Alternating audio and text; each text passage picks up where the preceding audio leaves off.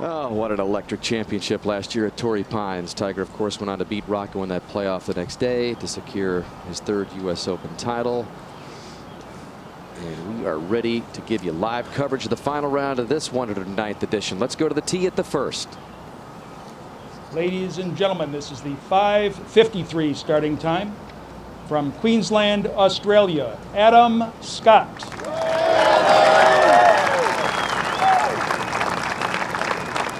Adam Scott played with Tiger Woods and Phil Mickelson in the first couple of rounds at that U.S. Open last year. His struggles have been well documented. He's at +3 in this pairing with Anthony Kim, a couple of real young superstars. I'll say they're just two great swingers of the golf club. It's nice to get it in the fairway here. It was the hardest fairway to hit in 2002 at the Open. Perfect shot is a nice little power fade down the left side.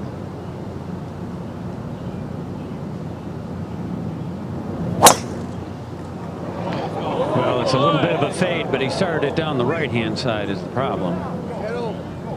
Well, he hit it pretty far, but I have a feeling that tree ahead of that, I don't know if it's a plum tree, but it's the head of the purple one could be right in his way. Dallas, Texas, Anthony Kim.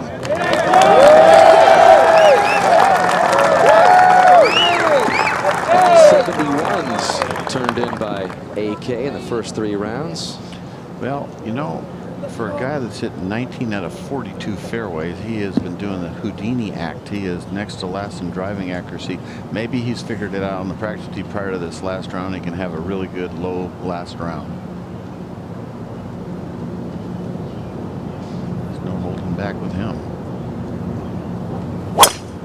That's a good-looking drive here. Hit it hard and straight. Yeah, maybe he figured it out. Beautiful drive by Anthony Kim. Around the dog leg.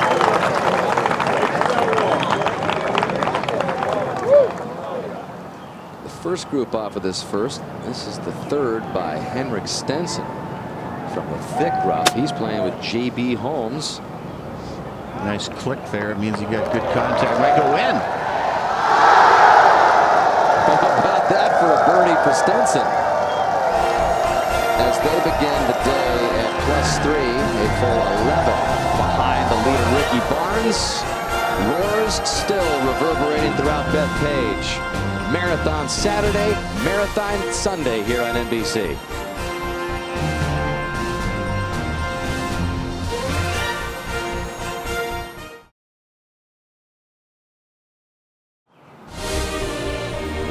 After the third round of this often rain-delayed 109th U.S. Open concluded, they have begun the fourth round, anxious to take advantage of whatever available light remains, and as long as the good weather prevails, they'll play as much golf as they possibly can. By way of review, after a bogey at 18 and an even par 70, Ricky Barnes remains the leader. His edge over Lucas Glover, the same single stroke it was when the day began, although at one point during a stretch that included an eagle at the fourth, Barnes' lead was as much as 6. There's some space between Glover and David Duval, who is 3 under and 5 back. But regardless of the outcome, Duval's return to contention is one of the big stories of the week at Bethpage Black. Englishman Ross Fisher is also at 3 under with Duval, and the bold-faced name in a large group at -2 and 6 behind with 18 to play is Phil Mickelson. Now, usually, if a round includes more birdies than pars, it means you shot a really low number. But Phil had 7 birdies in the third round, including 4 in the last 6 holes. That was the good part.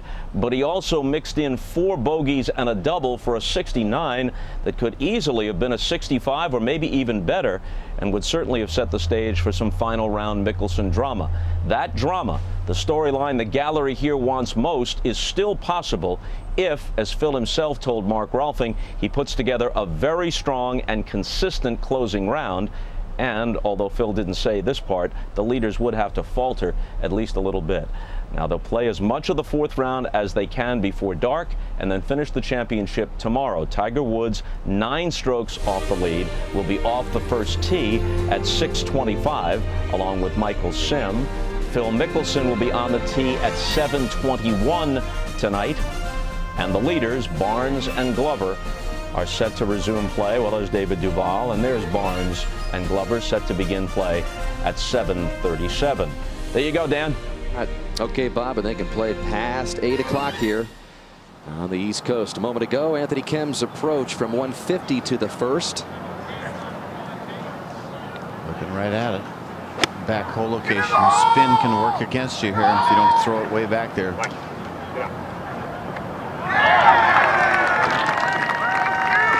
Not bad. Leaves himself just a little right to left curler. Now Adam Scott, 116. Third shot though. After chopping out. Don't spin. Very nice. Maybe he'll make that. And Tiger on the putting green, and Johnny, he's never come back to win a major championship. This is a huge hole he's in, but in light of the ease of the course and the low scores we've seen, what do you think? A minimum he would have to shoot, I believe, 65. At a minimum. That's very, very doable. Yeah, I just think if he were to post with all the roars, -4, he has a chance. He has a maybe 30% chance. But if he were to post it, you know what's happened to people when he posts those kind of scores? They have a tendency to do the butter on a hot rock. And that's exactly the dynamic that Tiger hopes to create. Only 2 players better than 4 under right now. Glover and Barnes. So it's going to depend a lot, obviously, on what those 2 rather inexperienced major championship players turn in. Somebody's got to put pressure on. Yeah, let's go to the second. Murph? And Henrik Stenson. Second shot from 130 yards. T-ball embedded in this fairway. Coming off a nice start at the first, missed the fairway right, missed the green short left, and pitched it in from about 40 yards for birdie. It's a good-looking shot. Yeah, put it above the hole, draw it right back. Very nice. Those kinds of putts too. They're easy to get to the hole. Back to 1. And Anthony Kim with a long birdie look here, Mark. I got about 20 feet up the hill here at 1. Even though there's still a couple of hours of daylight, with as much cloud cover as there is right now, it's quite dark out here, and I would think the greens are going to get even tougher to read now. Well, they should know him by now. If they did some charting. Moves just a little left. Nothing big about that. Just about like that. Anthony Kim moves it to +2 in a hurry.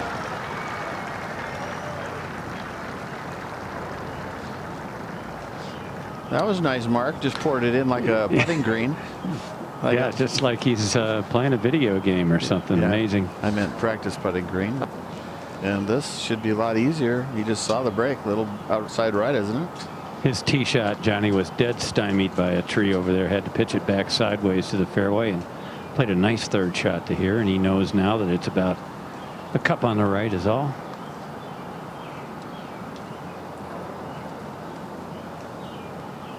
It's been a crazy week. It's sort of discombobulated. It's Topsy-turvy. probably the way to, the one word I would call it. Well, we can see the light, even though we're going to run out of it tonight. But we're into the final round. I don't know why that didn't break. That ball hardly moved. That was not a good break for him. This will only be the 3rd time, though, in U.S. Open history that the championship won't finish as scheduled because of weather.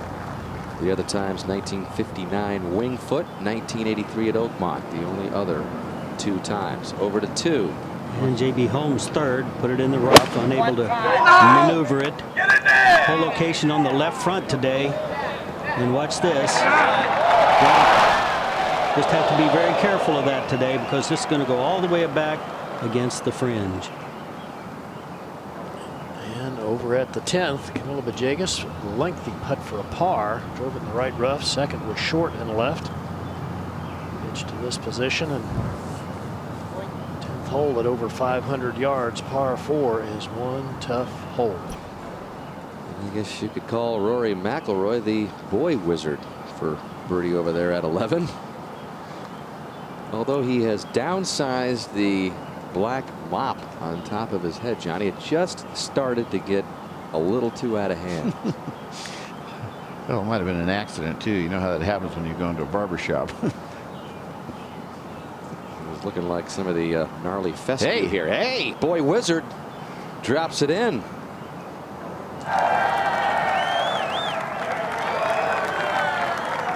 Nice putt. McIlroy began his final round of the 10th. Ah, give it to him, Rory. They're all going to be begging now. Every group that comes through. That moves him to +3. We go back over to the second. And J.B. Holmes playing his 4th on the par 4. Drove well left, Murph, forced to pitch out into the fairway.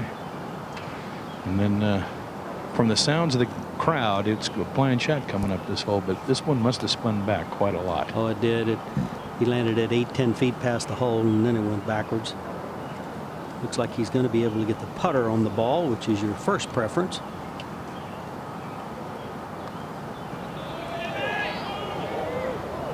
A bit of a miss hit there. So a bogey on the shortest par 4 on the golf course. Not the way to start. And back up on the tee.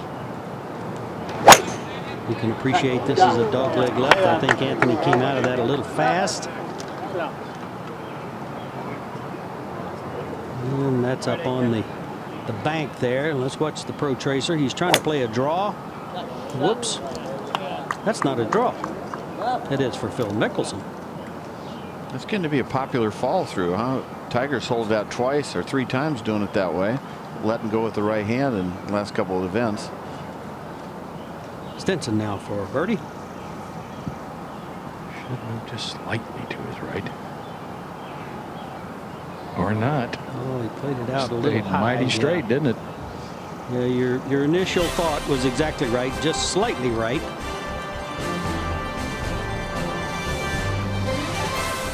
So we are underway in the 4th round. Might I say, finally. And it is Sunday night, Murph, just for the record. Happy Father's Day, everyone. We'll be back.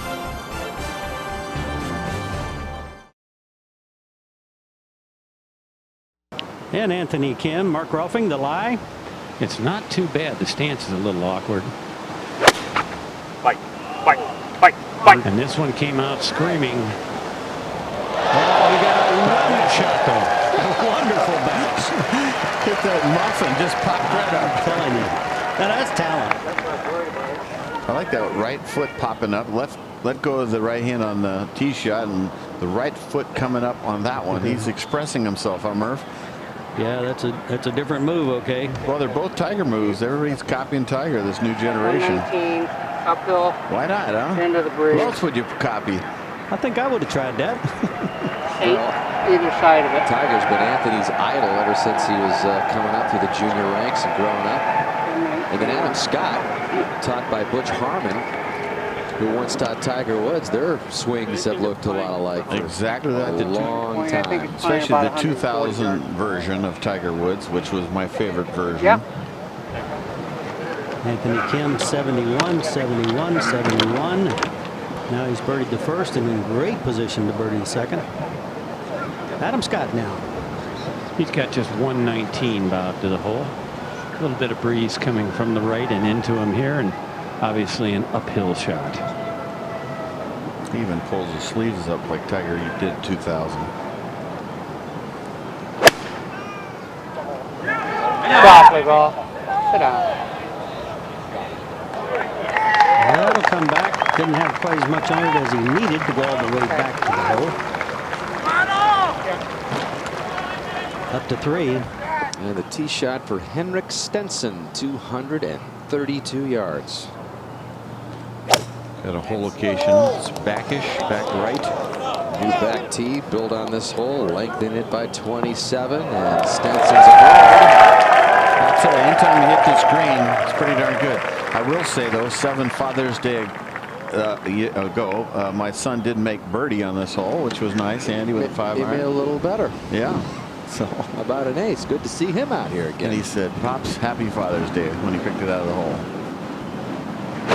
Young amateur Nick Taylor from Canada. Goes to college in Washington. He is a player. Wow, there's that right over the flag.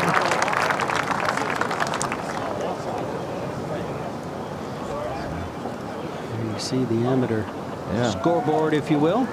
Three amateurs made the cut. Another older brother caddying for him and Josh, and he won 4 times this year, though. Nick did at University of Washington. McElroy's shot on the way.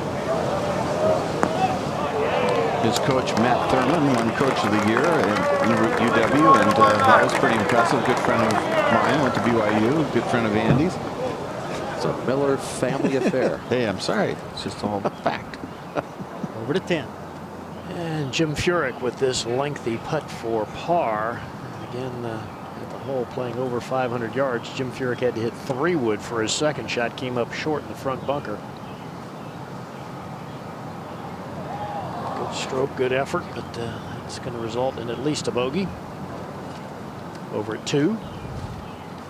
Adam Scott now, and Mark Rolfing, he's been fighting his putting for about 6 months. Made a pretty big change by moving his weight towards his left side in an effort to help himself stay still, you know, and keep the putter low.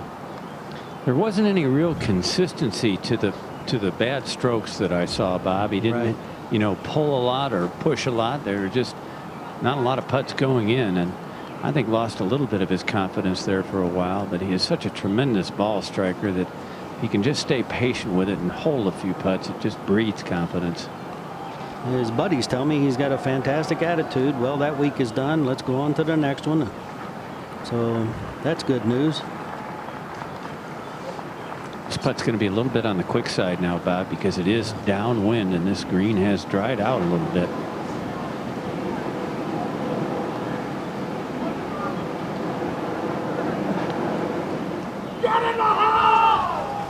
Starts at about 1.5 feet outside left.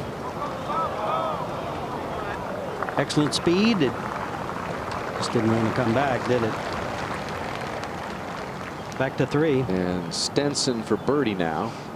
Let's watch this putt. Should move to the left. It's pretty dark green looking, isn't it, Dan? That is a lush, wet looking green, but a good pace. Still a good chance for Stenson to save his par. 1 under on his round. +2. MetLife knows golf is an important part of your life. And with a wide range of products, MetLife can help fill gaps, create personal safety nets, so there will always be time for golf in your life. Well put, I must say. Yes. Back down on the golf course, J.B. Holmes for birdie at the 3rd. On a 35-footer. Uphill, pretty straight until the end. I think it was a little off when it was a speed. Greens look a little quicker.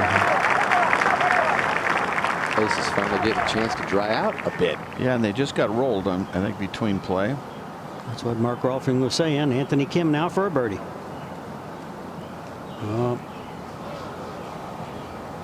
Quick move. Let's go to the first tee. Ladies and gentlemen, this is the 6:17 starting time from Castellón, Spain. Sergio Garcia.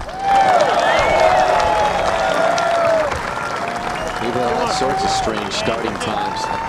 Sounds kind of strange to hear the 6:17 starting time. Yeah, Keith. Dinner time, tea time with Sergio at the U.S. Open. I've never had a tea time at that hour, I can tell you that. Not in a tournament, especially a championship. You go through the years of major championships. This week has got to go down as one of the most trying for a golf course staff, the players. Well, we'll see how it finishes. Last year, the championship was a year you'll never forget, ever. Let's see if this is another one. When I hit that screaming fade around the corner, which it's not doing, it's a double cross, and that might go right in that heavy stuff, and it has, and that is absolutely a chop out. And from Duluth, Georgia, Stuart Sink.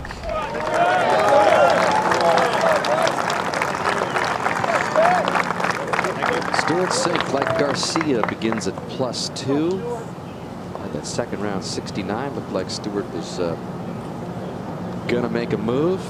Still looking for that first major championship. I really believe Stewart Cink's going to get at least one before his career is over. I just think he's too good a player.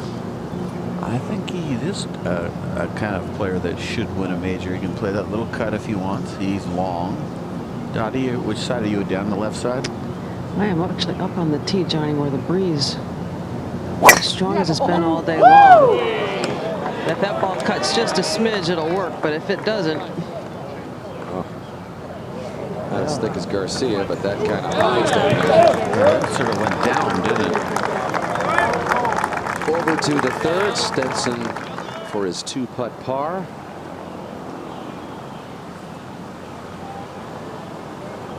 Next step for Henrik Stenson after picking up the Players as a major championship.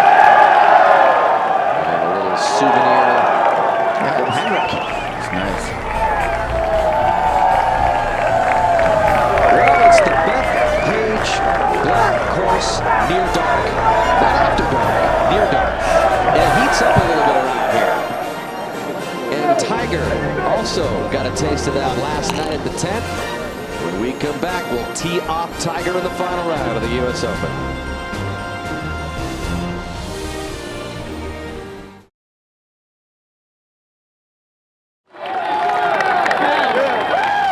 Tiger with his usual posse of troopers and Stevie making their way over to the first tee. Tiger beginning the final round 9 shots back at +1 and a tie for 15th. Up ahead at the first green, Johan Edfors for birdie. Good start for him to move it to +1. Very polite clapping going on. You have all different kinds of galleries out here. Have you noticed? Yeah. It's like there's a sign out there. Crazy fans go this way. Mild fans go this way. Look where Garcia is cleared out the gallery to his left, feeling that that's his best route perhaps to get out of this stuff that he's in. And then hit a third from over there across the heavy fescue. We'll see what he ends up doing here, but this must be a nasty lie. I'm surprised he doesn't drop it on that bare dirt back. You keep where the ball is and where the flagstick is and go back. You know, this shot, it's possible he could do something not too good trying to go over all that stuff. I don't know why you take a gamble. It's going to still take an extra shot to get on the green. You don't see this very often. Watch how much grass he's going to have to take. I guess it must be a better path this way, obviously. Well, obviously. It's hard to see, but is it going to pay off? First, you got to make sure you get it out of there. That's what I'm saying. You're taking a gamble that you can get it out. And then well, it goes through the area he cleared out. Now he's in some kind of a muddy area. Yeah, that's a heck of a way to start your round. It's sort of like a slap in the face. Sergio just wanted to get up and close and friendly with his gallery here. Test out the New York fans. Test it out 7 years later. Cink has 186 left. He's in the rough. You can see his pants are blowing right up against his shins there. There's some breeze going on. Okay.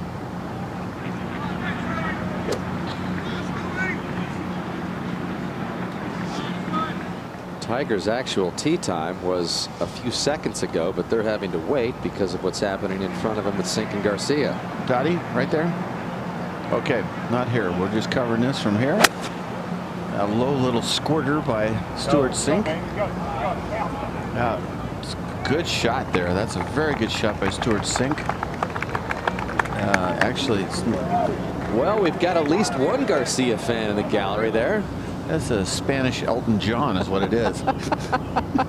That's right. Elton Juan. Gotta love those glasses. That guy in the yellow shirt's got a nice seat there, and he's pretty proud to be there. And he's got that, there's a thing you could rent, and it shows every score, what everybody's doing.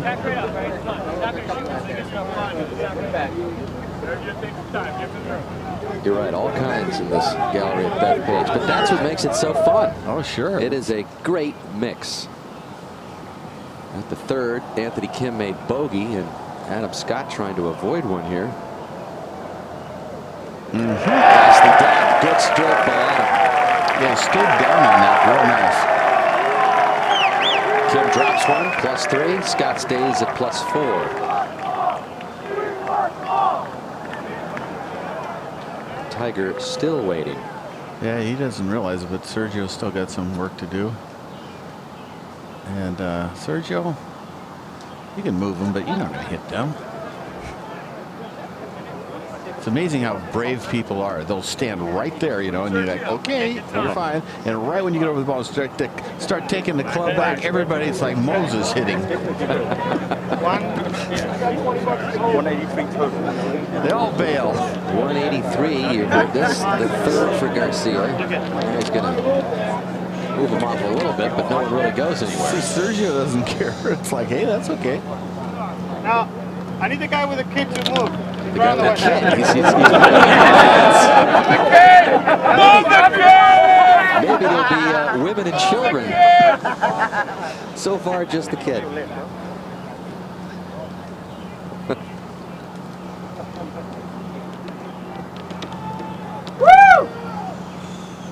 It's good live. You got to hit it flush, though. Tell you what, put an amateur out there right now, and what kind of shot do you think he's going to hit? Hey, that opening's 6 feet.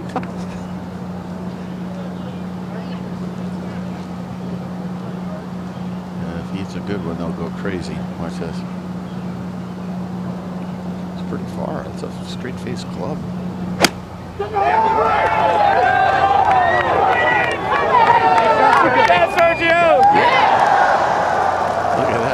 They love it. Sergio doing his Seve here. And we're all thinking about Seve Ballesteros, by the way. He has gone through a heck of a lot. Continued best to Seve. 7 are very good friends, and of course he came onto the scene at Birkdale the year I won. He was leading going into the last round, so wish him the best. Seve, if you're listening, saying prayers for you. Well, with Sergio moving up, let's go up to the tee at 1. Ladies and gentlemen, this is the 6:25 starting time. From Perth, Australia, Michael Sim.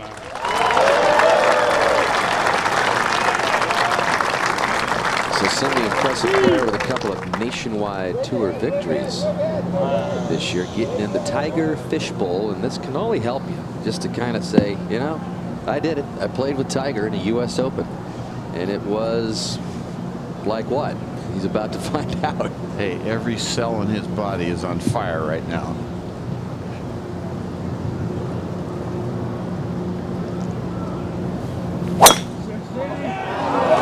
It's just ripped up the center of the fairway.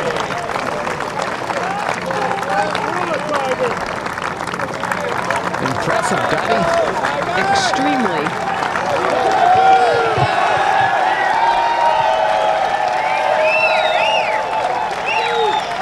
And from Windermere, Florida, the United States Open champion, Tiger Woods.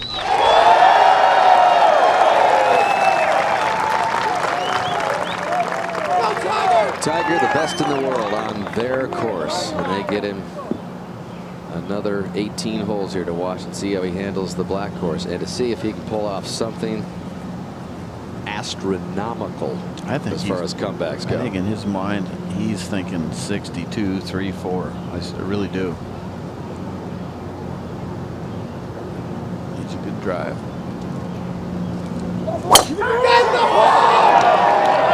That's down the right side and moving a little right. Don't know if it'll cover the corner.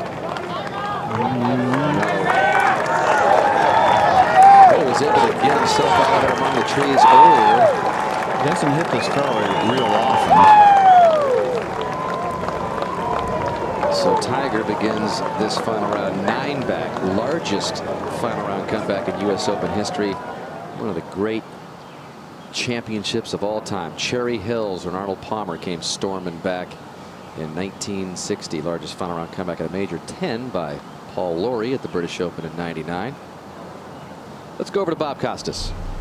All right, Dan, you know, as we say hello again to Tim Roseford from Golf World Magazine, particularly amusing to watch Tiger prepare for his drive and that sign behind him warning, the black course is an especially difficult course, which we recommend only for highly skilled golfers. I'd like to see Tiger turn, read the sign, and say, perhaps I should reconsider. I was going to say, Tiger knows what that sign means because he's had some troubles thus far, but he's still in it.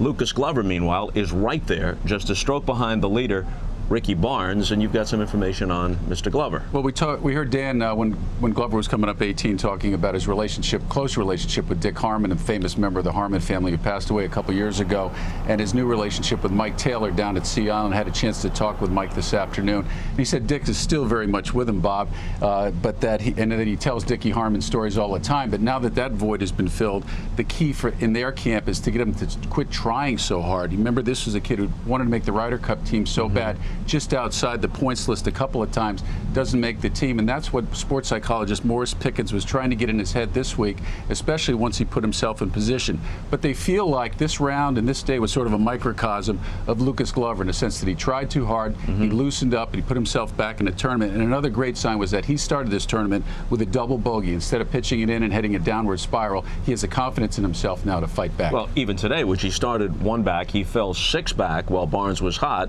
but now he'll begin the final round in the same place where he began the third, just a stroke behind Ricky Barnes. David Duval, no matter whether he makes a further move or not, is one of the big stories of this weekend, extended weekend. What have you got on him? Great story, and a happier, much more happier David Duval now, talking earlier this week about how the desire he has to show his wife and his children and his family now that the way he played 8 to 10 years ago when he was the #1 player in the world. He talked about enjoying it then, but maybe more so now. It's not just about himself. His life is more complete. It's not just about David Duval, and that's a nice feeling. Now, Puggy Blackman, his coach, has been saying for years that he's close. I think we're finally starting to see that. The one final aspect that Puggy talked about yesterday, the competitive instincts, and I think we're starting to see that in David Duval and the way he fought back in this round today, too. All right, Tim, thanks as always. Let's go to the first green. And Sergio fighting hard on this first hole for par. A moment ago. Not a hard putt at all. It's just right up the hill. Boy, that'd have been quite the 4, wouldn't it? Garcia to +3, over to 4. And this just a moment ago, Henrik Stenson's third shot at the par 5. Trying to hoist a wedge way up in the air, get it to spin. And Henrik Stenson does it beautifully.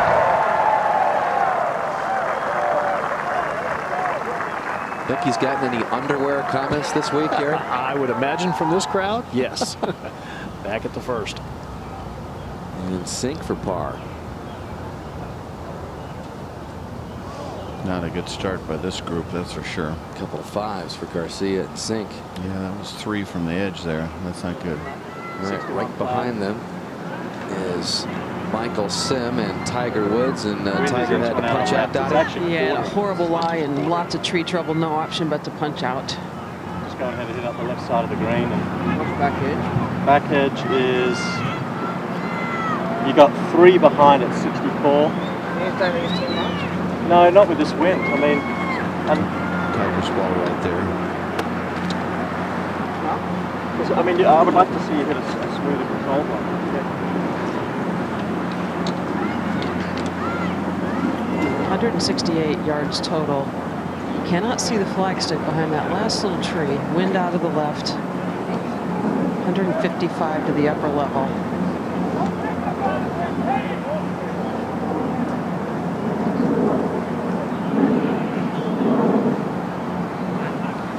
Pin's way back on the green.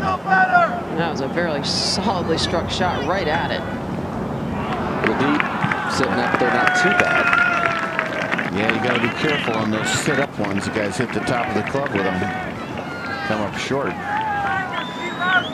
Sometimes the lies you think are good are actually not good if you don't play them correctly.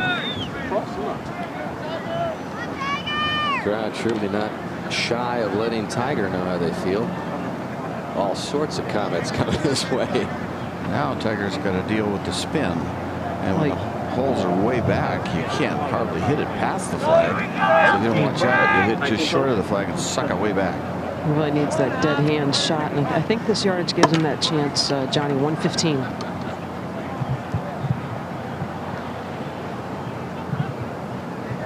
Got the right color shirt on for something heroic.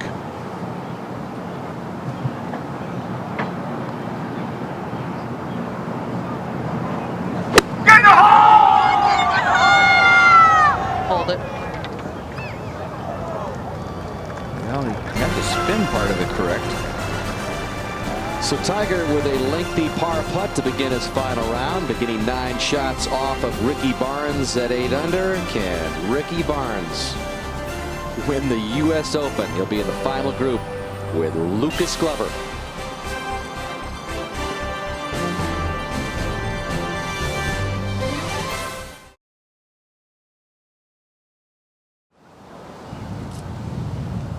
While we were away, Sim's 3rd shot. This is that little delicate shot you talked about, Johnny. Yeah, he hit it just fine. And I mean, just fine. So it's going to be a nice par save for Sim, and Tiger looking for the same thing here from long distance, Dottie.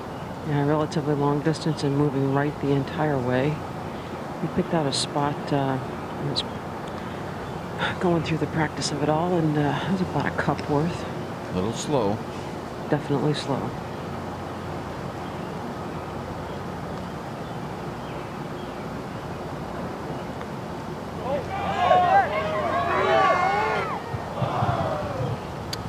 He thought it would break more, and he hit a very fine putt. Not the way to start off a charge, that's for sure. A bogey for Woods. Only way you're going to charge at a U.S. Open is to drive it in the fairway. Well, maybe this guy can mount a charge. Phil Mickelson coming out of that same area that so many public golfers that play the Bethpage Black course put their clubs and get ready to play the course that they, you know, stand in line, sleep in cars out there to get the opportunity to play. Pretty cool. Phil Mickelson on their course in the U.S. Open. Maybe he and Bones have a little magic up their sleeve in a little while when they tee off in this final round. If he can have a good day driving the ball, there are a lot of birdies in his game right now. He is making some nice putts, if you remember. So it's not like he's putting poorly. Mickelson, a 4-time runner-up in the U.S. Open. No one has finished second more in this U.S. Open championship than Phil Mickelson. To the second. And Sergio from 123 now. Stuart Sink just hit a good shot and drew it back. He's right under the hole. That's the hole location. Straight uphill. He cannot see the green.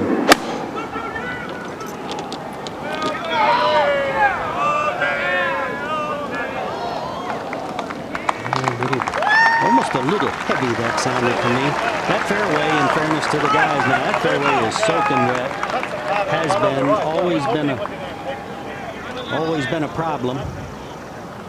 Over to 4. Just a moment ago, Anthony Kim's 3rd shot. The front green side bunker, just whisked it up in the air, let it dribble down toward the hole. So Anthony Kim plays a nice shot and had a good chance for a birdie. Back to 2. And a good view as we look back towards the tee on this dogleg left. 389 yards. What's the width of this fairway, Bob? Like 28 or something? Yeah, it's quite narrow in there. That's what I think I remember marking off, 27, 28. Most guys, ideally, Johnny, they're trying to hit it, say, 235 to 260. Because you can hit it dead on your line, but if you hit it too far, it goes through the fairway, right? Yeah, and then you're in trouble because you're in the very heavy rough on a side hill lie with trees in play. It's a great look at the hole as it winds around. Yeah. You know, in front of Tiger to sit there and just drill a drive, drill a second, really, just maybe a little amped up and a perfect pitch shot. He's got to be feeling pretty good about himself right now. Oh, he's a confident player. He's won twice on the Nationwide, and I watched him hit some practice shots and sand shots. I must tell you, this young man can operate out of the bunker. He is good. You telling me he's not going to tell some of his buddies down under that he beat Tiger Woods if he's able to get the better score in this final round of the U.S. Open? He has a gorgeous golf swing. I mean, it's just dead on plane. No makeup moves. Perfect balance. A lot of speed. I don't know. My money's still on this guy. Well, it's not him against the other guy, but I mean, he got a. Well, in Michael Sims' mind, it's a huge deal. Yeah, I agree with that. Tiger, you can see his posture. Very straight up. There's a little bit of squat going back. Yeah, 3-wood, it's going to miss right. Good. Just hang on. Thank goodness for being soft. Very fortunate. It hit there and stopped. It looked as if Tiger was trying to play one of those low stinger type shots so that when it lands, he won't pick up mud. As Dottie said, this one just didn't keep drawing like he anticipated. Good. But it's okay. And over at the 4th, Anthony Kim, nice birdie, moves to +2, 1 under par in his final round. Back to 2. And Garcia for a birdie. Little left to right move in this. Uphill, good news. I haven't seen many of the uphill putts go in all day. Have you noticed that? Yes, I have, and it's definitely got to do with the speed. A moment ago, Rory McIlroy at 14 for birdie, playing the big break. He likes it. He's not even raising up. And that's a Rory roar. Nice putt, young man. Well, we have been providing you programming notes throughout this weather-delayed U.S. Open. Here is the latest. Live coverage beginning at 9 a.m. Eastern Time on ESPN tomorrow. And the Monday schedule goes to NBC Sports at 11:30 a.m., 8:30 a.m. Pacific. And then if you're at work and you want to keep up to date on what's been happening, you can go to NBCSports.com, follow it in its entirety, I should say, at 9 a.m. Eastern Time. So out to the second. And Stuart Sink for a birdie. Should be real straight from down there. Power failure. Don't you hate that when you have a straight uphill putt, you leave it short? Coming out of the bunker at the par 3 third, second for Westwood. Really stayed down on that nice. Westwood wishes he was a little closer. He was putting on quite a move earlier in the day. It just kind of ran into some rough holes. Over at the 5th, Stenson's third to this par 4.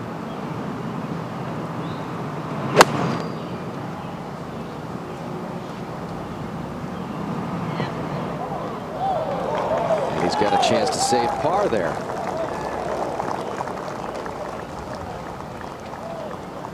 And back to the second. And Tiger and Stevie having a little chat.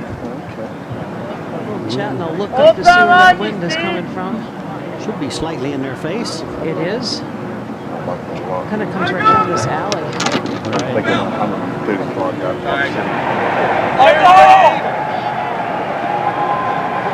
Again, there you see 33 feet from the level of the fairway straight up to the green.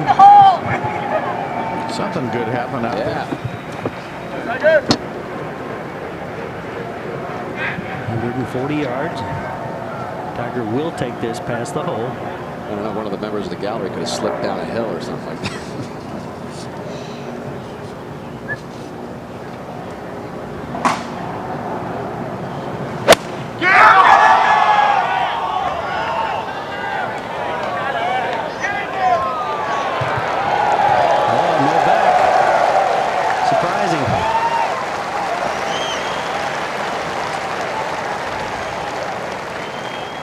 Well, Johnny, this was the roar that we were hearing. Just a little par. Westwood. Maybe they're giving him some love after the. No, that's why. The souvenir from Westwood. Nice catch. These guys get a little TV time on this Sunday night. Back to the second. The other one, it's going to climb a little bit. I'd like to see you control that one, keep it down a little bit. Plenty of green past that hole. You don't think it's way too much? What's that? You think it's way too much? No, not if you. I'd like to take a little bit off it. Not only has Michael Sim won twice on the Nationwide, he has a second and a third. How about he's climbed inside Hang on, Sim. the This top one's gone off. 100 We need that wing there to hit that. just playing the Nationwide Tour? That's pretty impressive, Murph. Yeah, again, he's an impressive player. He's not a fast player, I can tell you that. Good trust. How about a couple of pretty high finishes on the European Tour this year as well, Dottie and Murph? Tie for 11th and a tie for 7th. 132 yards playing in between 145 and 150 now with this wind coming up. He didn't flag this one down, that's for sure. And unfortunately, it goes backwards. Terrific shot. He landed it, would appear, 3 or 4 feet from the hole. He can chip in from there. And the teeing ground at the third is so close to the green at the second. Garcia was waiting for Sim to come up, and so now he's got a 4-iron. 238. This is some par 3.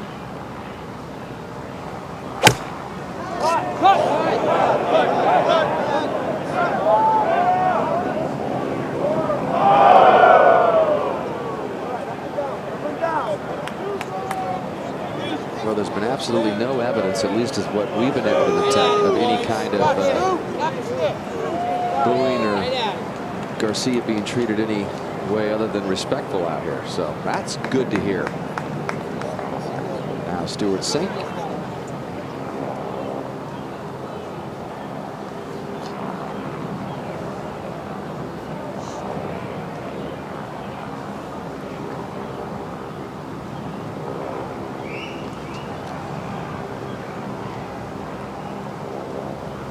This is a new tee 27 yards back from 2002, Dan.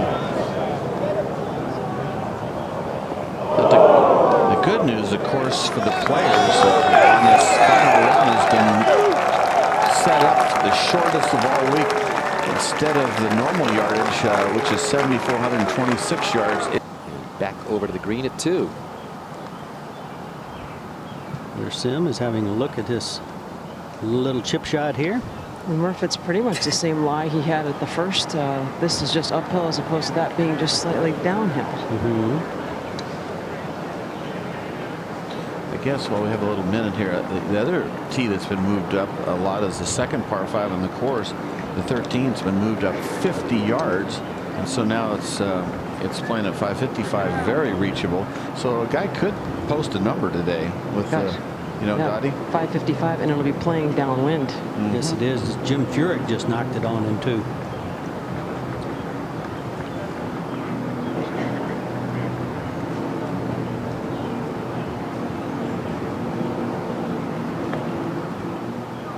Good execution.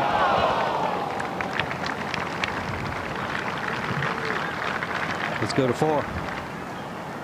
And Matt Bentoncourt has this short putt for a birdie. Here's the par 5.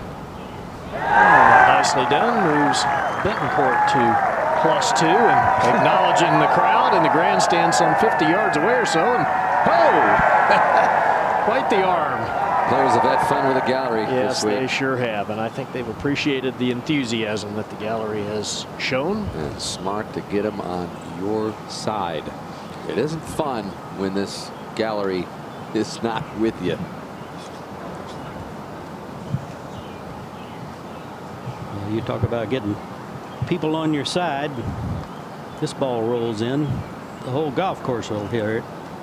You can see the focus. Look at those eyes. I mean, he wants to get something going in the right direction, doesn't he, Bob? Great studier of the line, Johnny. That's why he putts so well. He's a terrific reader of greens. He has had a problem with the speed this week. This will be plenty fast.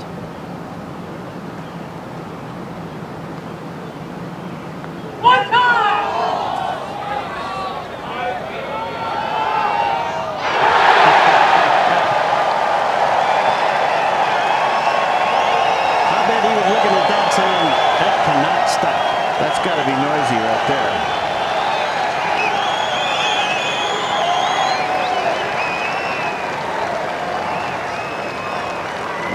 at that ball, guys.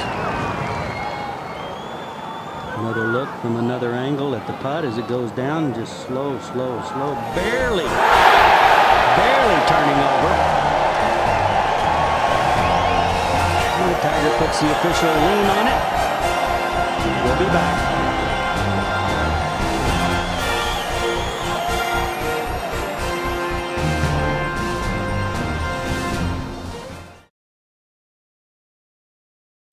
Approaching the 7 o'clock hour here on the East Coast. And while we were away, this was Stewart Cink from behind the green at 3.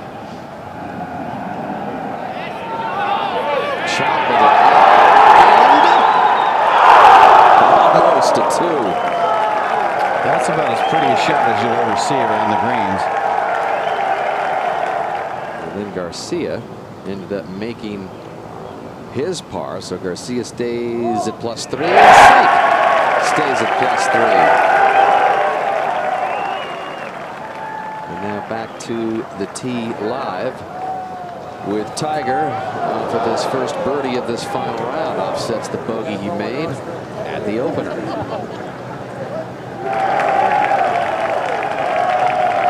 Those are the guys up the green. We got Tiger. He's here. Yeah, those are characters back there. The Bethpage Black Beggars there. They all want a golf ball. Yeah. Big hole here. 238-yard par 3. Helping breeze, Johnny. This is a 4-iron.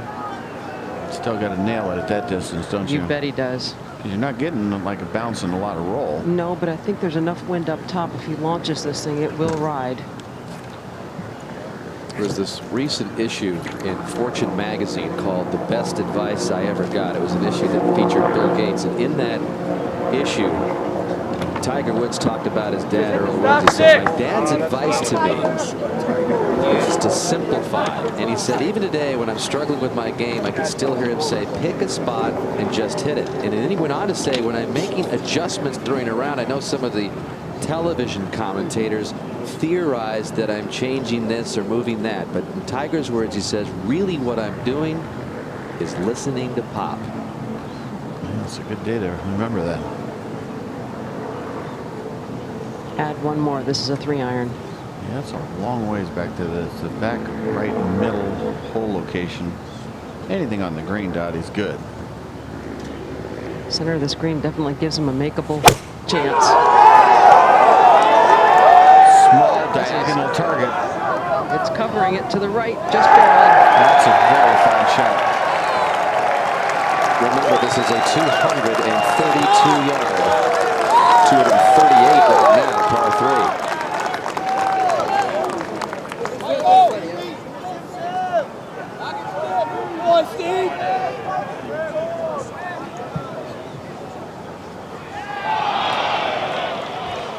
Yeah, nice to see him smiling. I like that.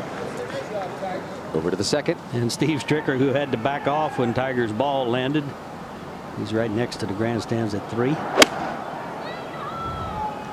Nice crisp strike of the ball. Wow. Landed right by the cup. Surprisingly. Yeah, it bounced. No spin, yeah. It's about as dead-handed a shot as you'll see. And Sim to follow Tiger's shot with a 3-iron. Good setup, a little open. That sounded like a mishit, Johnny, and it's headed toward the right bunker. That's where it lands. Up ahead of the par 5 fourth. And Johan Edfors has this putt for an eagle 3, a chance to get to even par for the championship. Beautifully played second, way up in the air, got it to stop. Turning back to his left. So the man who has 3 wins on the European Tour, and all 3 of them came in the year 2006. I like 18.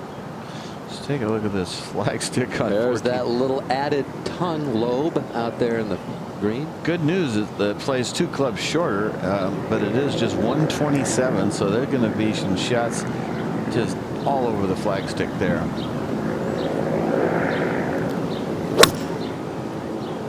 Here it is. 127. Well,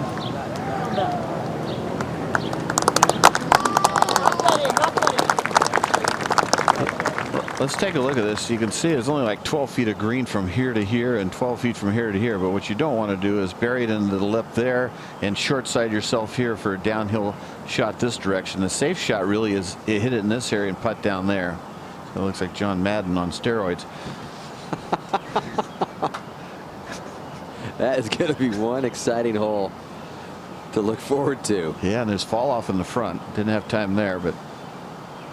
I'm playing with Drew Weaver, the amateur from Virginia Tech, who has been pumped up as much as you possibly can, making the cut at the U.S. Open, has been enjoying it every step of the way. It's sort of the safe shot, isn't it? I mean, just to get it past the hole and have that downhill right to lefter, but some guys will go for it. Back to 4. Edfors for the birdie to move to +1. Look at that grip. Yeah, it's one way to take the wrists out of it, isn't it, Johnny? Put your thumbs together. Yeah, that's not a bad way to putt. Just rock your shoulders. And back to the 3rd. Sim in that bunker, Dottie. What's the situation? The ball's sitting cleanly. It's slightly on the upslope and slightly a bit of a hook lie. My favorite kind, Dottie, just the toe skids. You bet it. I think you can half miss it and get away with it. Yeah, those are the easiest bunker shots. In case you people out there want to look good in the bunker, just have a little bit above your feet. I don't even think he needs his most lofted sand wedge here.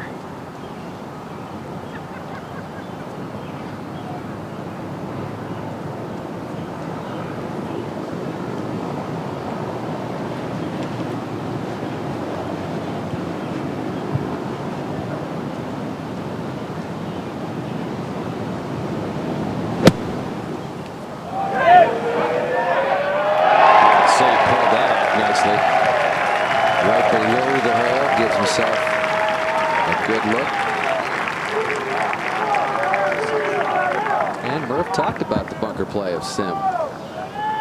Good evidence there. Well, approaching Phil Mickelson's 7:21 tee time. About 15 minutes from now. How many times do you think he's acknowledged a person this week here? It's just been amazing. His patience with everyone. Now back over to the 3rd. Tiger looking for 2 in a row. Johnny, I think the bulk of the break here is early, going to the left and a little flatter around the hole. Well, I haven't had a chance to go out and check the hole locations like normally. We're living in this booth here. I think in the last 2 days we've done comparable to 24 Seinfeld episodes. I think we might be sleeping over at Bethpage and Roger Maltby's giant-sized RV. Tiger locked in again here. One of the most amazing things about his talent and the way he goes about his golf, there is never any kind of mail-in with him. I mean, start to finish wherever he is. He needs to get under par. You know, of course, right now he's had a bogey and a birdie, which is just an okay start. Just to get it back to even. The sound would send a message that he's making the move.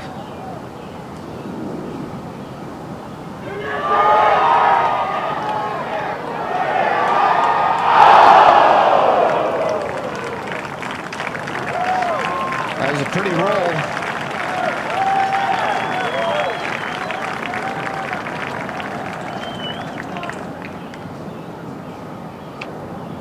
Talked about Tiger's late father. In fact, in the early 1970s, Earl was introduced to the game of golf at Dyker Beach Golf Course. And Dyker Beach is near the Verrazano Narrows Bridge in Brooklyn. He was an Army lieutenant colonel stationed at nearby Fort Hamilton and went along to play at the suggestion of another officer, got hooked on the game, and we all know how he hooked his own son on the game, and the rest is history. Over at 14, and now this pin doesn't look so easy in that little lobe, does it? No, it's got a pretty big break too, from right to left. I don't know about that big a break, but like he ripped it. That's quick. That's going to be tougher. He won't be the only one knocking it 5, 6, 7 feet past. Nice par save this would be for Sim to stay at +2. He missed the first 3 greens. The first 2 were really no big deal, but this one would be a bonus, yes. This guy's a real player, Dottie. And he's an even par. 3 pars in a row for Sim, and another one goes to the faithful at the black, but they misplayed it. That's an error. That's not Sim's fault. That was far enough in there.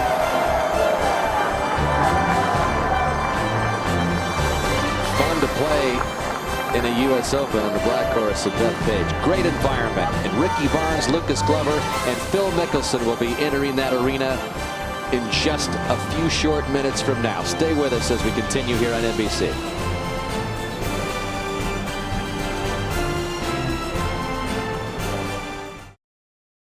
Tiger at the 4th. And the reachable par 5 if you drive it in the fairway.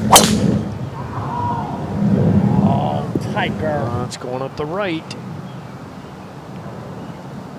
Yeah, all right. It just hangs in the fairway, so might be a lengthy second shot, but still should have a chance as we go to 14. And this is while we're away. Furyk trying to take care of his par at that tricky hole location at 14. And there's an example.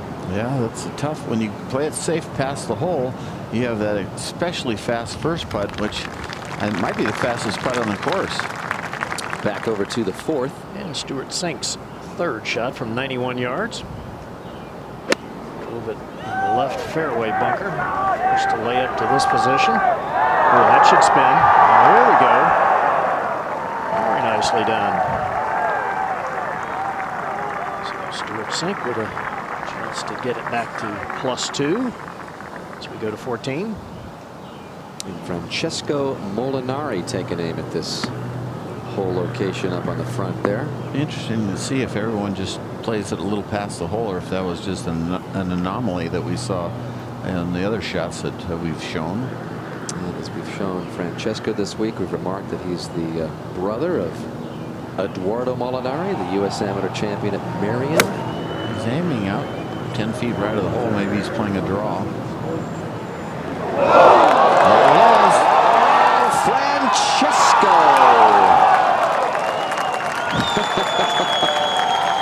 Molto bene.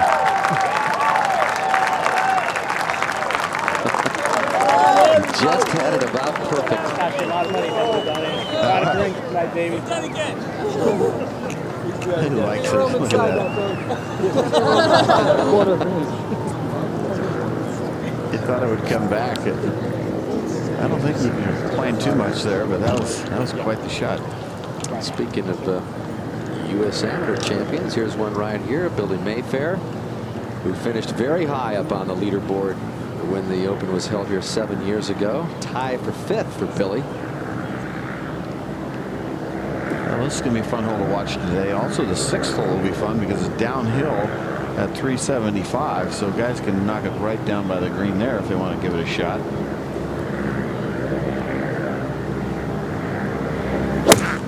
And then 18, the guys can hit it right in front of the hill, in front of the green. Oh. Need to be a little bit further over. To the 1st, Sean O'Haire is underway for birdie. A left edge putt. And O'Haire, who his wife Jackie is expecting, moves it to 2 under. You know, he's the guy I picked at the start of the week because sort of the fellow I thought had the best game that hasn't done anything in the majors. Over to 4. Oh, Stewart Cink putting with a regular length putter. That's a change. However, he's always been with the belly putter. And just a moment ago, over at 2, Soren Hansen for a par.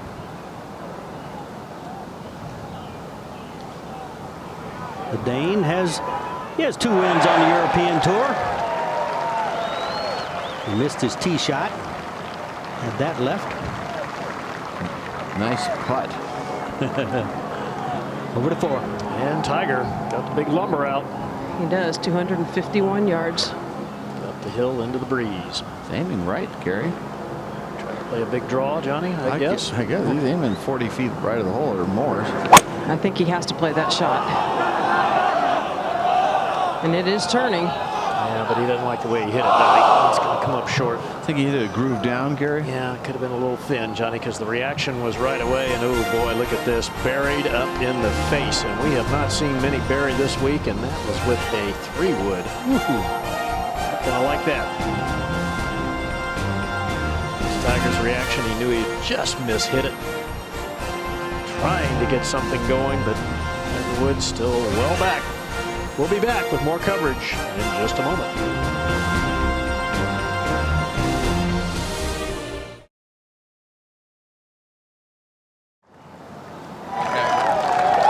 Phil Mickelson making his way over to the first tee.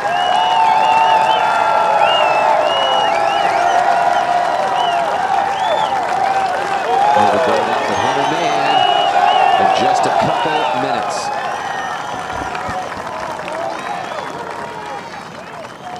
Over at the 4th. And this is his reaction when he saw the lie in this bunker buried. Unbelievable. And there it is. That made a crater, Gary. It certainly did. Well, if there's anybody that's got the strength, it's this man. Well, he doesn't have any angle, though. He's going to have to play off to the right. I think he's got to just play to the very right edge of the green. That tongue of the bunker's in the way. The hole's way over to his left. I know, but a lot of guys couldn't even hardly get this out.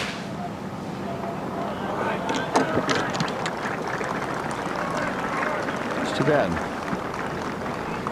He paid the price on one up against a tree, and then he hits a reasonable shot, good drive, and pays the price again here. Yeah, I mean, if the ball just jumps down into the bunker on the flat, I mean, he's got a very easy bunker shot.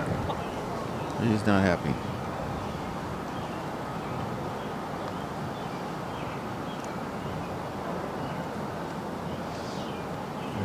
Yeah, there's some serious frustration. Well, MetLife's Snoopy 1 is with us, providing aerial coverage of the challenging black course below. Visit MetLife.com to find out where the Bluffs will be adding aerial coverage next.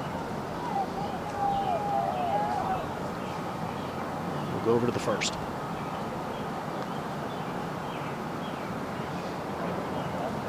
Mike Weir getting ready for his second shot. Pretty far back there, isn't he?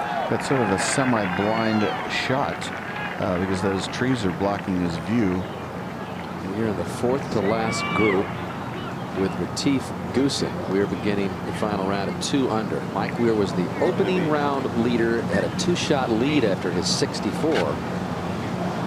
This hole is going to get real tough in about 10 years. In a little left to right, or because those trees right there are going to be twice as tall. I thought you were saying when the course finally dries out. No, it's just when those trees get taller, you better hit it down the left side.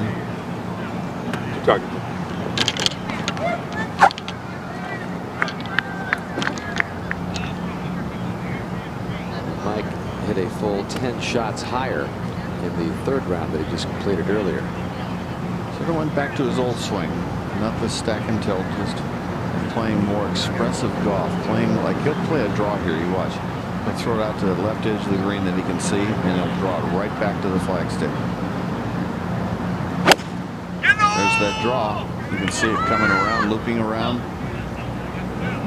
Just a gorgeous golf shot. Oh, is that a good one? Yeah, that's what he's trying to do. It's called for a draw.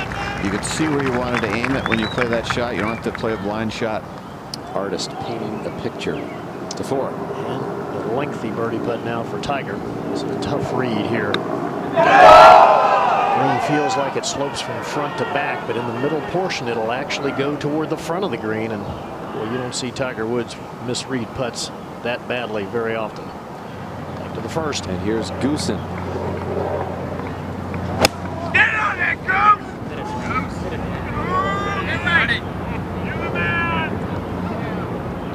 Good drive, bad second. Goosen's had a couple of good rounds the last 2 rounds. Pair of 68s. And Mickelson taking a look at the overcast skies here. The gallery gets more and more vocal the later in the afternoon it gets. Let's go to the tee for the announcement. Ladies and gentlemen, this is the 7:21 starting time. From Rancho Santa Fe, California, Phil Mickelson.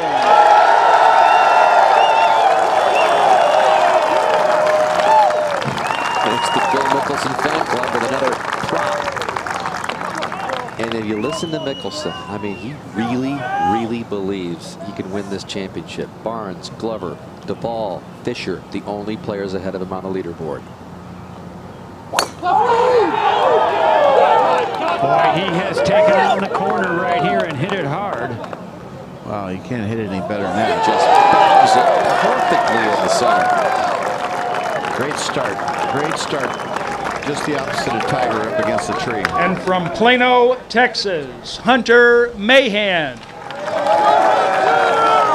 And Mickelson, good friends with Hunter Mahan. They were partners in the team matches for the United States at both the 2007 President's Cup and the most recent Ryder Cup. You know, if somebody was going to go low and you were to do your homework, you'd probably say, here's the guy who can do it. Earlier, I was saying how Mahan, when he gets on a birdie roll, he can go as low as anyone. There it is. And that comes up short Not too across bad, the dog leg. It's a short enough hole when you cut the corner that even if you get a bad lie, you can muscle it out there and get it on the green. Let's move up to 4. And Tiger for his par. Much to this very straight putt. Yep. Stroke. A disappointing par at the easiest hole through 3 rounds here at the Bethpage Black Course. Tiger Woods still at +1. Able to get any momentum going early in his final round. Well, Phil Mickelson off to a good start. Can he make some noise? Well, stay with us. We'll find out.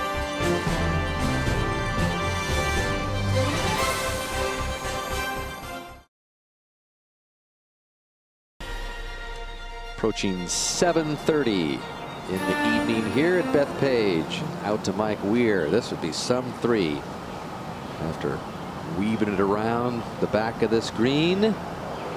Well, it's such an easy putt. It's just straight in, but I don't know if he thought it was going to break or not. And up ahead to the 5th. Tiger, 478 yard, par 4. Look at how straight up he's standing.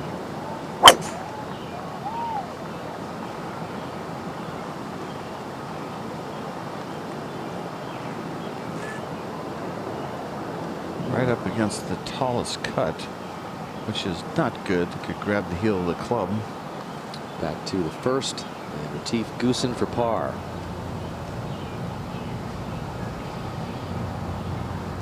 Didn't hit too good a chip shot from left part of the rough. Not much break here, just inside left. I don't know if this is US Open nerves or just not too good at putts. Goosen drops one at the 1st to even. Mike Weir stays at 2 under. And that clears the green for the 3rd to last group. Hunter Mahan will play first here before Mickelson. And the ball just barely in the rough here for Hunter, but a very thick lie. Hole location just up on that back shelf in the center of the green. He's got 150 yards. Just got to just gear up for a heavy hit, don't you, Mark? Just play it back in your stance an inch, pick it up, and just really stick it at the bottom. He got a lot of club on it, Johnny. Didn't sound too bad, did it? Sounded great. Look at that shot. Didn't even stop right on a dime. That's a nice putt at it also. Not much break around this hole. And Mickelson, Mark. Well, it was almost 24 hours ago that Phil made a miraculous par here to begin his 3rd round. And now he's driven it perfectly, just 144. And this is a green light special, as you would say, Johnny. Yep. See if he can do it. People want it so badly for him.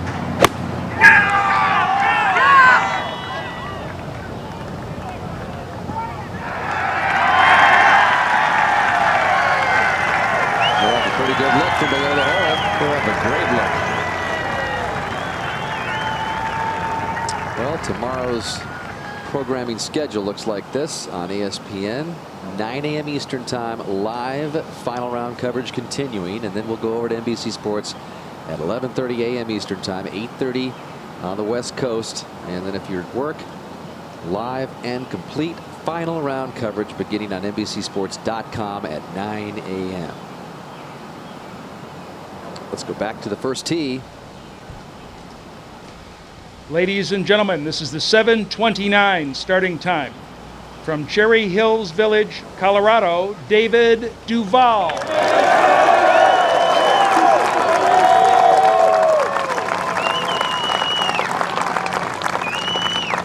Now 37 years old, British Open champion from 2001, 99 players champion when he took over the top spot on the world. We've talked about how he has slid, and now trying to put 4 good rounds together here in a championship of this magnitude in the second to last group in the U.S. Open. And really, no matter what happens to Duval, it's been a great week. Yeah, the biggest comeback in U.S. Open history is Arnold Palmer at Cherry Hills, and he lives there now, so I don't know if that means anything, but well, 7 shots. Arnie got it done in 1960. Duval begins 5 behind Ricky Barnes. Needs to keep driving it well.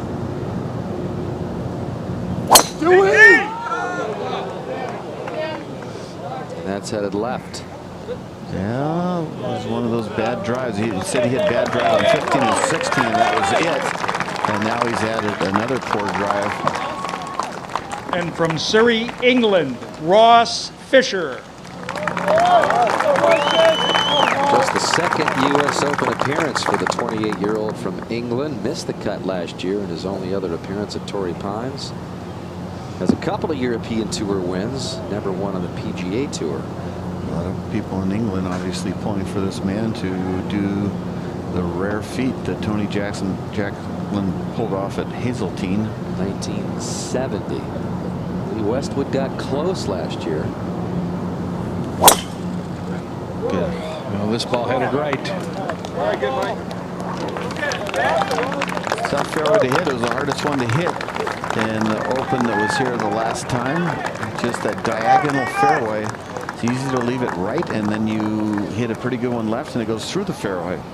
So the ball is left, Fisher is right. While they were teeing off, this was Hunter Mahan's birdie attempt up at the green. Boy, that was a good try. And so now we're live with Mickelson. And he is almost on the same line that Hunter was. He actually took a step over to look at what Hunter's line was because he watched the putt closely. Right edge or something like that? It's actually left edge, Johnny. I think it's going to turn just to Phil's right.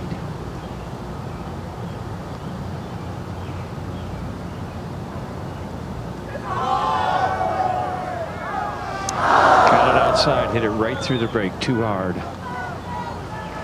Over to the 5th, and Tiger. Chosen a 4-iron here, 194 yards. It's a very good lie, but he does have to ride right along the edge of that tree line. If Michael Sims was further right in the fairway and hit that tree line.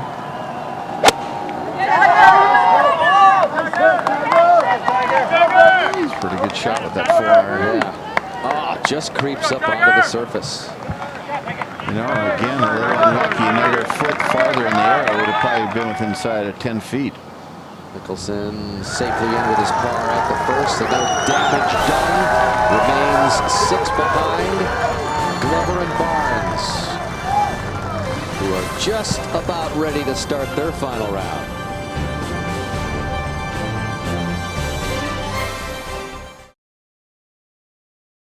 Change shirts, has gone to the burnt orange Verve edition.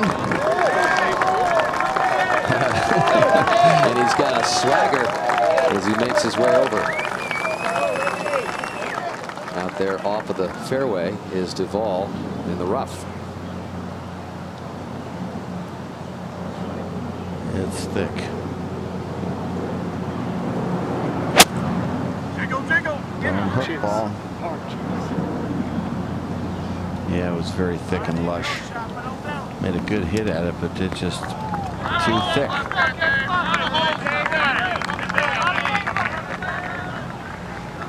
nice encouragement from the fans. Duval has been all week long as well. They're so well aware of everybody's story in this U.S. Open. What I like is David Duval is recognizing the gallery now and responding to him, raising his hand, looking at him. I love it.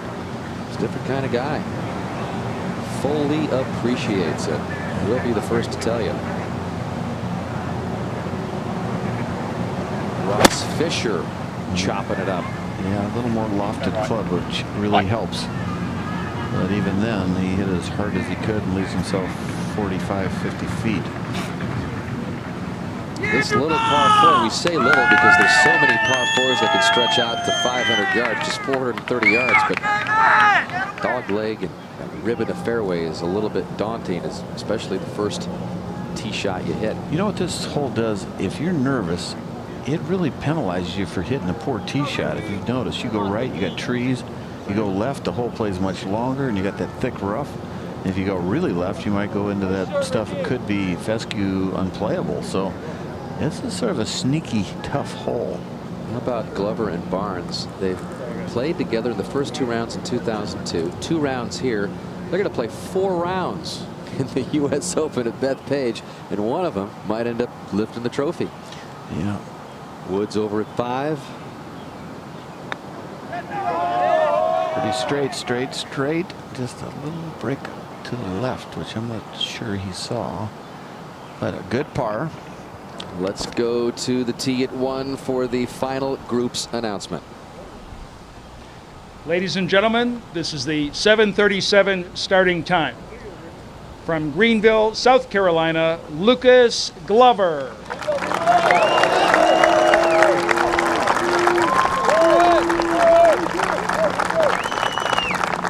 12th major championship appearance. Best finish he's ever had. Tie for 20th at the Masters. Couple of qualifiers in the final group of the U.S. Open with so much at stake. They'll never forget this. This ball starting up the right side, trying to draw, but I don't know if it'll make it back to the fairway. Nope. At least it got past the tree Phoenix, line. Arizona, That's Ricky Barnes.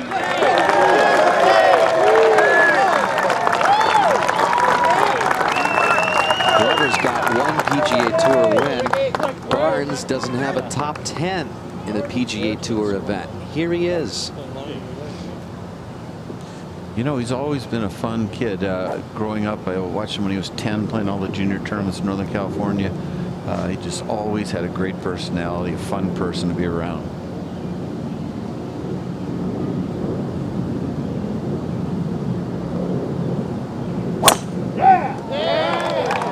This low, drawing up the left-hand side. Nope. How many guys missed the fairway here? It's nerve-wracking. It was the hardest fairway to hit in 2002, and it's kept its reputation intact this 4th round. While he was playing, this was Duval's 3rd, trying to save his par at this first. Go. Go. Sort of a tough start for him, but he can make that. Up ahead to the 5th. Sim along with Tiger. This was earlier his attempt for par. Number 1 in putting average on the Nationwide Tour. And Sim rolls it right in the middle to stay at +2. Begins his final round with 5 straight pars. That was the most hard-earned so far. And O'Hare at the 3rd with a 4-iron. This was also earlier.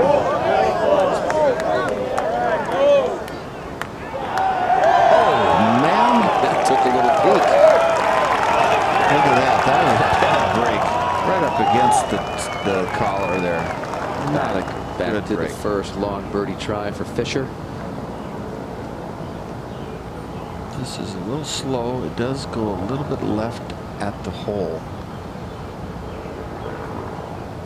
He'll have a lengthy putt for par.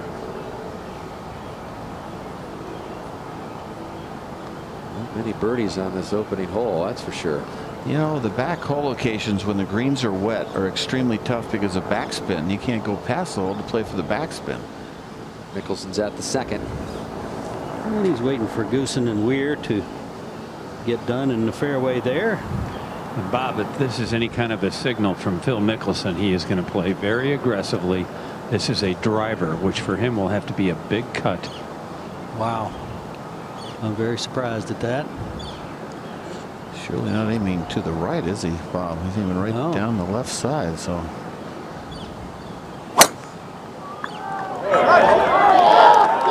Well, he's hit it pretty straight. It's fading a little, but I think it's going to be too far. Oh, nice. Very softly.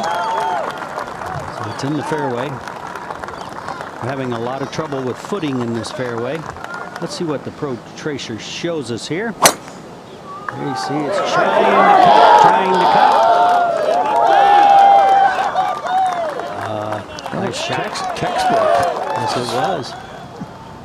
At the first, Duval trying to stay at 3 under.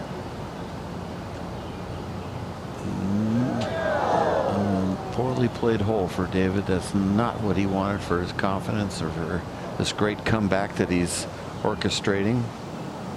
Tiger off the tee at 6. This tee of 33 yards, just 375 yards. Tiger with an iron. He surely could have hit driver right down by the green. There's some bad things. There's a really thick rough to the left, but you know, guy could do it. It's just hard to know where to aim. You probably never practiced it. Yeah, it's a blind tee shot down there to the green. Fisher for his par.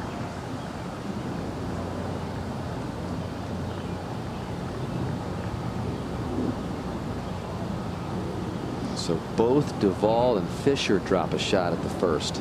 Tough start, boy. That's U.S. Open nerves.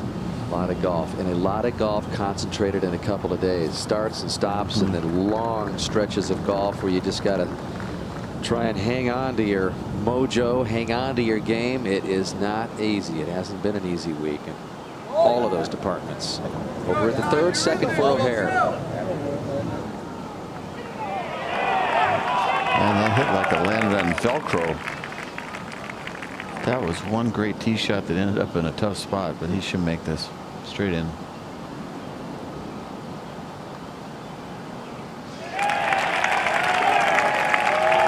So O'Hare stays at 1 under, birdie, bogey, par, start, and another one goes up. You know, how many balls do these guys have? I mean, hopefully they don't run out of golf balls. They've been throwing a lot of souvenirs up into the stands. All right, back at the first.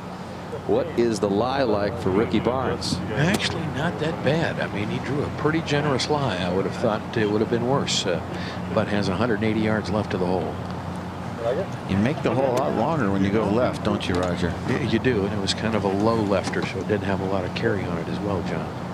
I like the shot he hit on 10 today and 11. Get in the hole! Yeah, he's tried to hit a low scooter, but I don't know how much scoot it'll have. Well, there's a lot worse spots than that. That's just where you could putt it or chip and run it or wedge it. And what about Lucas Glover? Well, Lucas's ball stayed just in the first primary cut of rough. It would have been worse if it had been about a yard to the right, but as it is, a decent lie. Only 138 yards left. I will say one thing that we haven't brought up is too much is that these guys playing together. It's more of a north. You know, it's huge, Roger. I mean, compared to them getting paired with, you know, with 16, Phil 30. or Tiger or, you know, somebody like that. These guys are in sort of a little bit of a comfort zone. How about Glover, who plays with Ricky Barnes, who he played college golf with a few times years ago. Glover played the first 2 rounds with 2 Clemson Tiger. I know mates. It's been like, you know, couldn't be any easier for him. The guys he's had to play with. But the U.S. Open pressure comes no matter who you get paired with.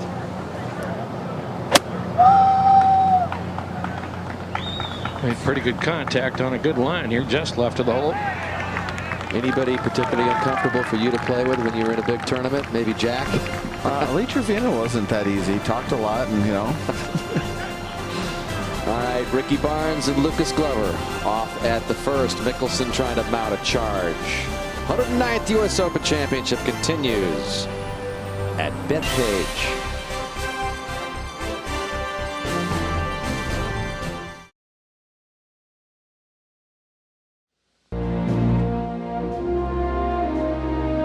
week it has been at Bethpage in this national championship. Some of the images from past champions, from Payne Stewart back in '99, Jeff Ogilvy a couple of years ago, Angel Cabrera and Tiger Woods rounding out the last two U.S. Open champions. Who is going to bear hug that silver trophy tomorrow? Phil Mickelson at the second. Well, let's see if he can take advantage here, Mark.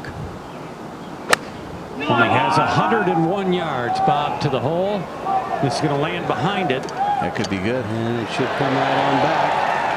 Not quite the zip that he expected, but that's a perfect place to be for putting, in my opinion. Back to one. And Ricky Barnes, what does this lie like, Raj?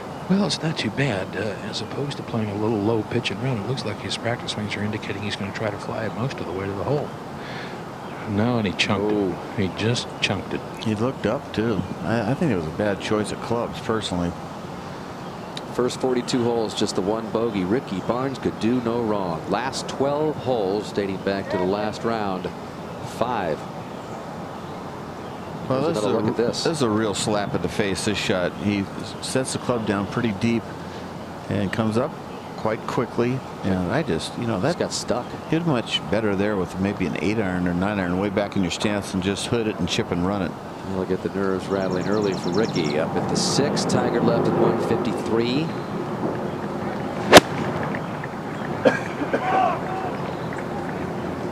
I think he likes it. Get back. Stays.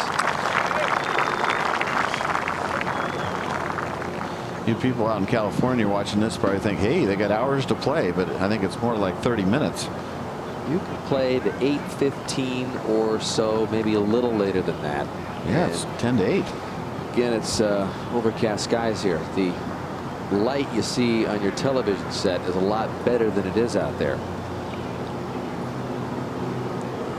And it's still Barnes' turn here. Might sneak out 35 more minutes. That'd be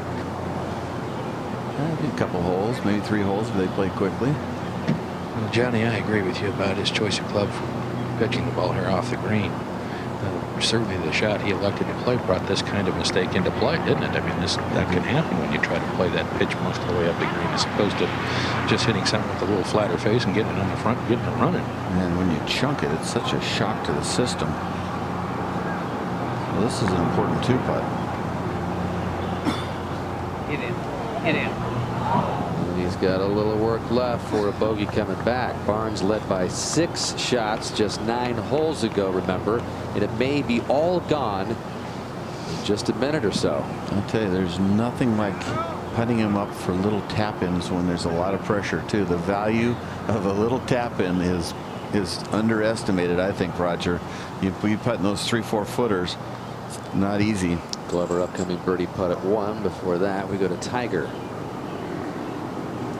Well, I just saw Mickelson on a pretty similar line have this putt track just a touch to the right. I'm very surprised by the tee boxes being moved up so far on this hole.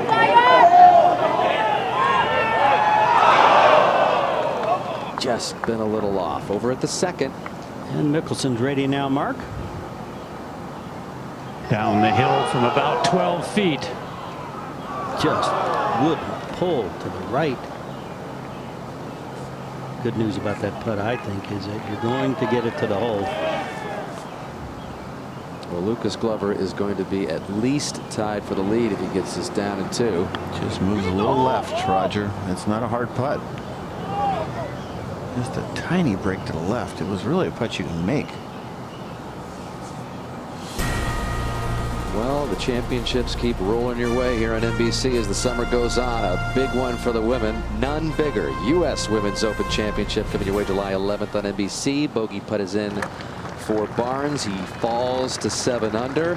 And Glover just has a short par putt to tie him after 1 hole here. And that also brings the lead back to 7 under. And that brings Mickelson closer, Duval closer. Everybody else inches up.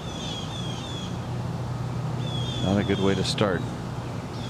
Poor drive, mediocre second, chunk third, 2 putts.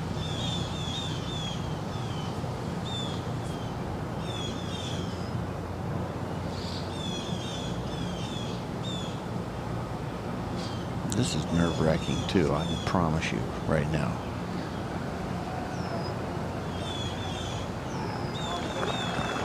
Glover and Barnes tied. Good stroke. Approaching the 8 o'clock hour at Bethpage Black. Ricky Barnes' lead, which not too long ago was 6, is gone.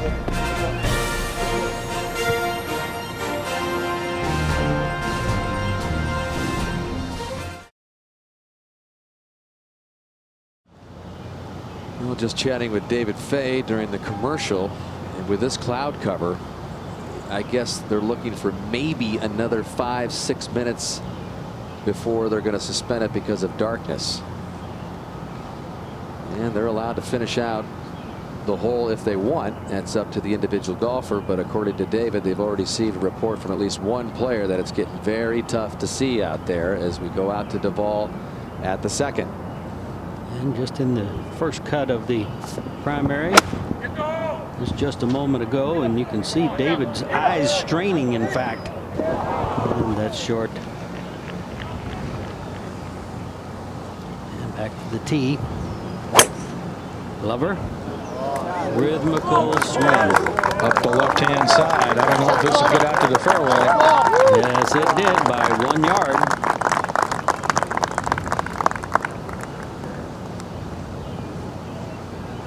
I think there's a lot of pressure on this hole for him, Bob Murphy. If he can come back with a birdie, all will be well. If he bogeys it, who knows what he might shoot today. Yeah, that is the truth. It's always hard to calm yourself and get back into business. That Oh, this is a low snap left. That was a bad swing there. That is a high fescue. So we're seeing a lot of pressure build in the last few groups, and guess what?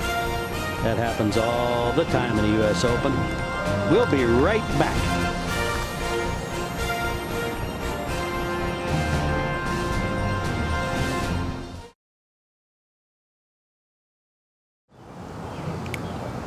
Mickelson Mahan waiting on the tee at 3. The horn should sound momentarily, we expect, to suspend play because of darkness. In fact, I thought I heard somebody just say 20 seconds or so. Yeah, this may turn out to be a good thing for Barnes. He hasn't exactly looked too comfortable with his last couple of swings to get off the golf course, kind of reset. I hate to start the day, though, on a side slope and 2 feet of grass. But the golfer does have the right to finish out the hole. Yeah, that's true. Right? Yeah, exactly. It's non-threatening. He's ready to mark the ball. See those tees? Got 3 tees there. So just about straight up 8 o'clock. Final round gets stopped.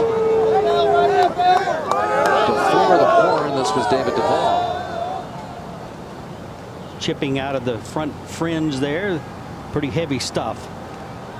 This is what Tiger's had so much trouble with this week. Good shot. Gets that up very close right there. And over at 7.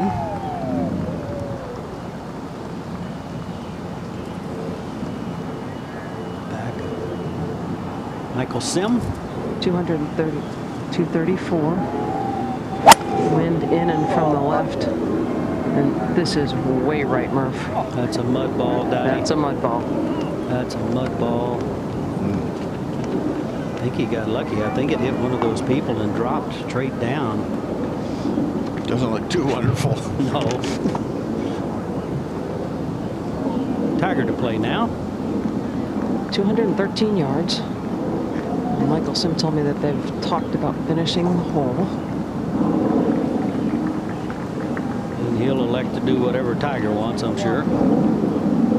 Setting up for a cut shot, Bob. Yes. Looking about 20 feet left of the hole. Didn't look like a cut, though. No, started it right. Dead straight. Very nice. Yeah, he had it set up one way and it came out the other. All's well that ends well. And back at 2. Roger Maltby. Well, Bob, both players have marked and lifted their ball. Obviously, Ricky Barnes was in a very bad spot on the left-hand side in the fescue grass, and he did not hesitate. Lucas Glover, who was in the fairway, turned around, looked, and saw what Ricky Barnes was doing, and he too decided to mark the position of his ball. So they're headed back to the clubhouse. That's a very dark little alley, though, right, Roger? Down there. It is. It's a very low spot with tall trees surrounding each side of the fairway. So yeah, this is one of the darkest places on the golf course. Well, we touched it a little bit. I believe this is good for both guys now. It might be a calming effect. Go home, get some rest, something to eat. Struggling a little bit, they were. Over at the 3rd, Mike Weir wants to end his long Sunday with a par, stay at 2 under. Yeah, he doesn't want to have to putt this putt first thing in the morning. You just don't want to have that and think about it all night long when it starts fresh on a new tee. This to stay within 5. Of course, it's brighter up here too.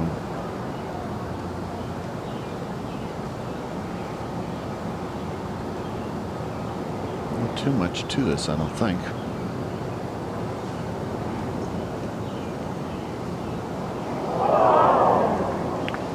Broke right. Here falls to 1 under. So now he's got that to mull over overnight. Once again, our live coverage begins at 9 a.m. Eastern Time on ESPN. Coverage over to NBC Sports, 11:30 a.m. Eastern Time, 8:30 out on the West Coast. And if you're at work, you can watch the full live coverage beginning at 9 a.m. Eastern Time on NBCSports.com for the conclusion of this final round. Goosen concluding his play for today with a par attempt at 3.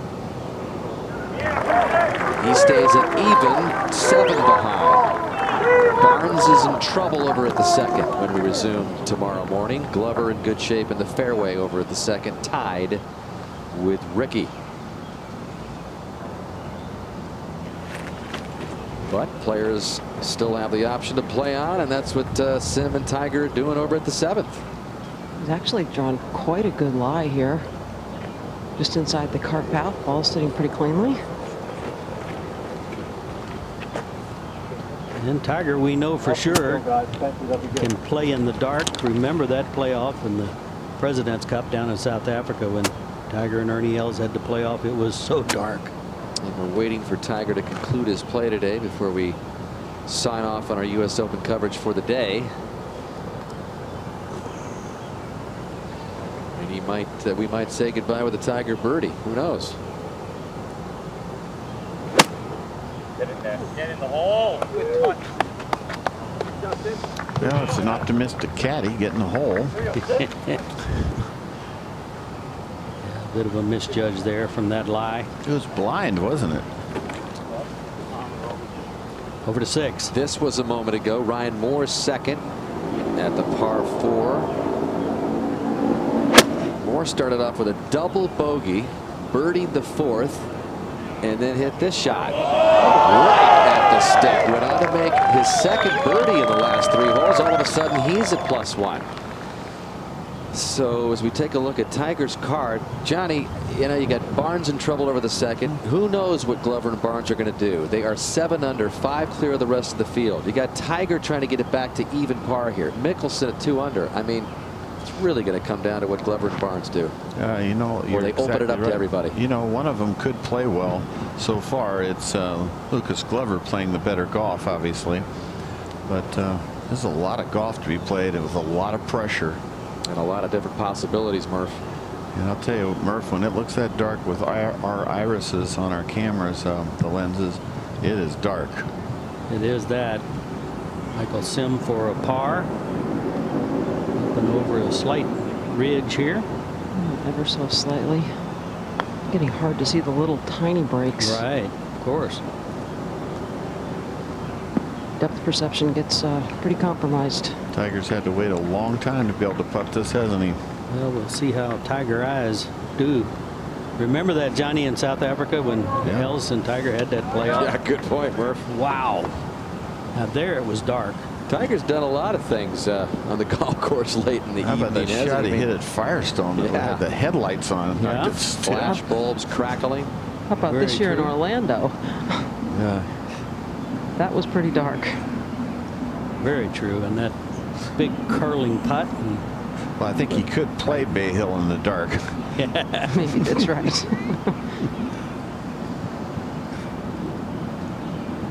I don't think you want to wait till tomorrow to putt this in a lot of ways because you want to start with a fresh hole, I think. That's the way I feel. And he's got a little bit of momentum. He's walking, he's moving. You don't want to all night long think about the putt. Remember, he left the putt on the first day, about a 12-footer, and he came back and missed it. Yeah, that was at the 7th hole. Yeah, on the uphill putt, and he came back and missed it. He's probably, knowing Tiger, he's so darn smart. He's saying, well, I don't want to do that again. That didn't work. Yeah, that's exactly right. no, and yes, missing it now is different than missing it early in the morning to start your day. He should make this, Murph. I don't think it Nice does putt too to much. make. Yes, indeed. It's a good way to end the day. I can tell you that if he makes it. Well, that's what he set out to do. He was always going to make that putt. That's a heck of a birdie. And Murph, he's back to even par for the first time since the 14th hole in the first round. And he's crept up onto the first page of the leaderboard. I'll say his mood has really been lifted with that birdie. He is within 7. There's a lot of golf to be played. Tie for 8th. Well, who knows how much of a collapse will be on the top of the leaderboard. It could be a massive collapse. It could be like Pinehurst, remember? Or one of those 7 unders. You know, sometimes you're hoping for a lot to hope if you're back of Glover and Barnes that both guys collapse. But again, the lack of experience up there, major championships, heat of it. Well, I'm not pulling for him to collapse, but it is a possibility. We're just trying to give everybody a sense of all the possibilities that could happen. Tough double bogey. Here's the other possibility, and that's a huge double bogey. Well, this is a great birdie hole for Tiger. That's got to be big for him. Well, we've only had one birdie on the hole prior to Tiger's, so make it 2 now. All right, so Tiger ends his long day with a birdie, and we remind you that our live final round coverage again starts at 9 a.m. Eastern time on ESPN. We go over to NBC Sports at 11:30 a.m. Eastern, 8:30 a.m. Pacific. And again, if you're at work and you want to catch it all, you can catch it. The final round in its entirety beginning on NBCSports.com at 9 a.m. What a weekend it's been at the U.S. Open. Still not decided. We go into Monday. So for our entire NBC Sports announce team, I'm Dan Hicks saying so long from Bethpage Black, where it is black. Too dark to play on.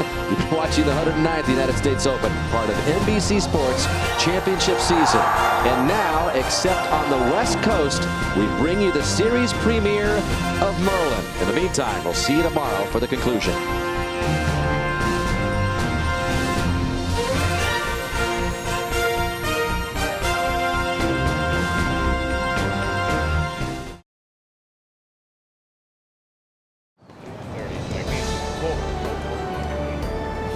Thank you very much, Hannah Storm. Day 5 of the 109th United States Open from Bethpage Black on an overcast morning in Farmingdale, New York on Long Island. Last night, the leaders began their final round before play was suspended because of darkness. They have made their way back into position to resume here on this Monday, where just for the 3rd time in the history of this championship, weather has pushed it past its scheduled day of conclusion.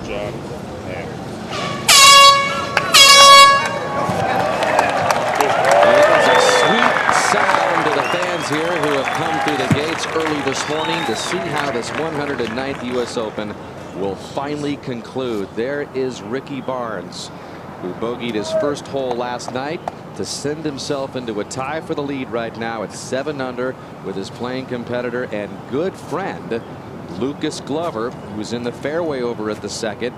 Ricky Barnes' tee shot went well to the left, so he is in the heavy fescue over there. And Phil Mickelson in the meantime waiting on the tee at the third, but we go to the second, and with a call there is Bob Murphy. Thank you, Dan. That's Ross Fisher cleaning up his par, and a good one it was. Ross, of course, from England. He's won twice on the European Tour. And now Ricky Barnes over in the left rough, and Andy North, you're down there with him. Well, Murphy, this is not the greatest spot to start your morning, but he has driven the ball in this fescue in the left-hand side of the fairway. There's a couple of oak trees in his way. The determining factor is how do you want to start your day? Do you want to take a chance and try to knock it on this green in 2, or just pitch it down the fairway? We'll find out in a second. Decisions to be made. Let's go to 3. And Phil Mickelson, first swing of the day, goes on the long par 3, 238 yards, 5 off the lead. Anything on the green's good.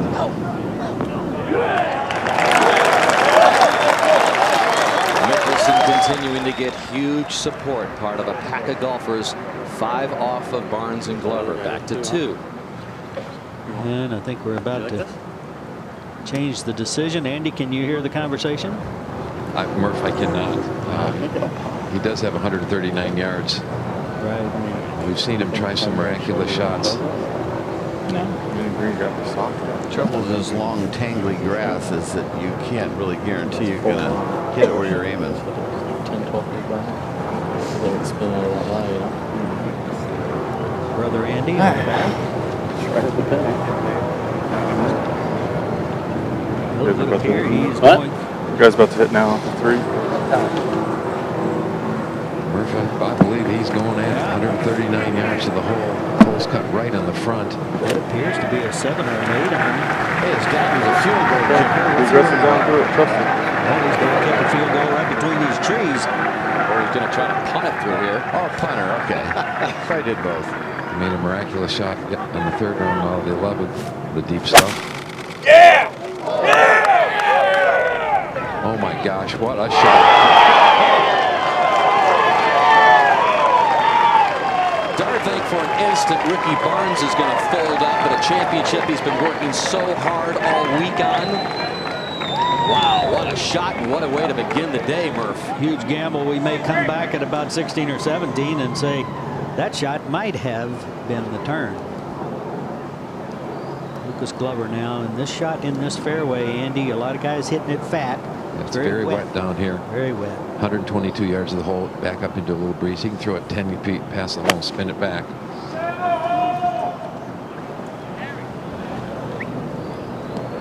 Nice contact. That should draw back nicely.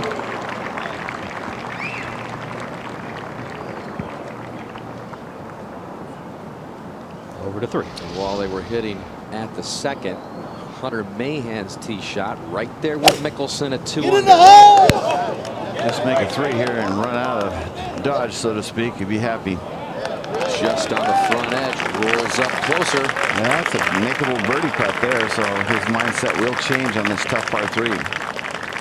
In the meantime, Tiger continues to wait on the tee at 8, and he elected to finish up in the dark last night at the 7th, and there couldn't have been a better way for him to finish up with a birdie, which got Tiger back to even par for the first time since that first round when he was even through 14. So the chase is on in this 109th United States Open. Dan Hicks along with the 1973 U.S. Open champion Johnny Miller. And Johnny, the great, incredible finish last year on a Monday.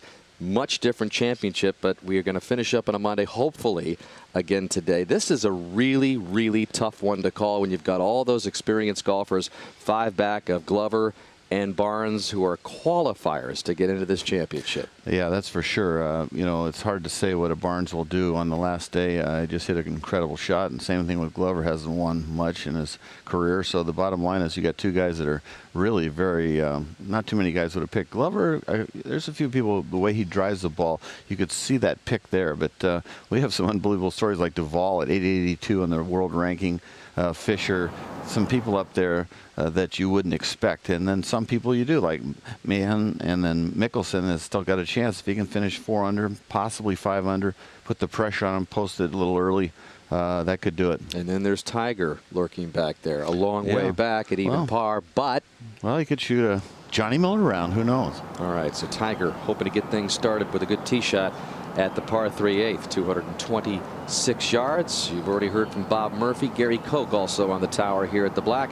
Andy North with that final group here on ESPN. Mark Rolfing, Dottie Pepper also calling the action from the fairways and greens, and David B. Fay, executive director of the USGA, with us as well. And over to the 5th, 478-yard par 4 this a moment ago. Second for Peter Hansen at even par.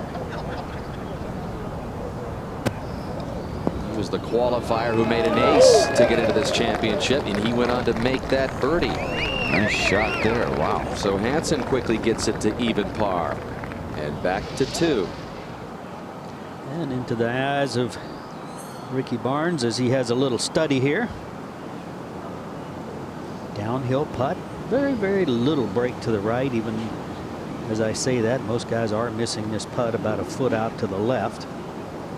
How do you feel about that putt, Andy North? Well, it's down the hill, Murph. It's and the greens have gotten a little bit more speed. They're supposedly in the 13-foot range. Let's go up to 3.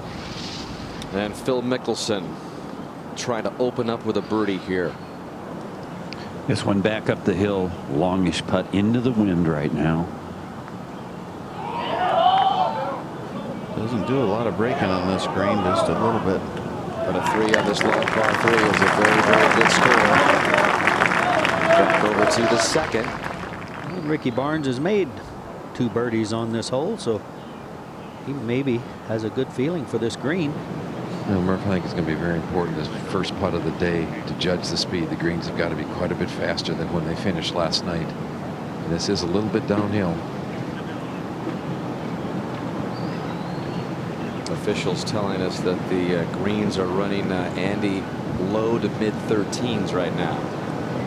That's closer to what they'd like to have had for the whole week, but as we all know, it's been tough to get into those speeds.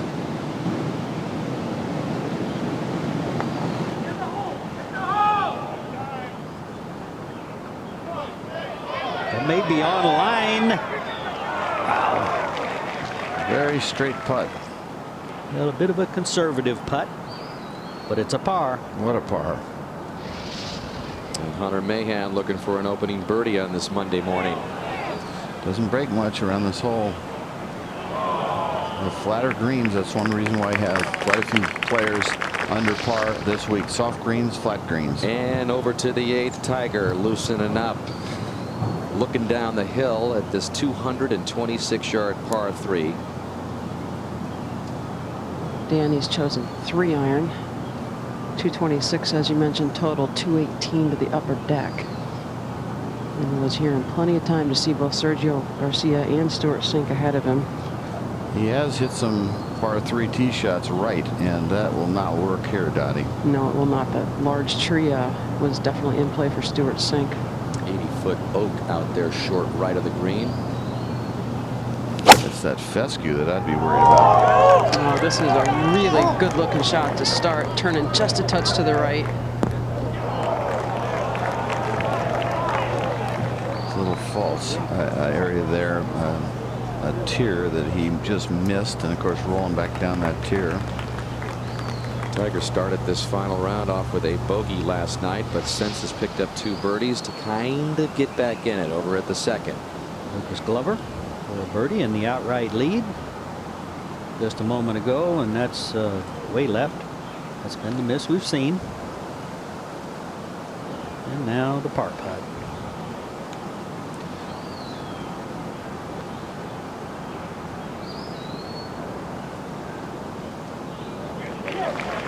So a pair of pars for our leaders. Back to 3. David Duval at 2 under. He started off with a bogey last night. Leaded a couple of holes. And you've got all the crowd pulling for Mickelson. Maybe the guy they're pulling for second hardest is David Duval, former top-ranked player in the world, and trying to cap off an incredible story of resurrecting his game. It's pretty amazing, I gotta admit. This is an amazing story. Going with the 4-iron. Might be left. But a miscue for David on the long par 3. All right. So Barnes and Glover tied for the lead in the U.S. Open. Who will survive the week and become the latest champion in New York at Bethpage Black? And Mickelson on the tee at the par 5 fourth, 517 yards. Certainly reachable if you drive it in the fairway, but that appears to be headed left. We'll find the fairway bunker. How about this live for David Duval, buried under the lip at the 3rd. That is not the way you want to start your Monday.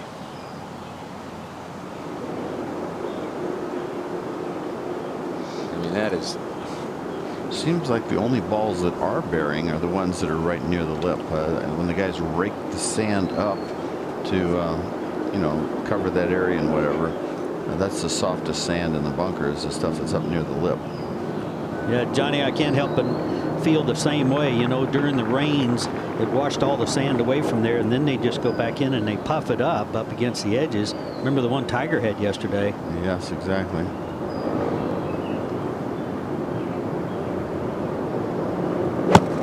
Just about impossible. He's checking to see if he maybe bent the shaft. You could replace that if it were to bend in the act of hitting a shot. Back to Duval in a moment. Over at the 8th. A long birdie try here for Tiger. Actually, it'll be pretty speedy once it reaches the upper deck, and actually as it approaches Steve Williams, it turns back away from the players. Most people historically have left this short. One time, come on up.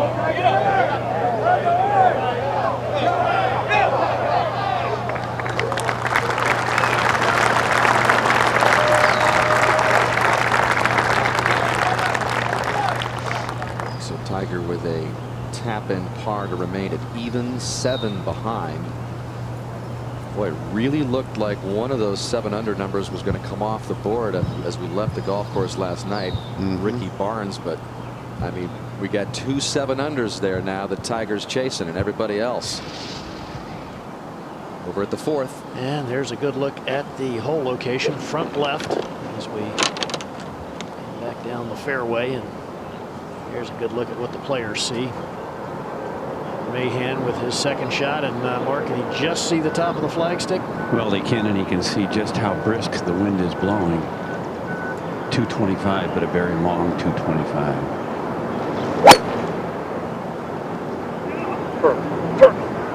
This one is just right of the flag, needs to go a little. Yeah, that's way short. Just gets to the front inside bunker.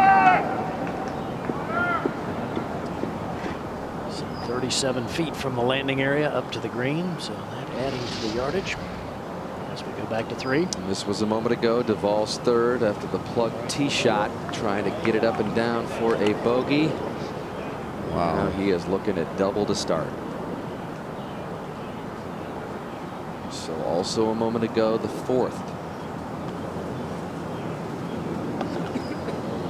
Hard to watch after how hard Duval has worked all week. Just a bad break. It was, you know, it's a hard shot to hit the green. You don't expect to be buried under the lip. Over at 8, Tiger to remain at even. And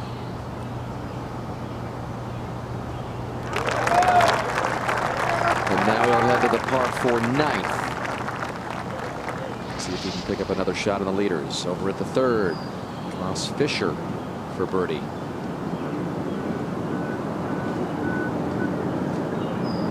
Playing with Duval. That was not hit with enough authority. I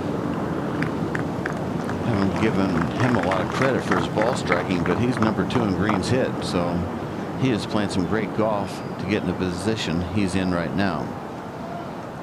Meantime, Ricky Barnes awaits on the 3rd after a great save for par at the 2nd. and his brother Andy, both Arizona Wildcats. Andy's an assistant there for Rick LaRose and hoping to bring a title home for U of A. Now Mickelson over at the 4th. Yeah, and obviously in a bit of bother here, Mark. Aggressive second shot out of that fairway bunker. Yeah, I think he tried to get just a little too much out of it, Gary, and not a good spot here. He's going to have to wait for Mike Weir to tee off over here at number 5. Go to 3. And a very, very disappointing start for Duval. Plugged underneath the lip. Triple bogey. 6. Over to 9, Tiger. Easiest fairway to hit all week. About 80% of the field has hit it. Wind helping and from the right.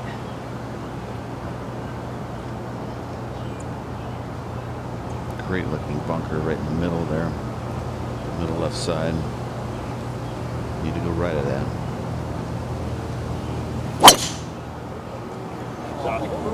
No, that's just perfect. Should catch a little bit of a hop to the left. This hole, it's really important that you don't get into one of those waves. There's waves in the fairway there, the big right to left slope, and makes a big difference where you end up. Ross Fisher for his par. So Duval makes triple. Fisher saves his par. And back to 4. And Mickelson's third shot. He's got 57 yards to the hole, Gary, and I think the wind being in his face will actually be an advantage here. Hopefully you take this ball about 10 or 12 feet past the hole and spin it back. Very difficult shot to control the distance. A little heavy. That could vary. Yeah. Come out of the divot. No, that one is plugged. 3. Here we go off the long par 3. Lucas Glover. What a shot this is today. 238 yards. Breeze is helping a bit.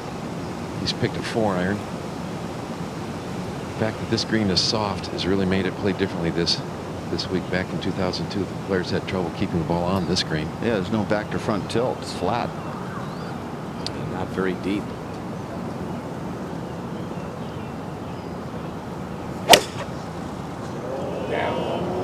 He took that club outside, Andy North.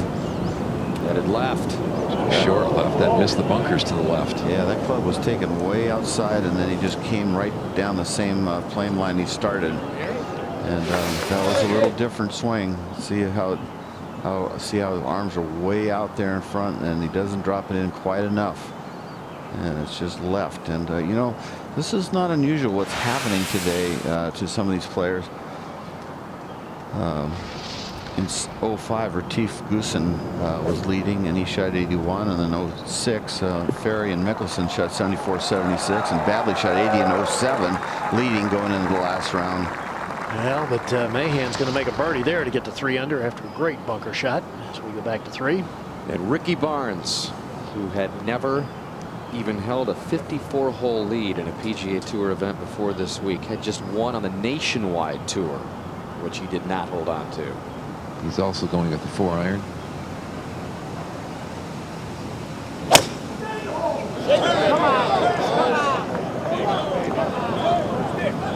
This ball's in the right-hand bunker. It'll be tough pars for these guys at 3. So the final group facing a little adversity here at the 3rd. And Ricky Barnes really got ahead of that shot with his swing. Look at Barnes's tee shot. It wasn't a terrible shot by any means. I don't want to say that's a bad shot, but it's a very narrow shot for 230-something yards. While Ricky Barnes was hitting, this was Phil Mickelson's 4th at the par 5. So pretty good recovery from the buried lie. Chance to save par. We go ahead to 6. And this was a moment ago. Hanson's bid for birdie.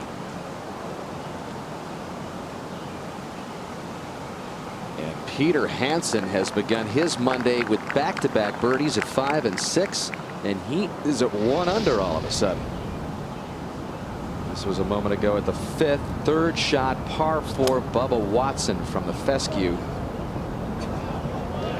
Wow, what a shot. And he went on to make par. Watson getting in position after a third round 67, the lowest round in that third round, as we send you back over to the fourth. Mickelson grinding over this putt for par, and Mark, he has not had much luck on this par 5, the easiest hole on the golf course. No, he really hasn't, Gary. It's been hard work. In fact, the par 5s in general have not been friendly to Phil this week. Played the par 3s really well. Remember yesterday, drove it in the fairway, had a very simple shot. I thought just over 200 yards to the green, missed it wide left. This is an important putt now from about 5 feet. It does break to the left and has been turning, I think, more than a lot of players have seen.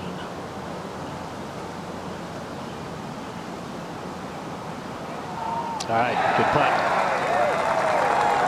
So a hard working par there for Mickelson. He remains at 2 under.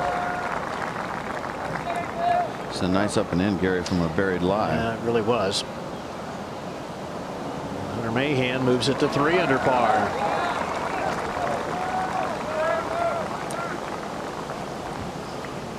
He's solid, Gary. He could Yeah, be. he really is, Johnny. You know, you just, when you think of his game, there's just no weakness. I mean, he drives the ball a pretty good distance and relatively straight. Good irons, good putter. As we go back to 3. And Andy North had a chance to look at Glover's situation here. Yeah, the lie is not horrible, but it's on a severe upslope, and he's going to have to lob the ball way up in the air and probably have to carry it quite close to the hole, because this ball just isn't going to run out like you normally get at a U.S. Open. Well, he continues to look that over. We go back over to the 9th, and Tiger set up nicely in the fairway, Dottie. Yes, it's a lie that'll want to make the ball go to the left. 157 yards. First, we're going to go over to the 3rd. Ricky Barnes is ready. 2nd from the bunker. And a long bunker shot. He's played it beautifully. Once again, he coolly responds. So he'll have a chance to save his 3. And we'll keep it right here for Glover now. You can see an awful lot of the ball, but as generally does when the ball rolls back down the hill, it's being supported by a bunch of grass right behind it. So he's going to have to really rip through this grass and lob it up here. Shouldn't have much spin on it. The greens are so soft, it shouldn't run out much either. So he's going to have to throw it maybe 10, 15 feet short of the hole.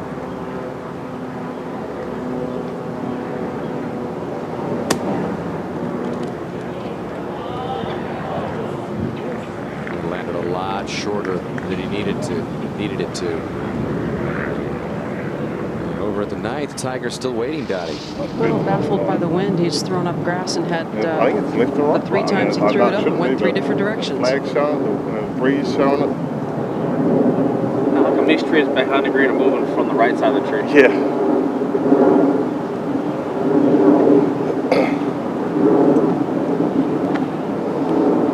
I don't like a 9 right now. You've got to have positive help to say it's a 9 iron, and you can't feel it right now. I don't think it's a 9 right now. Okay.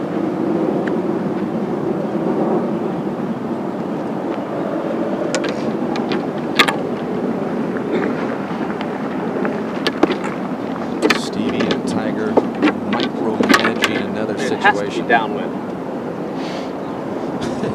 You know what? I mean, it's not feeling like it's downwind here. I think it's crosswind. That blimp's changing direction. It's left to right down there.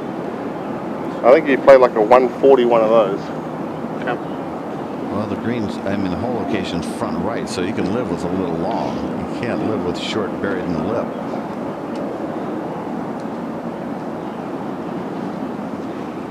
So I like Steve Williams' thought process there.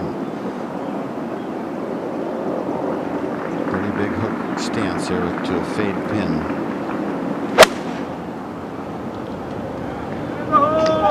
It's just left of the flagstick. Just lands on the mound in front of the green. Yeah, that was the extra club that Steve Williams talked him into. He would have been well short with the 9. And while Tiger was hitting, this was Glover for his par at 3.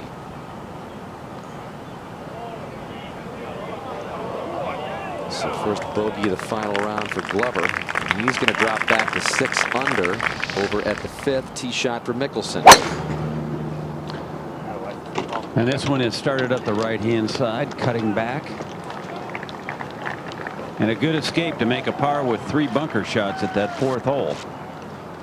Over at the 3, par attempt for Barnes. So many short putts are just edges. There's not a lot of breaking. Oh, that straight that in. There was a lot of drama in that one. But Barnes gets his par and then has another 1-shot lead. Over to 4. And Ross Fisher just a moment ago going for the green in 2. Aggressive swing with a hybrid club. Got it way up in the air. Will it carry? It did. So Ross Fisher will have a eagle opportunity at the par 5 4th. And the Englishman trying to move his way up the leaderboard. Ricky Barnes. There's a sigh of relief. Every par is a good one in this final round.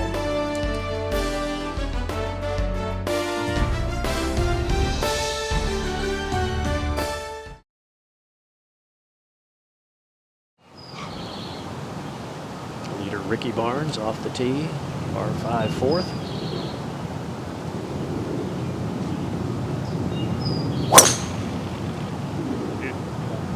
Struck well, but it's turning left. Okay. How about perfect? Yeah, that is good now. Up at 9. And Tiger and Stevie looking over a birdie here in full discussion. Well, I believe this ball has to finish going left off that little bit of a downslope.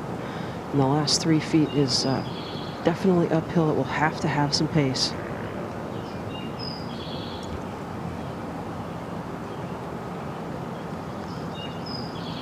He's going to have to make everything from here on in. Well, it's going to have to be a perfect round from here.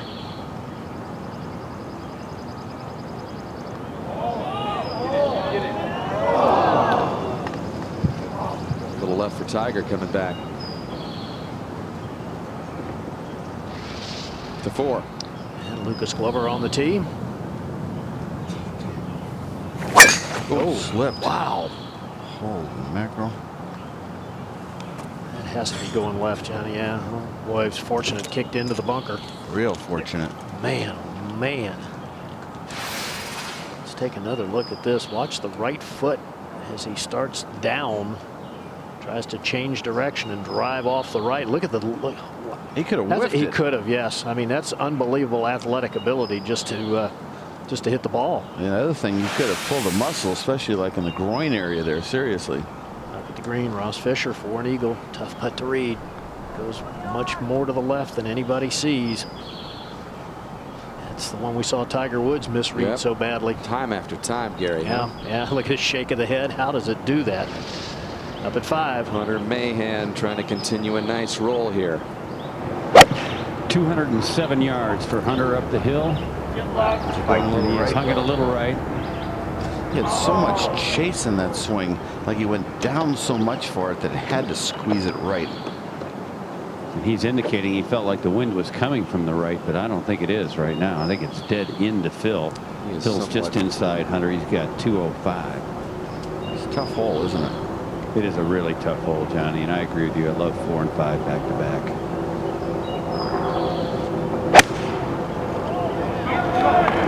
Having to go with a big drive and a 3-iron. And that wasn't probably enough ball. Not that he could hit anything else. That's a big putt for him. See it float in the air?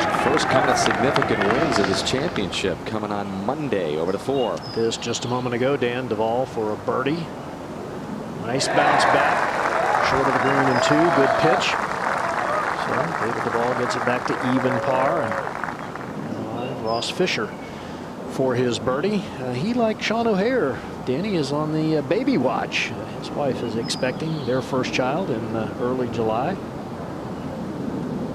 So he had a chance to talk to Sean about it, and of course Sean O'Haire's wife due any moment.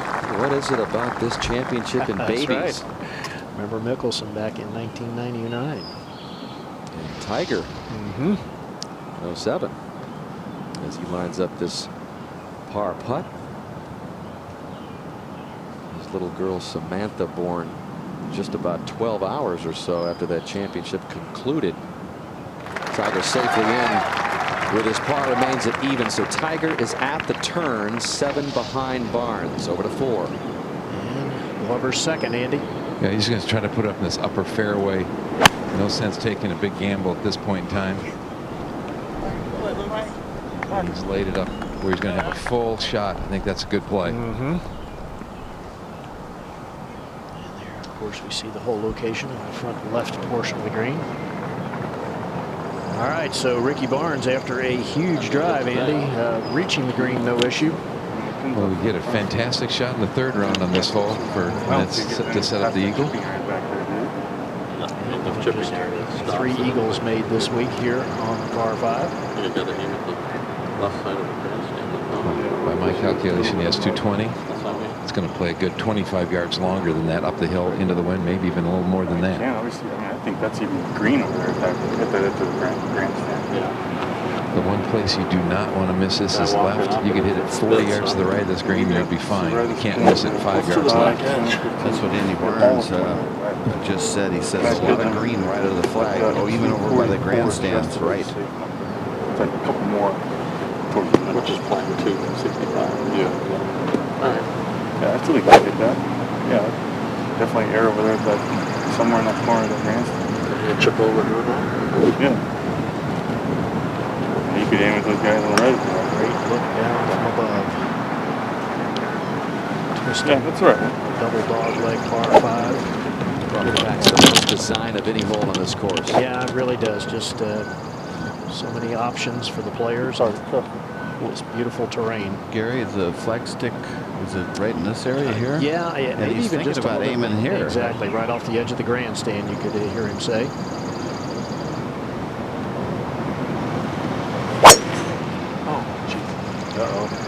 It's going low and left. Is it going to carry?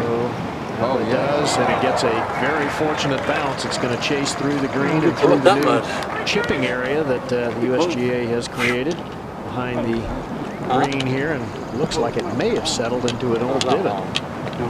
Short left. They had it 6. And this was just earlier. Bubba Watson from the edge of the fairway.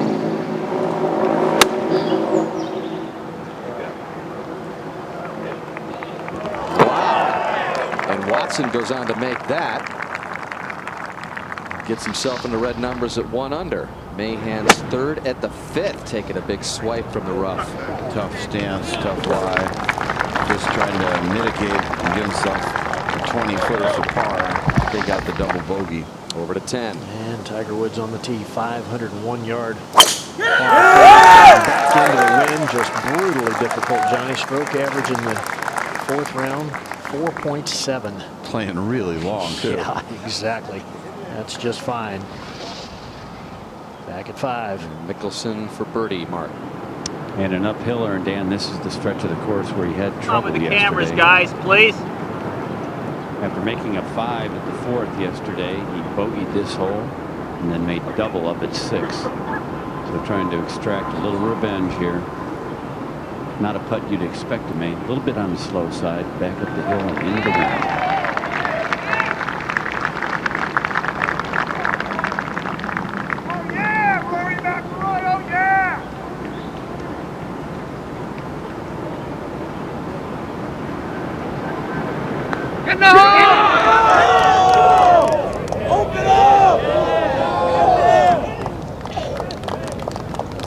Well, New York is in full throat on this Monday morning.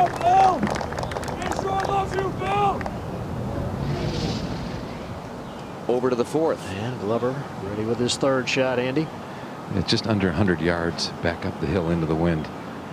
This ball will have a lot of spin on it when it hits the green. He's got to carry it at least to the hole, maybe a little bit past.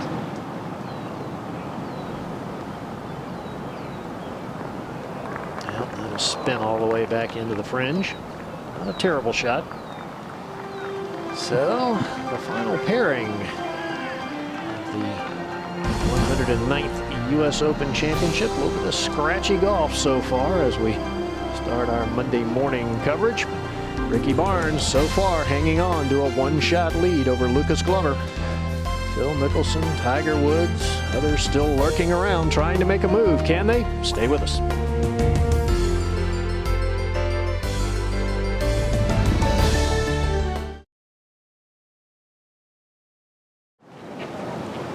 And back at the fourth, Ricky Barnes surveying his third shot. And Andy, did the ball settle down a little bit? It has settled down, but it's not in a divot. It's on a little bit of a downslope, which will cause him some problems here. But he does have a lot of green to work with. I think he could spin it enough that it shouldn't be that difficult. I don't know if it's possible or not. It seems as though he's taking even more time. Deliberate yesterday toward the end of the third round, but slower and slower.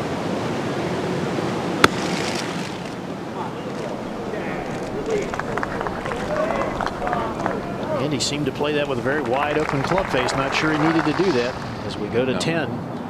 Tiger Woods second. Ball sitting down a bit. Gary, 220 total, 209 covers right at the flagstick where he's got it. Carry. Asking for it to carry, and it does not. So well short. Over at 5. Mahan trying to save his par a moment ago.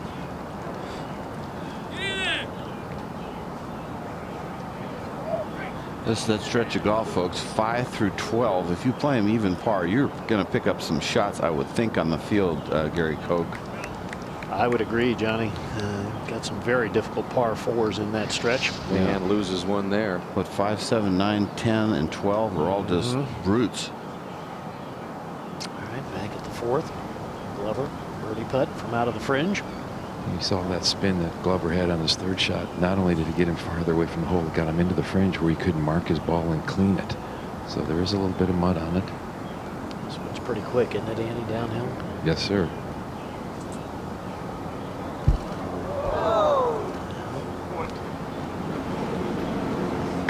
And to 5. And a moment ago, the second for Fisher from underneath the trees. Clean lie, but I don't know what kind of shot he's got. There it is. Running it up for a layup there and take his chances from there. That's smart. But like I said, 5 through 12, Dan, it's like a different course. You got the first 4 that you could do something on, and then you got the last 5 holes that you can do something on. Just at that, or just a fraction left? Yeah, I would say just fraction left of it in the middle of your fairway, yes. Mickelson and Bones chatting things Then over we have at Pope the left to right. short par 4 Yes, 6. exactly Tees right. up 33 yards, just a 375-yard hole. Danny, I think it makes the tee shot even tougher here at number 6 because it is playing downwind, and so it's shorter but narrower. It's an iron for Phil. Still not a guaranteed layup. He's looking left. Oh, no! Boy, this is way left, Johnny. That came right off the club face left. It's a bit of a double dogleg vague tee shot, and that's the worst shot he's hit in the whole championship. There's some of the nastiest high stuff. Yeah, that's probably unplayable. He's lucky that guy was really sharp. Let's take a look at this. I don't know if he took it for granted. Sometimes layups. He's aiming left. You got look at how far left he's. He's supposed to be hitting this ball over here, and he is aiming right there. I don't really know. So looking for a draw that didn't happen. I mean, he hit it right where he was aimed. I mean, it wasn't even close. He had like I don't know what happened. I mean, that was like like something I'd see on a Wednesday Pro-Am. I said, hey, you know, you're aiming over in the bushes. I have to tell him to move to the right. Well, the marshal's all over it, knows where it is. We'll see if it is playable. Well, Tiger at 10. Yeah, awkward pitch here. Very deep rough in front of this 10th green. Deep rough and on the upslope, pitching into an upslope. Looking for it to release up that hill, and it won't do it. Yeah, the tough side of the draw, Gary, and it's just been no magic. Yeah, I agree, John. No question about that. And you cannot believe that the ball can come out that softly. He struggled around the greens. There's no question about that all week long. And back at the fourth, Ricky Barnes, chance to widen the lead. This for birdie. Oh, Johnny, that putter's coming up faster and faster as he makes contact with the ball. Yep. Up at 5. Fisher trying to scramble for par.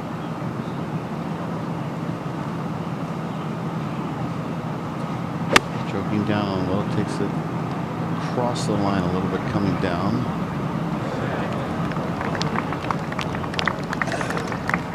Fisher in danger of dropping to 2 under and back to 4. And Barnes for the par. All right. Safely in, another par, but certainly a birdie opportunity missed there. Head to 6. And Mahan tee shot a moment ago. Also with an iron. Blocking this one. Good shape while Mickelson is way left. I can't imagine Mickelson being able to do anything but take some sort of unplayable lie. Possibly even have to go back to the tee. I don't know. You know, it just maybe can go hit it backwards to the fairway. I'm not sure. To the tee at the 5th, and Ricky Barnes. Super important tee shot. The next 2 holes. That headed left. Playing right back into a pretty good breeze right now down the left center of the fairway. Well done. Good shot. It's going to be a real long second. He'll take that. We'll keep it right here for Glover. He's looking for better traction on this tee shot. One thing Lucas has done this week, he's driven the ball exceptionally well. Not only long, but very straight. He's the #1 in driving on the tour and in total driving, which is a combination of accuracy and length. Well, until today, he has hit the ball the best. 6th in driving accuracy, #1 in greens hit. This is going a little right. Okay, good. It's not bad. Great angle. To 10. And the par putt for Woods up the hill. Gary, I see very little in it. His practice strokes were taken hovering above a line that had no break in it. It'll move a little to the right. He's hit a lot of putts right, and he just said on the last green with a few extra words that another push. Bogey at the 10th. Difficult par 4. Drops Woods back to +1. Back at 6. And Hunter Mahan, Mark. And a beautiful tee shot leaves him just 131 to the hole. Mickelson has a real problem over here in the fescue. He's going to have to take an unplayable line. Mahan trying to get it back on track after his low bogey at 5. Good looking shot here, just right of the flag. A beauty by Mahan. Decorated player as a young player growing up. 99 U.S. Junior champion. Lost to Ricky Barnes in the final of that U.S. Amateur back in 2002. That's my mark, man. You gotta leave that there. Johnny Phil got very fortunate. There's an area about 10 yards behind where his ball is that the spotters have been standing on the top of the hill all week. And it's pretty flat, and it's also matted down all the fescue. Let's bring in David B. Fay to explain this drop from the unplayable. Well, he's declaring it unplayable. It's a 1-stroke penalty. You have 3 options, and it appears that he's choosing the one where you keep the spot where the ball's located, and that's why he was talking about his mark, directly between the hole and the drop point. Got to make sure he doesn't drop it in a spot that take a hot hop sideways into the tall stuff.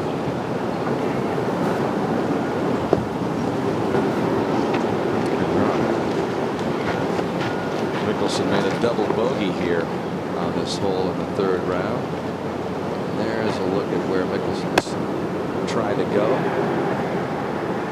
His 3rd shot upcoming. A chance for us to thank again the MetLife Blimps as they pass through a town near you, passing through Farmingdale, New York this week. You can look to the skies for the MetLife Blimps. Up at 5, Fisher for par a moment ago. He drops one back to 2 under. Not too bad, though, for where he was off the tee. A 5 is not the worst thing that ever happened. David Duval playing alongside Fisher. This for par. See if we can get a rare par on this hole. All right, good comeback for Duvall after the triple at the third, birdie at the fourth. Nice par save at 5 to remain at even. And we go to the tee at 11, 410 yards, up 25 yards. Another vague tee shot. Slipped one hand. Slipped just like Glover did, but he got away with it. Wasn't as big a slip with the right foot. What happens on the backswing, you put so much torque on your right foot and right knee to load up and get the power you want. It's sometimes your foot can go out from under you. All right, Mickelson over at the 6th with his third after the drop. 130-yard shot. It's a good line. Hit it just right of the hole and a little bit long. So he'll have a crack at par, but a long way away. He's a 2 under, 5 off the lead. Mickelson with 4 U.S. Open runner-up finishes, 3 here in the New York area, and was so confident last night when he talked about the kind of round he had to shoot. He said, "I've got one good one. I'm one good one away from perhaps winning this championship for the first time." You know, one way to look at this, Andy North, is with the wind blowing from the north, could be that everybody struggles today, and so a guy like Barnes or Glover could shoot a 75 and still win. Hey, Johnny, if I was in this last group, I would love the fact that there's a little bit of wind blowing. It's going to be so much harder for anybody to shoot that 65 or 66 to chase you down. 211 yards for Ricky Barnes.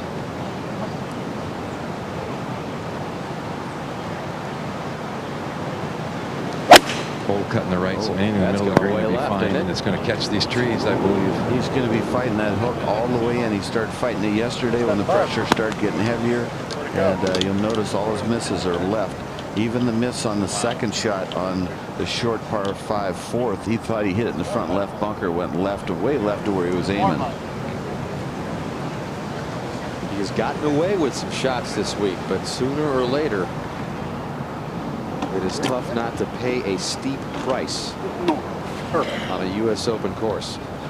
Maybe he'll find a way to survive, though. Might be just an ugly win. Who knows? Sometimes it's your week. Nothing wrong with that winning ugly.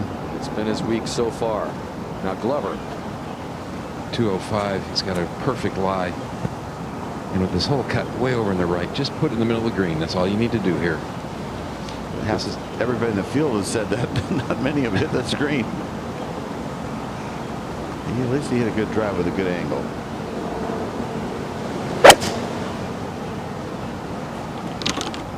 Walking this one up. He's got to get going. It's just a tough green to hit dead up that hill and into that wind, and it plays a full club longer than you think, Andy. Let's go to 7. And Bubba Watson for par number 7 is a bear today. Into the wind, 489 yards. Bubba put his second shot over in the right bunker and blasted to that position. Taps it in. Nice par there.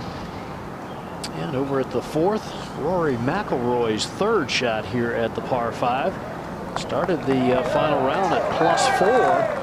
That little short birdie putt could move him to +1, 3 under par in his round. Our coverage of Major League Baseball continues on ESPN2. A couple of more games. First catch Monday Night Baseball at 7 p.m. Eastern as the Cardinals take on the Mets. And then on Wednesday night, baseball presented by Smirnoff Ice at 7 p.m. Eastern Time. It's the New York Yankees taking on the Atlanta Braves, all part of the AL-NL Showdown presented by State Farm on ESPN2 and ESPN 360. Mickelson for par at the 6th.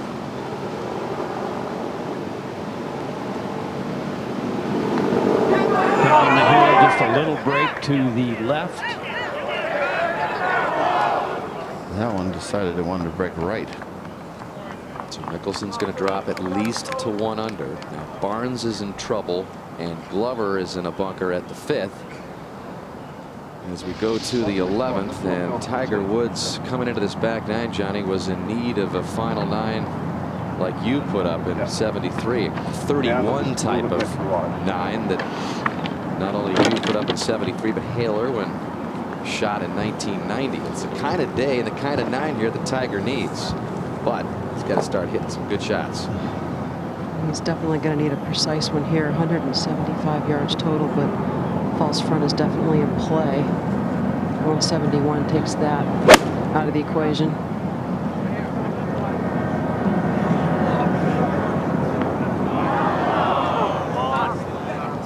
It'll keep trickling, I think, for a while. There might stop. It's very makeable, but not the shot he wanted.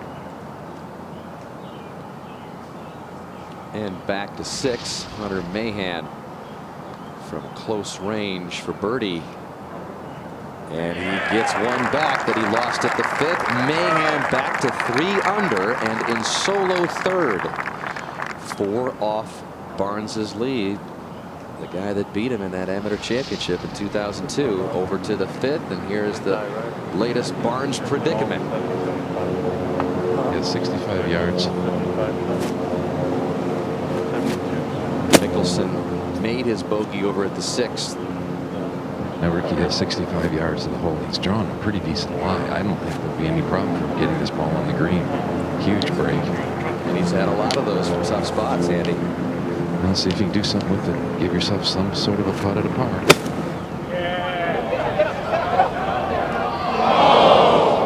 Big mistake there. He came up real quickly and sort of quit on it. He did not keep the energy in the swing here.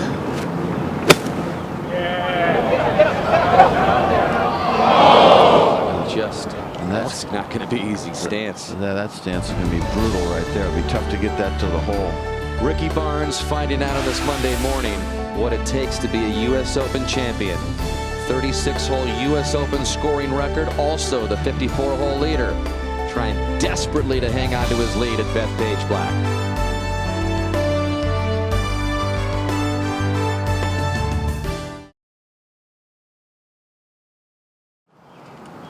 Another buried lie under the lip of a bunker, and Lucas Glover takes an unplayable. You know, this leading group of Barnes Glover could very easily come out of this hole with 2 6s, and that's going to change the whole championship. Guys like, you know, Mahan and Fisher and Mickelson, Weir, Bubba Watson, all get a lot closer. Glover's dropped it, and he's got a great lie. A pretty easy bunker shot. I would think he should be able to get this within 4 or 5 feet.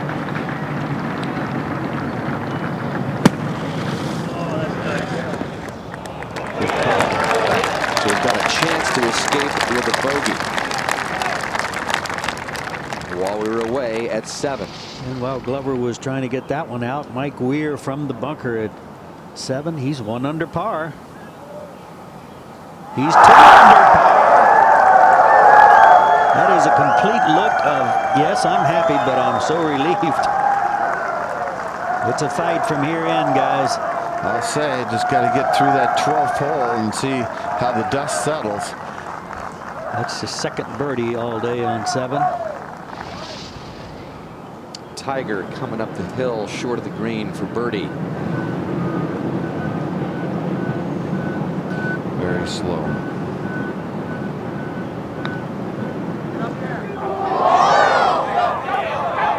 The thing that's been strange about Tiger this week is he's been so predictable. In other words, if it's a slow putt, he leaves it short. If it's this, he does that. He doesn't overcome the thing that I'm talking about every time. Tiger's going to stay at +1. Barnes coming out of the rough.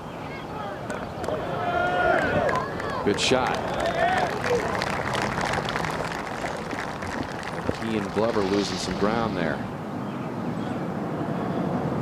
Fisher 2nd over at the 6th. He's a 2 under. He doesn't like it. It was a little chunky, I think. Just sort of left the face open. Man, I got it a touch heavy, and that was an easy birdie shot. Really, that was a birdie hole. That was one of the few chances you have in that 5th hole through 12th hole scenario that you could take advantage and make a birdie. And of course, Phil hit it unplayable.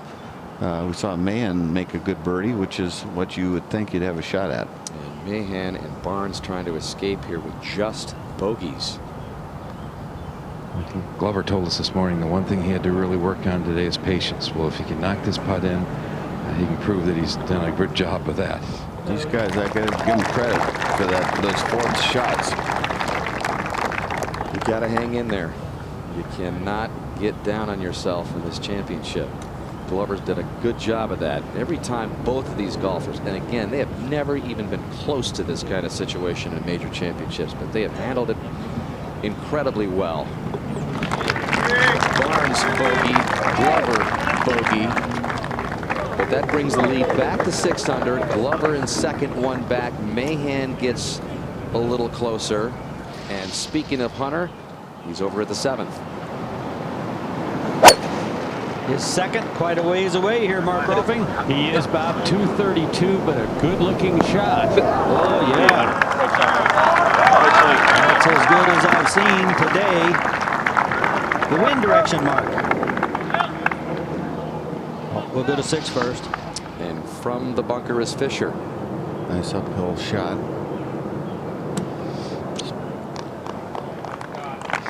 Got a chance. Back to 7. And Phil second here. 214 yards for Phil, and this one is a hook. Starting to straighten out a little bit with the wind now. Not too bad. And importantly, just in the first cutter finish. A couple people clapped, didn't they? And back on the tee, and Tiger Woods. The wind helping, and from the right, Murph. 262 to cover the left bunker. You're the man! Oh, he's taking a very aggressive line. Well, he covered that 262. Big hole. Tiger thinking maybe I was a little close there. In fact, he was, but that's a good drive. Get these 500-yard par 5s and you get a foot of roll. That makes it pretty long. So here is the final group qualifiers. Barnes and Glover. 38. Looking down the 6th hole. Again, the short par 4, 375. This is this vague hole if you've been watching all week. There's several of them on this golf course coming up. We got this hole here. You can't really see the fairway. You're just sort of aiming for a tree in the distance. You can see the wind today, left to right. But from the tee, can you see it? So you're just seeing the horizon. It's not showing the fescue popping up too much there, and so you're just aiming at a tree in the back over the bunker on the right, trying to pick the right one and fit it in there. You could knock it all the way down the hill today. There's no doubt about that, but it brings the fescue in play. And that was Bubba Watson did that, didn't he? That was the thinking. The original intent a little bit. Move the tees up. Maybe give this that short par 4 drivable look. But yeah, Watson did it and made birdie. Ricky Barnes, with 27 holes to play, had a 6-shot lead. Now with 13 holes left in the U.S. Open, there are 11 players within 6 of the lead.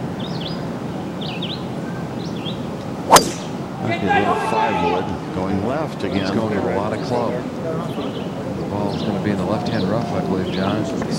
You're right. You're right. I mean, this is a hole. I don't understand why you have to put it down. You can hit a 3 or 4 iron off this tee and still hit an 8 iron in there. Another one to the left. Well, you know, I can understand if he was striping it down the middle like he was in the first couple rounds, that fine, go ahead and hit the 5-wood. But the fact that you're hitting most of your shots now left to left, you might want to try the iron. Up ahead at the green, Fisher to stay at 2 under.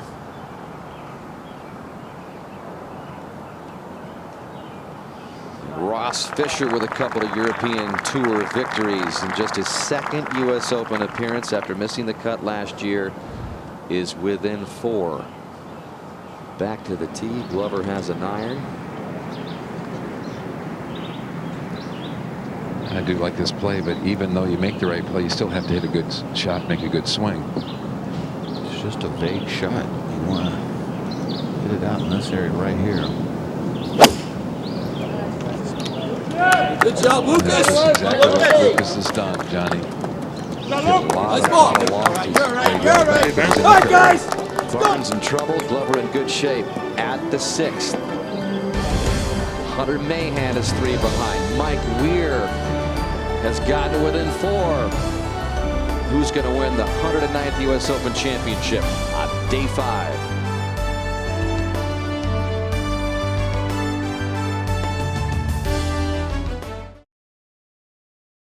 On they play at the black course, and Lucas Glover in the fairway nicely for his 2nd at the 6. You can see what he's done on this hole this week. Top of the road, looking right down at it from 164 yards. A little bit of breeze from his left to right. He could emerge on this hole as the leader with the trouble that Barnes is having, and that is going to be a good birdie look for Lucas Glover. That's his first good bounce, I think, Andy North. It sort of got two nice little hops forward. A moment ago, Phil Mickelson over at 7. Surprisingly choosing a lot of loft there on what would appear to be a nice bump and run, because you have to go up and over that ridge. He's left it 10-11 feet short of the hole. Mahan now for his birdie. Mahan, get this ball in the clubhouse at 3 or 4 under. That will really be good. We're like hacking it out maybe with the sandwich. It's not into us, is it? And we'll get back to the latest problem for Barnes, and while he waits, over to 12. And Tiger Woods, Dottie. 185 yards, Murph. This is a 6-iron. I don't think it needs to be a huge one.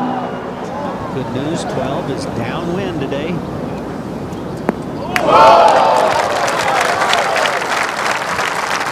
It carries a yard further. It bounces right up about hole high. Back to 7, and Mickelson for a par.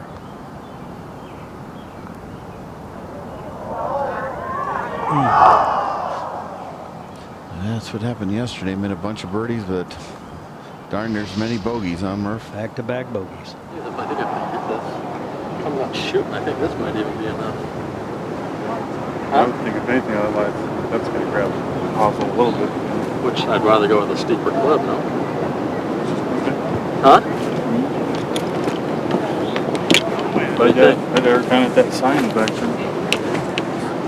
It's a real bold play. You like that? 109 yards, horrible You wide. did a little. Andy Barnes talking about how it might grab the hosel. And it does. That's going left. And in more deep stuff. And this is really deep stuff down here. I understand trying to be aggressive, but I think at some point in time you've got to get it in play and just give yourself a chance to get it up and in from 40 or 50 yards to save par. That shot, you do need to aim about 50 feet right and let it pull hook if you're going to do it. You need to aim way over by that white sign and just let it yank left. And you actually can play for that yank, and it works. But I don't know if he knows that at his stage in his career. And you can see, watch where it lands, folks. See if we can see that. Oh, just like catcher's mitt there. Ricky Barnes has made nothing worse than a bogey in this championship. He has been in some spots, and he is in maybe the toughest predicament he's been in all week. One shot late.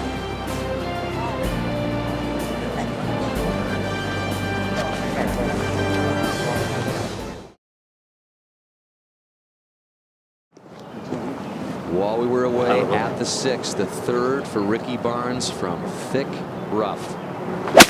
Oh, yeah. Got it out and got it on somehow. Over at the 8th, Mahan's tee shot on the way down the hill. It's a tough shot today to get close. Almost everyone's leaving it short, and it's a very slow putt from there. And the group in front of him, while we were in commercial, Mike Weir had this for par. Remember, he had that spectacular birdie at 7 to get to 2 under. Always right. But he gives it right back. Weir drops to 1 under, and we go to 12. And Tiger's birdie putt. Well, Mark, my first thought is this ball should fall right at the hole, but you've seen it now for 2 days. Yeah, it's a little straighter than the guys are reading because they're missing it left.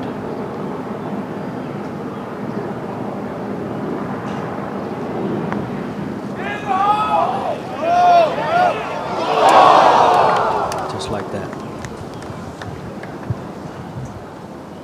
The point I was making, Murph, is he's doing all the things that the other guys are doing. He's made his whole career on doing things no one else is doing. Right. He's not on. Duvall now at 7. His second. Holy cow, that's a mud ball. That's a mud ball. Did you see that? You cannot hit a ball that crooked. Well, I'd like to give it the mud all the credit, but that was a pretty skanky looking swing. What a 4 this would be. Even a 5 here, and Barnes is still Houdini.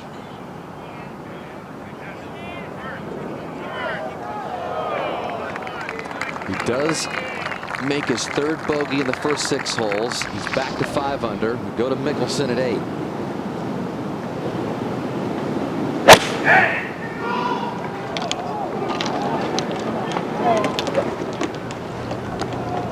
Just everyone's short, and not that that's bad, but we're not seeing any balls inside of 15 feet here. Good chance here for Lucas Glover.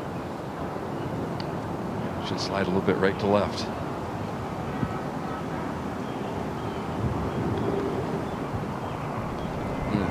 Open pressure on Andy North. Well, it's fun to be in this circumstance and see how you handle it, isn't it, Johnny? You know, the thing is these guys are given this big opening to the field, and the field, not one of them is really playing a great day today. I mean, they're just playing okay. Peter Hansen's 1 under and Mann's 1 under, but you know, nobody's really playing great golf. I know it's tough out there, it's no gimme, but I don't see anybody really, you know, on fire, so to speak. Yeah, the only good news for those players you're talking about, Johnny, is that the lead has gone from 7 under to 5 under right now. Glover and Barnes tied at the 5 under mark. Then you've got Mahan 2 back, Fisher 3 back, and even Mickelson, who has not really had that electric round, especially in this morning with 2 bogeys and +2 golf on a Monday, is certainly very much still a part of the story. This is going to be quite the finish. To 10. And this is Peter Hansen, who's 1 under par with a birdie putt, a rare thing here at the long par 4. But most guys are short every hole. Have you noticed that, Gary? Yeah, well, on every hole. Been, yes, they certainly have been. This long putt, be moving to his right as it gets near the hole. Should be more than happy to just 2 putt. This was just a moment ago. Looks good. Looks good. Oh, man.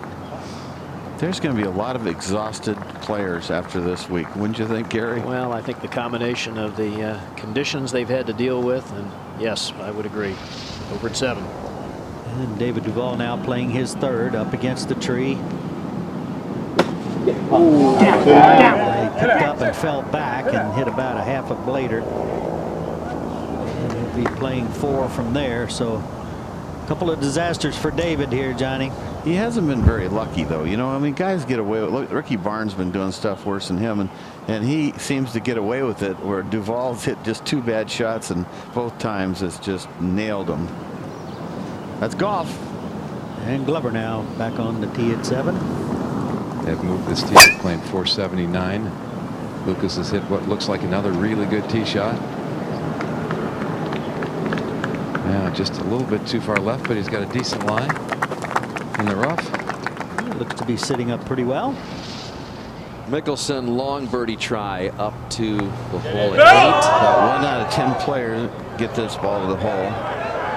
Historically, in the 2002 U.S. Open, nobody got that to the hole, and that continues. Joins the majority of that. He's got a long par putt left. And back to 7. And Ricky Barnes now. Murph, I think he needs to take a deep breath and slow this golf swing down a little bit, get some rhythm going again. It's been really quick.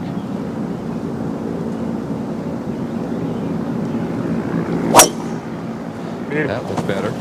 You know, if these players were smart, real smart, they'd get the tape from the last U.S. Open before they come here and study the breaks, who's doing what, the putts that come up short, the ones that are trick breaks, and do their homework. They do it in other sports. They watch tape. I think some guys do it. I don't know if about that. enough do it. I would bet you there aren't 2 guys that do it. Mahan for birdie at the 8th. I didn't do it. I bet you Tiger Woods does it, John. Thanks for the full disclosure. And this one has gotten there and then some for Mahan. You know what I'm saying, though, Gary? I mean, a lot of this stuff Well, we I understand. say, a Yeah, lot of but the stuff we say would be good to know. I agree, but I do think there are some guys that do it. Over 13. And the par 5 today, reachable. 555 yards. The guys are going across the corner. That's terrific. Some of his easiest swings produce the best shots. Is that downwind today, Murph? Yes, it is. Yeah. And over at 7, this is Fisher for a par. Hit it in the left bunker. So there goes a -2 back to -1. Tell you, we're losing some red numbers on this board in a hurry, aren't we? Well, that north wind that popped up with open pressure, that's a pretty good 1-2 punch out, Gary Koch.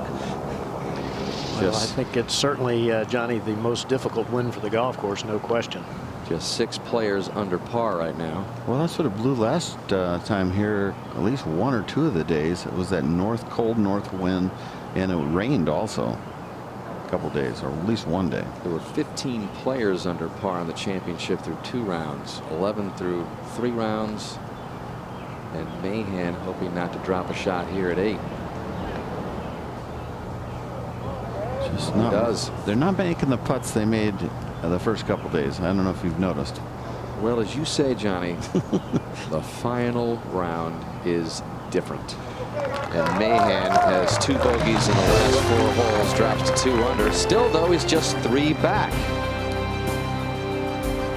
Barnes and Glover tied for the lead. 3 clear of Mahan. Weir hanging in there. Fisher hanging in there. And Hansen, the only players under par right now in the United States Open.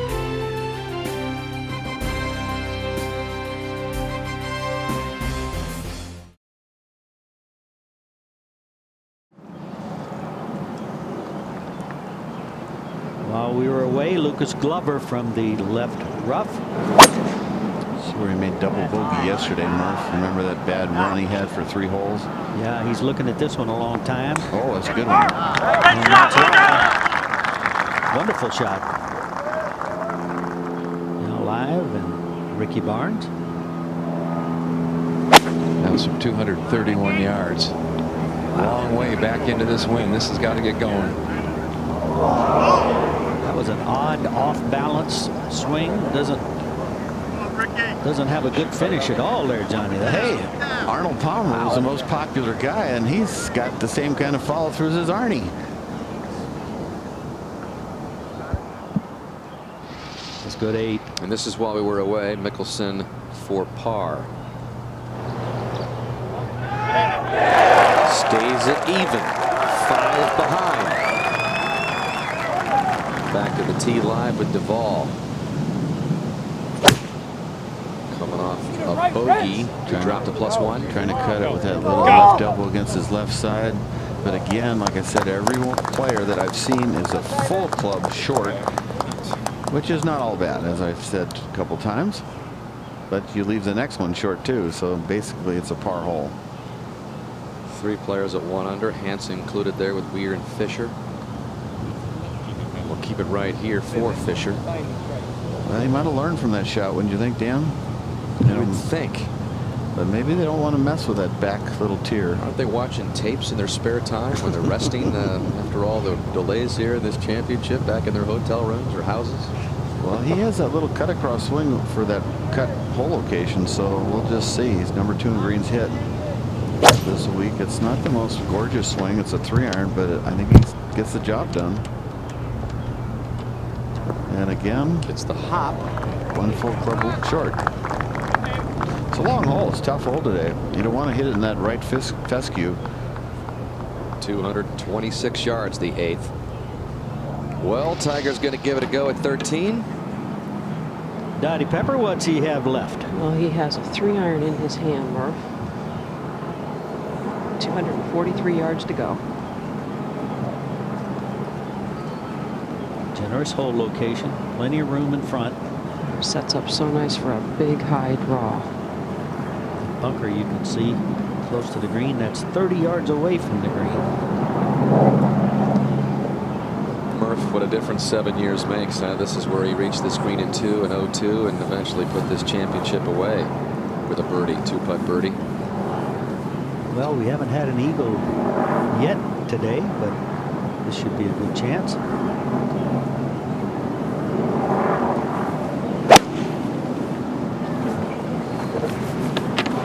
Started just right of the flagstick, center of the green. That's a nice one. They cut off a little bit of a ridge there. And over at 7, and Ricky Barnes. Nice lie, little upslope type of bunker shot that you'd think you'd get it up and in and hit it just a little chunky. It's going to have 10, 12 feet left to stay par, Murph. How'd that ball go so far right, Andy? It like went right of his swing plane. That That wasn't good execution. Did you notice that, Bob? Yeah, he took it way outside and cut across it real hard. I think he just barely hit it on the club face. Well, you know, you look at Tiger Woods, he's +1. Having to make that eagle putt, -1.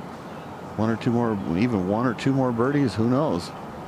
3 under could be in a playoff. Take a look at this shot again, Johnny, and tell me what you think. Oh, I just watch how it's, you know, he's aiming left. He's, you know, he's aiming over here. He's swinging more right at it. And look where the ball went. It, like, I don't know if he got a rock or whatever, but it came off way right of where it should have for no real reason. And sometimes you do get a little pebble, but I haven't seen any pebbles in these bunkers. He pulled his hands very low and left. Maybe he hit it partly off the toe, like you said. Yeah. Well, maybe he did shank it. All I know is it went right of where it should have. Our audio people tell us that they thought they heard him say he shanked it. That could be an expression that a guy would use too, that he hit it so poorly. This would be some birdie here. For the outright lead. Boy, hung. That's 2 nice birdie putts in a row he's missed, Murph. Yes. They're not making it easy on themselves. Quality hole, though. He played it beautifully. Oh, did he? I see a couple of bogeys. He's saying keep that left wrist from breaking down and going left. Keep it going. Keep it going. This caddy loosened him up there. That's Coop. Yep. Back to 8. And Duvall with a long birdie attempt. See if he can get it there. You give out some pastry, David B. Fay, for anybody getting this to the hole. Might have David.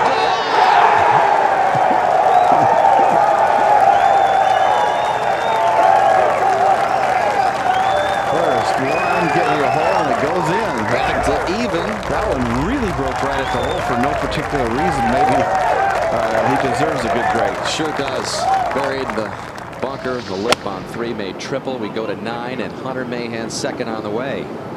Severe uphill lie for Hunter, 167 to the hole, and that comes up well short. Did you see Lucky that? it didn't bury. I think the right foot slipped a little, coming right at the transition from back to down, and that will eliminate some yardage. Let's go to 7. And Ricky Barnes now for par.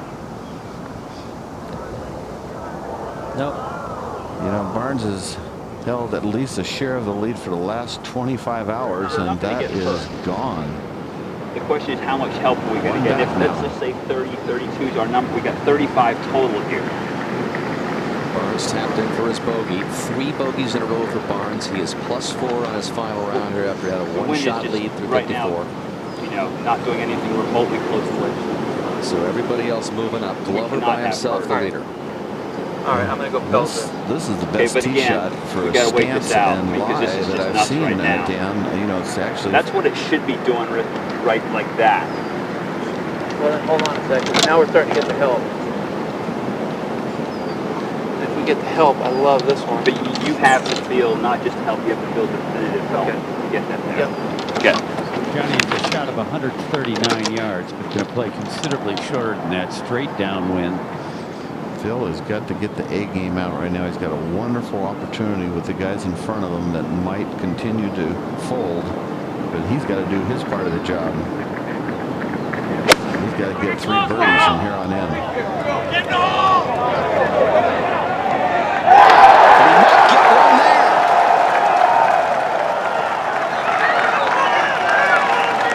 I don't think Phil would have ever expected +2 so far in this final round that he would have a chance still, but he does, especially with this beauty at 9.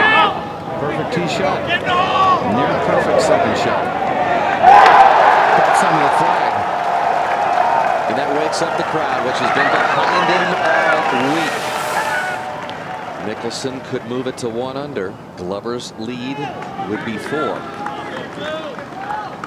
And Mickelson's got a whole 9 left to try to bring that first U.S. Open trophy.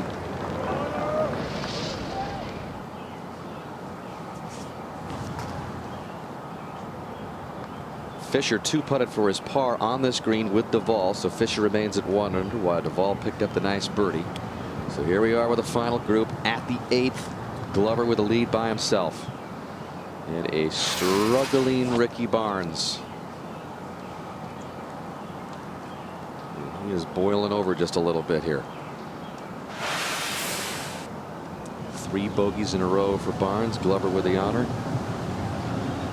What a hard shot this is right now. I mean, you know what? What's that wind coming from the left into him, left to right? Correct. It's a lot in and a little bit from the left.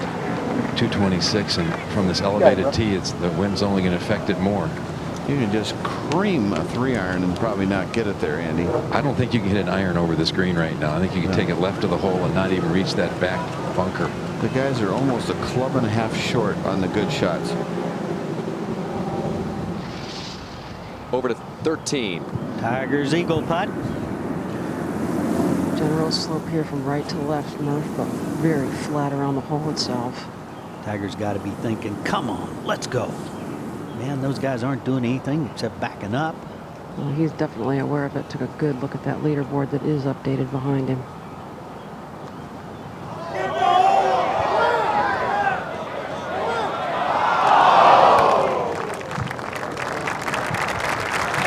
Just lacked an ounce of speed. Well buried. Lucas Glover, the leader in the U.S. Open. He can play a really strong fade in there. I'm not sure, but he looked a little left, Andy. Popular spot down there. It'll trickle back a little bit. That is a popular spot, right where Duvall made it from. We're at the 9th a moment ago. Hunter Mahan came up short. His 3rd. Just a little bunker shot, a very easy one. And that should keep him at 2 under within 3.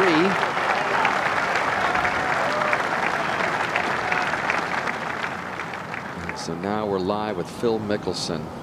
We'll send a thunder of applause through the black course here and get himself under par and within 4 with 9 left. Well, he deserves a birdie. Hit a best drive I've seen and the best second I've seen.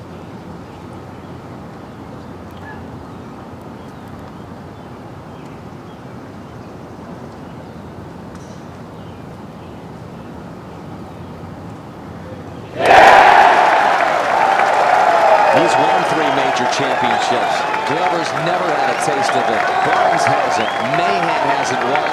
And Mickelson's presence known again at Bethpage 7 years after another of his runner-up finishes in this championship. Hasn't won a major in just over 3 years. He's due. Wife Amy, kids, family gathering back on the West Coast to watch it unfold. His father is here, but normally the Mickelson family is here, all of them, but not this week. Over at the 8th, Barnes on the tee, struggling. Started straight, I think. Oh, and that flirted with that big tree, and he's in the deep rough.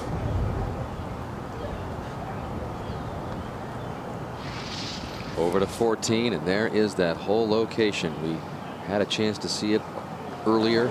Up front, new portion of the green for this championship. Just 127 yards, but dangerous if you don't play the hole right.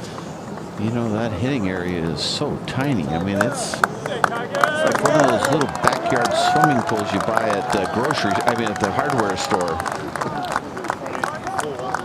We want to thank the MetLife blimp for providing the dramatic coverage all week long. It's been up there most of the way during all these weather delays. MetLife has the protection you need for the most important ifs in your life. Visit MetLife.com today. Another overcast day on Long Island. This is the one green. If you hit it past, which is the safe shot, you have a big swinger right to left, and it is quick. It's the one putt out on this golf course besides 15 that you can 3-putt fairly predictably if you don't make a 6-7 footer coming back. So it's a good little hole location. Very short hole. You might see a hole in one here between now and the leaders. It's doable. Just a little short iron shot. 127 yards. You don't think the pros will get a 127 without a cliff or a water hazard, but they have one right here. There's a false front in front with a spin. It'll go way down the hill. Now, the right bunker is not too bad if you don't bury. The left bunker, it's going away from you a bit, even though you can pull it off. I was down there checking it all out. He's chosen pitching wedge. Wind a little down, right? Yes, it is. Who knows with the way that final group's going. 3, 4 under, good enough. There's an even. This ball starts right at the flagstick. Real close, but you see how quick it is. That's a fine shot. Uphill birdie attempt for Tiger. Just what he needed. That could get him to 1 under within 4 of Glover, who's over at the 8th. Barnes first to play, though. What's the lie look like for him? The lie isn't too bad. He has really 2 different ways to play this. He can take a sandwich and flop it all the way from the top level, or play maybe an 8 or 9 iron to try to run it up that ridge. With his practice swings, he looks as if he's going to try to flop it all the way there. See if he can get it there. Well, he got it there all right. This round has got to feel like 27 holes, and he's only at the, he's just here at the 8th hole. It's unraveling for Ricky here. You see that nice shot there, very flat left wrist. I think he was playing for a little bit of tug with the rough, so he hit it a little harder than normal. Ross Fisher, second at the 9th. He's at 1 under. No European has won this championship since Tony Jacklin, 1970. Great drive, nice flat stance. He likes it. I really should. Fisher's about to move to 2 under if he can get that short birdie in. And that'll put him within 3 at the turn. So many possibilities. And over at the 8th, we'll see if Lucas Glover can give this a good enough pop up the hill here, Andy, to give himself a chance. Well, he's putting off the fringe. A little unlucky the ball rolled back on the fringe, so he couldn't clean it again, but it probably saved him 8 or 10 feet of rolling back down that hill away from the hole. So all in all, I think he's pleased. He's got to put up a pretty good ridge right in the area he's walking now. But he's at a point right now that pars are beautiful scores. Just keep making pars, and I don't believe anybody could possibly catch him. I think the golf course is playing hard enough. Par is a perfect score on every hole. Get back to Lucas in a moment. Over to David Duval at 9, second. Right foot slipped just a little bit, like Hunter Mahan. A good shot. And Duval. He's something else if he can get himself back in the picture here on the back 9. He'll have a crack at his second straight birdie and back to 8. We're with you for this final round Monday on ESPN. 11:30 a.m. Eastern time. We'll be switching over to NBC Sports for the conclusion. Just about 45 minutes from now. Not a lot of break, just as we've said, very slow.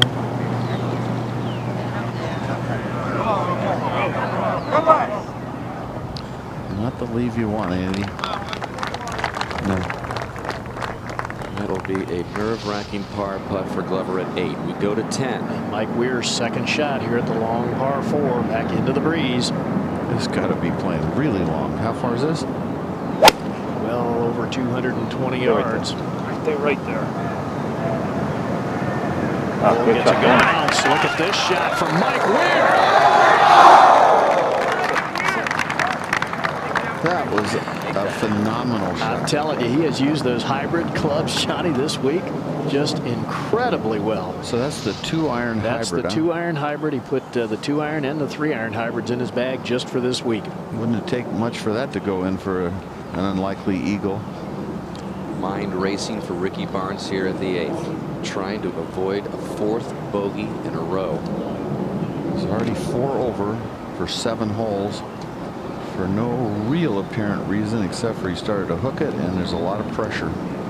36-hole U.S. Open scoring lead, 54-hole lead. had it to 11 under in the 3rd round yesterday. If I was his brother Andy, I'd remind him, you know, you're only 1 stroke back in the United States Open on Sunday. This is great. There's a pull. Oh, Andy North, any thoughts about where he's at right now? Well, there's a lot of stuff swirling around in his head right now. He needs to knock in a putt. He needs to do something positive. Let's go to 10. And Mickelson on the tee. Need to hit this fairway. It is one of the wider ones, a little over 30 yards in width. This one's very high in the air, Gary, but a good-looking drive. It will land softly. That's way back, so just to miss-hit that just a little bit. That will leave a very lengthy second shot. Yeah, I don't think he wanted to get it that high. Mahan will be next to play. Gary, I think he has got a perfect personality for a U.S. Open. You don't ever see a whole lot of real highs with Hunter and not a whole lot of lows. Very consistent, calm. Yeah, the only time I can remember really seeing some emotion from him was at the Ryder Cup last fall when he made the putt at 17. As we go back to 8. Par putt for Glover to stay at 5 under. You start feeling really lonely, I can tell you that. Yeah. Clutch putt by Glover. Very nice. Seems pretty cool, Andy North. I really do like him. Back to 10. All right. Mahan's tee shot. Yeah! Looking swing, Johnny took the beautiful position at the top. He looks really good, but he's never had a top 5 in a major. He's had a top 6 in the 07 British Open, but a couple of top 20 finishes in his 2 previous U.S. Opens, though, so he's been hanging around. yeah, it's a lot of difference between that and winning, I can tell you that. And Tiger Woods with a golden opportunity. Has not been under par, Johnny, at any point in the championship all week long. Has a chance to do it for the first time here. Dottie, he's been pushing a lot of putts on this one. You got there's some break in it, isn't it? Left to right? Just a smidge of left to right. It's really up through a little bit of a trough. If you get it started, it just wants to feed in. Most of the left right is, I mean, the hook is from the other side of the hole, not this side. Then that's what you're saying. It flattens out. This to get within 4 of the lead. Now, both he and Stevie looked at it from both sides and not just once. With 4 holes to play.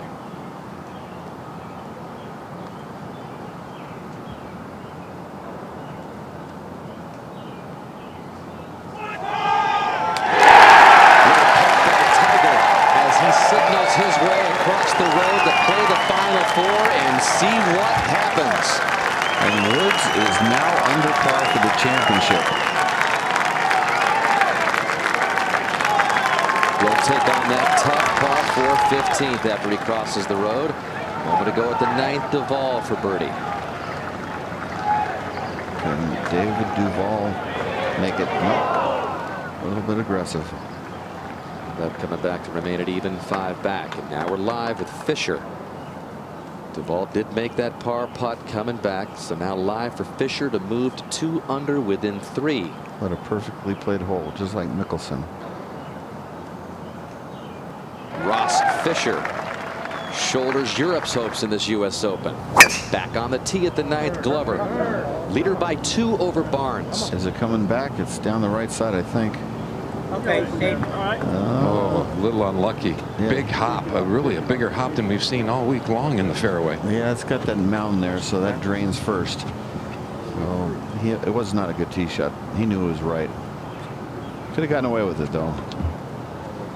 Where is the lead going to be by the end of this round? Who's going to win this U.S. Open? Tiger's back across the road, hoping for some magic. 9 holes to go. It could be the lead is 4 under par. Glover with a bogey here. So all of a sudden Woods is 3 back and could post a number. And when he posts a number, he does pretty well. Not known for comebacks, though. Never come back to win a major. Lots of stuff to unfold here. Right at the crane. That's the shot. Ricky, keep that face square in the hitting zone. Looks good. That crane on the right side. I mean, that was, I think, dead perfect, but now he's got that tough uphill lie right into the face.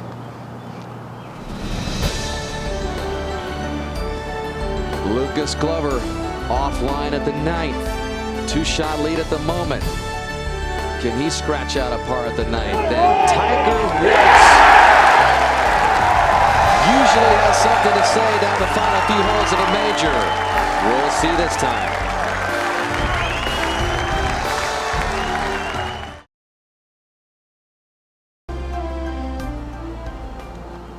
And just a moment ago at the 10th, Mike Weir downhill putt for birdie, one that slides ever so slightly left. Oh, man, that would have been stealing one. All right, now live, Mickelson with his second shot, Mark. He is well back, Gary. Has 251 to the hole. The wind has died temporarily.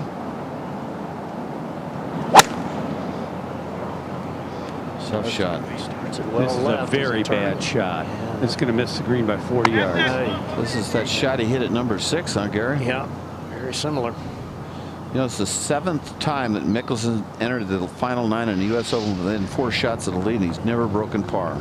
Tiger across the road, taking aim at the toughest hole here at the Black. Look at that green out in the distance. Fairway here, have a chance to get on the green most of the time. And Tiger's accomplished it. Right in the corner. That's good. This year he's 3 over par on this, so the double bogey and a bogey. Over to 10. And Hunter Mahan ready with his second. Mostly India, a little bit of right to left in it. You almost can't imagine how good a shot Mike Weir hit here, huh, Gary? Easily the best I've seen in this final round. 235 for Mahan. Should be right. Good. Yeah, they like it. Another solid shot. Yeah. Shot But it's okay, Mark. 4 is a great score here at the 10th. Stroke average right now, 4.67 at this long, tough par 4. NCAA College World Series comes your way on ESPN tonight. LSU and Texas.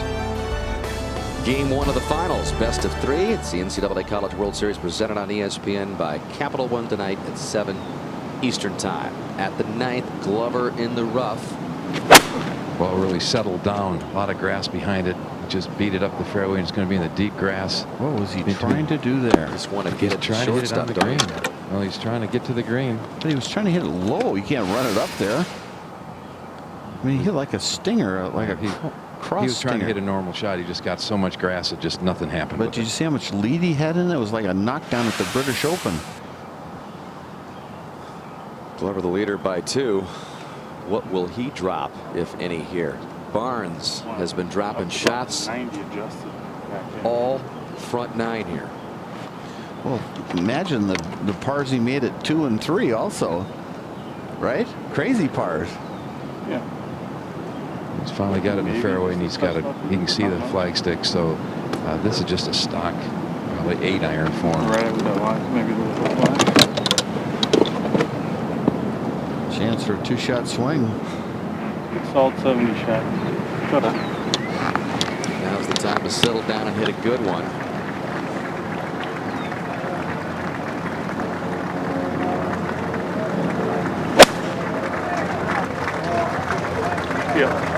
Abbreviated follow through for Barnes, and he comes up and out of the rough, but still lands in it. Wow, it might hop out of there for a second. One more foot, and that would have hit the downslope and probably would have been stiff. Just hit the top of the bank.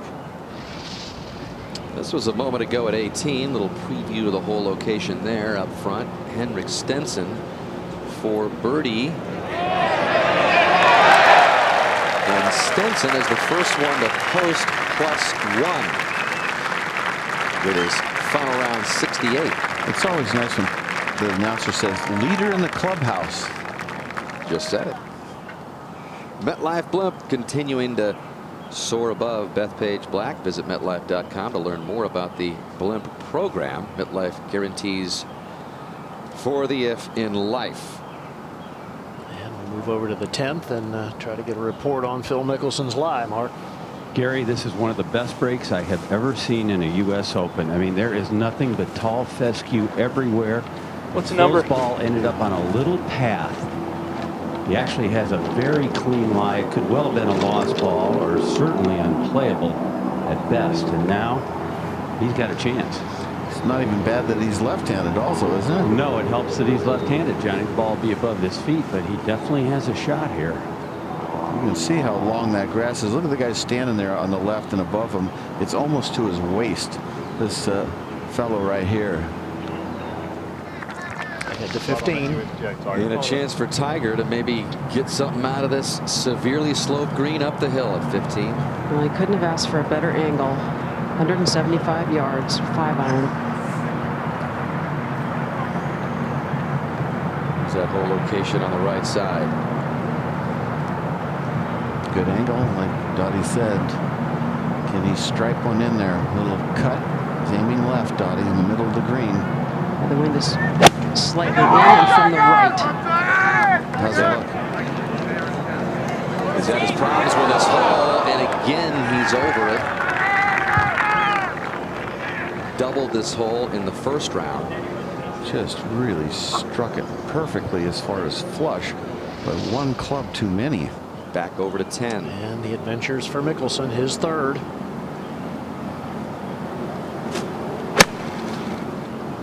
Hit it pretty hard, that's for sure. Will it spin? Does. Look at this. Oh, man.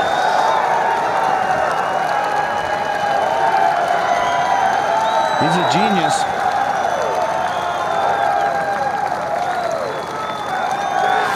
Let's take another look from above. That was a crazy shot, Gary. Yes, it was, but you just knew the way that sounded, Danny, it was going to have spin on it. Struck so crisply. Well, let's put it this way. If he didn't have a short game, he wouldn't be living at Rancho Santa Fe. Back at 9. Lucas Glover coming out of the thick hay with his third a moment ago.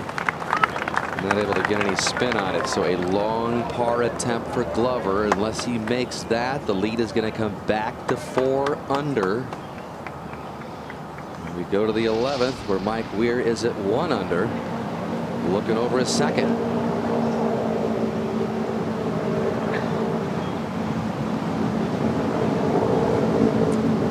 Good move. Big gust. That's straight down. Little gust hit him. You remarked earlier, Johnny, about you're speculating if players actually watch tapes of moving around championships. Mike Weir actually requested from the tour a tape of the 2002 U.S. Open so he could kind of get an idea of what this black course was all about. Well, he went to BYU, you know. Oh, okay. I knew you were going to turn that into a positive. Ricky Barnes with a nice touch there. We'll have a chance to save par. We go back to your Cougar.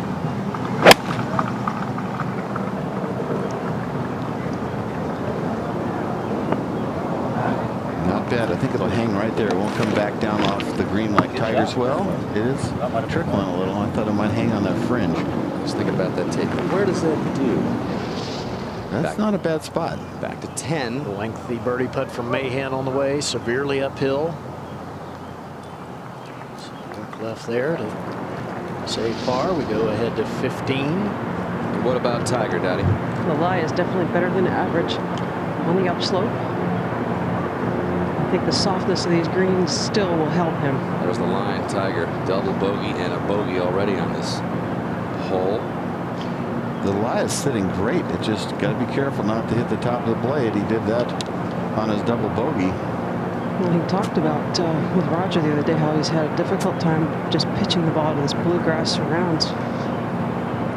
See how he's soling it deeper than the ball? Got to be careful. There it is right there. You can see it, folks, every time almost. You sold it too much under a good lie. It's the good lies that get you because it's sitting up 2 inches. Over to 10. Just a moment ago, Mahan for par. 2 perfect shots at the tough par 4 and 3 putts, resulting in a bogey, and now live. Mickelson for a, Mark, you'd have to describe it, remarkable par. It would be miraculous, and what a game this is. I mean, he could make a lower score on this hole than Hunter Mahan. Not much to this one. Great up and down. Phil Mickelson remains at 1 under. Just 3 off the lead.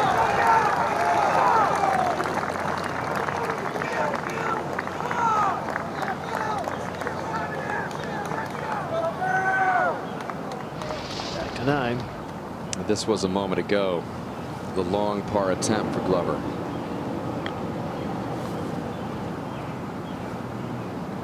Well, that looks good, but quick. And still not in for bogey. So we said the lead had a good chance of coming back to 4. It may come back to 3. Did he hit it? Yes. Good putt. Clutch comebacker for Glover. Lead is 4 under. 1 shot better than Barnes to 10. David Duval's second shot.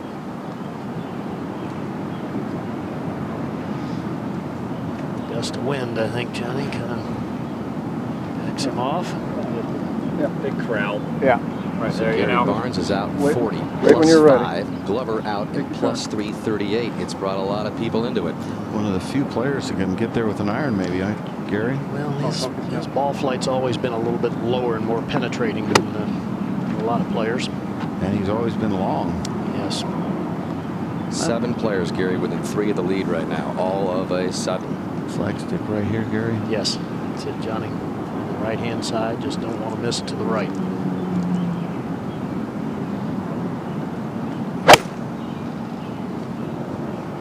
That looks like where that's headed. Asking for it to catch in the bunker. It does. Well, it's that white tough building, stance, but nice flat lie as far as the ball. Back to 9. Barnes for his par. Barnes finally gets off that bogey train, but out in 40, as we talked about, and Tiger with a par attempt here, Dottie. And certainly one that would be a real energy vacuum if he didn't make. I remember on Tuesday he said that this was the most difficult hole to make par on at Bethpage, and a guy that has made a living of clutch par putts through the years needs one desperately now. Well, this one longer than the birdie putt he made with the last. Just breaks right all the way, Donnie. It does. This is sort of a trick spot on the green, you know, because a lot of the green breaks towards the front.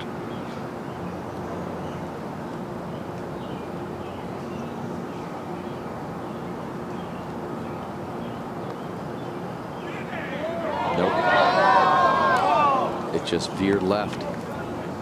That's really duck hooked. Not even close. Tiger, after 2 birdies to get it to 1 under, gives it back. He's at even. 4 behind. He's got 3 left. Mike Weir over at 11. Slow putt. Can he get it there? Yeah, Can he pretty get it good. there? Man, that's 2 putts in a row that he hit really well, 10 and 11. Back to the tee. Just 410 yards. Mickelson dialing down with a fairway medal. Looking a little right. Go, Phil! Just fine. Mickelson 3 shots behind with 8 to play. Over to 10. And Ricky Barnes on the tee. Roger Maltby has caught up with this group. There's another one going left like he did yesterday. Headed toward the bunker on the left-hand side. Now let's go find the primary cut of rough, Raj. Got it over that bunker, but Johnny, that's the swing, he says, where his legs get out in front of him so far that he has to use his hands to try to catch up. Well, he's catching up all right. The toe's beating the heel. He's got to keep that face square. You can have a million things go wrong, but if the face is square for an inch down there, you're going to do just fine. Everybody blames it on a lot of things, but just get the darn face square. Glover. Leader by 1. There's a bullet. That is a low strafer going up to left center. Gary, this final twosome is a combined 8 over par through 9 and not a birdie between them. Well, Johnny, you hate to say it, but you almost could expect it with the experience level that they had coming into this final round. As we go to 11. Here's a major champion from 03. Mike Weir's just won a couple of times since. Saves his par at 1 under. The leaders, Glover and Barnes, on the back 9 in the 109th United States Open Championship. Fans can't wait to see what happens.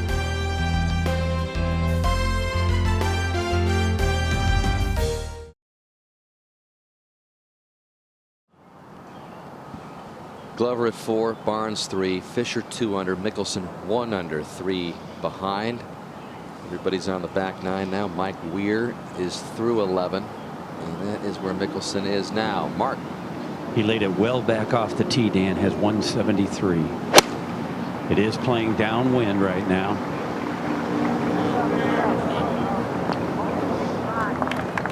Well, it's right where That he was actually aiming. was mud there. Yeah, Right big where he clump aimed on the front right part of it. Here Mickelson say a big clump of mud on the front right part of the ball. To 10. And the lengthy birdie putt for Ross Fisher coming across the green. Moving to his right. A good looking putt here. Good looking putt. Some nice easy par for Ross Fisher. You talk about under the radar here. Yeah, I would say so, Johnny. Kind of like the Lee Westwood maybe of this year. Yeah, he's in 3rd place all by himself. His world rank is 29th, so Ross Fisher is not a poor player by any means. Hunter Mahan now at 11. And he chose to attack the hole off this 11th tee, so he has just 134 to the hole, 40 yards closer than Phil. He's coming off 2 bogeys mark in the last 3 holes. Still at 1 under, 3 behind. Definite birdie opportunity he needs to take advantage of. Next hole's tough. He's one of the few to kind of get it back there. And it's up front, but there's that false front on the other side of the hole. And Hunter goes on the right side, and he's got a good look at birdie coming up. Over at 16, the 490-yard par 4. Tiger Woods down the hill. You saw the man!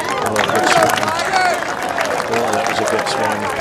Wonderful rhythm there. A little left to right and right in the heart of the fairway.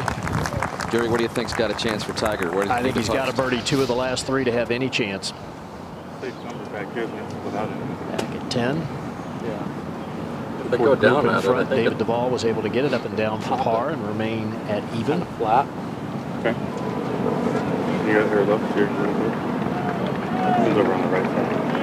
Yeah, but Gary, Ricky Barnes has 234 left to the hole. Ball sitting down a little bit. I think a chance of trying to knock it on the green's a little iffy here. Well, Raj, every time he's had a chance to make either a conservative play or an aggressive play, he's gone the aggressive route. He's doing it again here.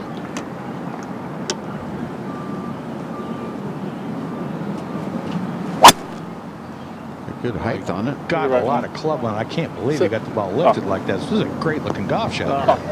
Will it stay? That is tremendous. There's a new chipping area behind this green created just this year. It's going to trickle on down. Awkward little 3rd shot there coming back down the hill. Downwind also. Yeah. Well, Roger Lucas Glover has played this hole very well. Birdied it in each of the last 2 rounds. He's got 231 left of the hole here. Hit 2 beautiful shots yesterday. Make 3. Well, no one's played the back 9 better, Gary. He's -6 on the back 9. And if that trend continues, he'll be hoisting a nice silver trophy. You'll draw on that, don't you?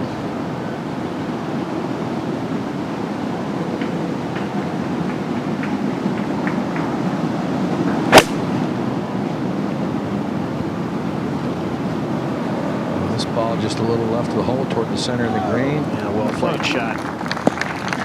Underneath the hole, good position. They head to 11.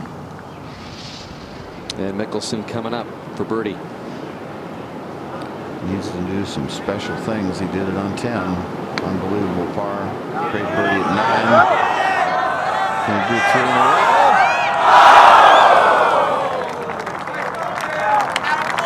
They're still at 1 under. Now he just needs to par the tough number 12 and then turn the big guns loose. Over to Mike Weir. In the fairway at 12. He's made 1 birdie on the hole. The hole's playing to 4.3. That's almost a 1/3 of a shot over par. Riding a hook. That's a good play. He's really played some wonderful long shots this week. And we move to 16. Tiger right in the center of the fairway. And the biggest wind of the week so far coming out of the left and helping. It's an 8-iron, Gary. Trap draw, Gary.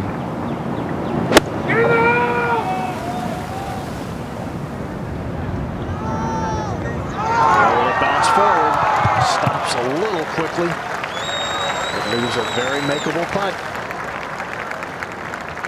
To 11. Hunter Mahan with a makeable birdie putt.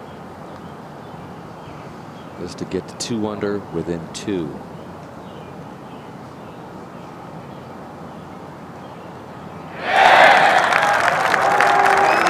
And Mahan gets closer to Glover. One back of Barnes, settles in there with Ross Fisher. 109th U.S. Open continues.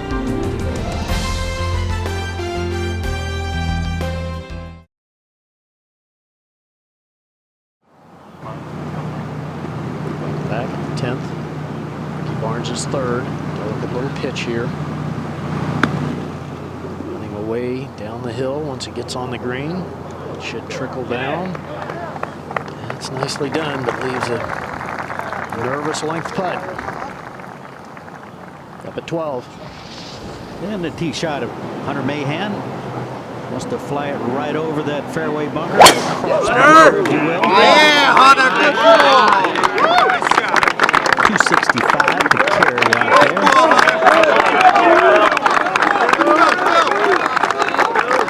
Up to 16. And Tiger eyeing this putt for a birdie. Got him putting right out of the low in the middle of the green. That's correct, and then it catches that slope, and unlike the last hole when Johnny and I both had our eyes in backwards, I'm going to say this goes right. Okay, we'll go back to 10, and Lucas Glover with his lengthy putt for a 3. Putting the 30-foot range, a little over that, I think. Uphill. I don't see a lot of break in this putt. It's all about the speed. Those guys been leaving it short. Lucas Glover, nicely judged. Back at 16. I notice Steve Williams is not lining this putt up, is he, Gary? I don't think he was involved in the read, no. No, he was not.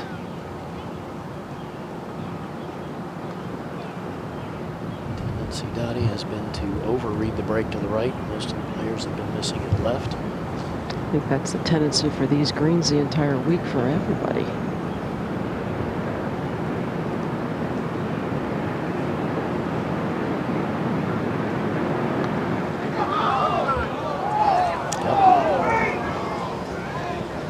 Too much of everything.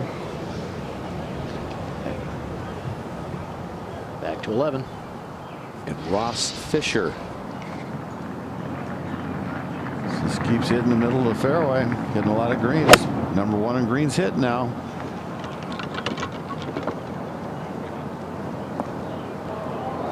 Won't hop out of that front rough.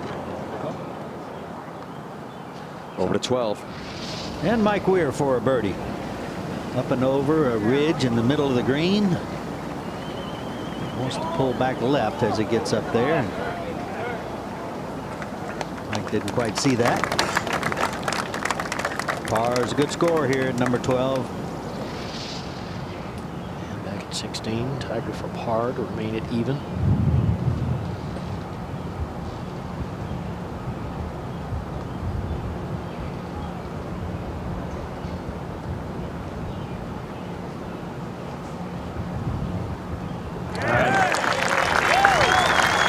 Safely in, but just 2 to play.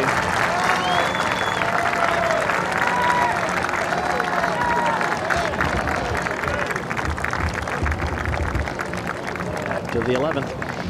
And Duval's approach. 4 back. See if he can get it to the hole. Man did. He's about the only one that we've seen. There we go. Not bad at all. We'll have a look. Still in there, even par for the championship. Absolutely. Back at 10, slippery downhiller for Barnes for par. Okay. It's a nice up and down, good par. Barnes remains at 3 under. Head to 12. And there you see the dog leg and carry that cross bunker I was referring to. Hunter Mahan will be first to play as Mickelson has just killed it out there in front.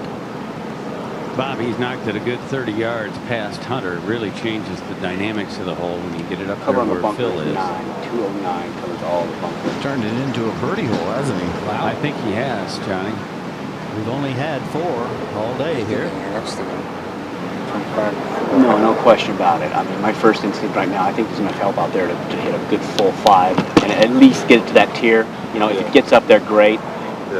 But if you catch that 4 and gets up and it gets a gust, it's, you know, it's potential way too much. I like a good full one of these and just plan on getting to that tier. If it gets up top, great. Okay? Give yourself a little bit of room on the right, too. Okay, bud. So a 5-iron, the decision between Woody and Hunter here. It's 223 yards to the hole, but downwind he won't want to carry it quite that far. You want to get on the same plateau. He's got a mud ball, he said. And it's a big hook. Oh, man. Oh. Okay. Great. Not the worst spot. Yeah. Now at 11, Fisher trying to dig it out here. Chopping it up high, landing softly, and what a play by Fisher. He's going to stay at 2 under, 2 back to 12. 194 for Phil. I wouldn't think any more than a 7.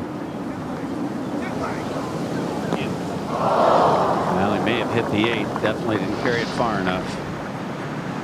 Ricky Barnes, tee at 11.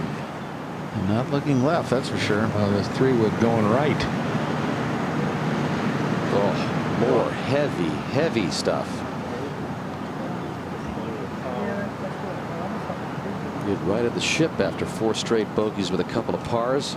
Well, he's hit it left here a couple times, and I'm sure the last thought was, let's not go left. And he better get real lucky. That could be unplayable with the grass blowing against him.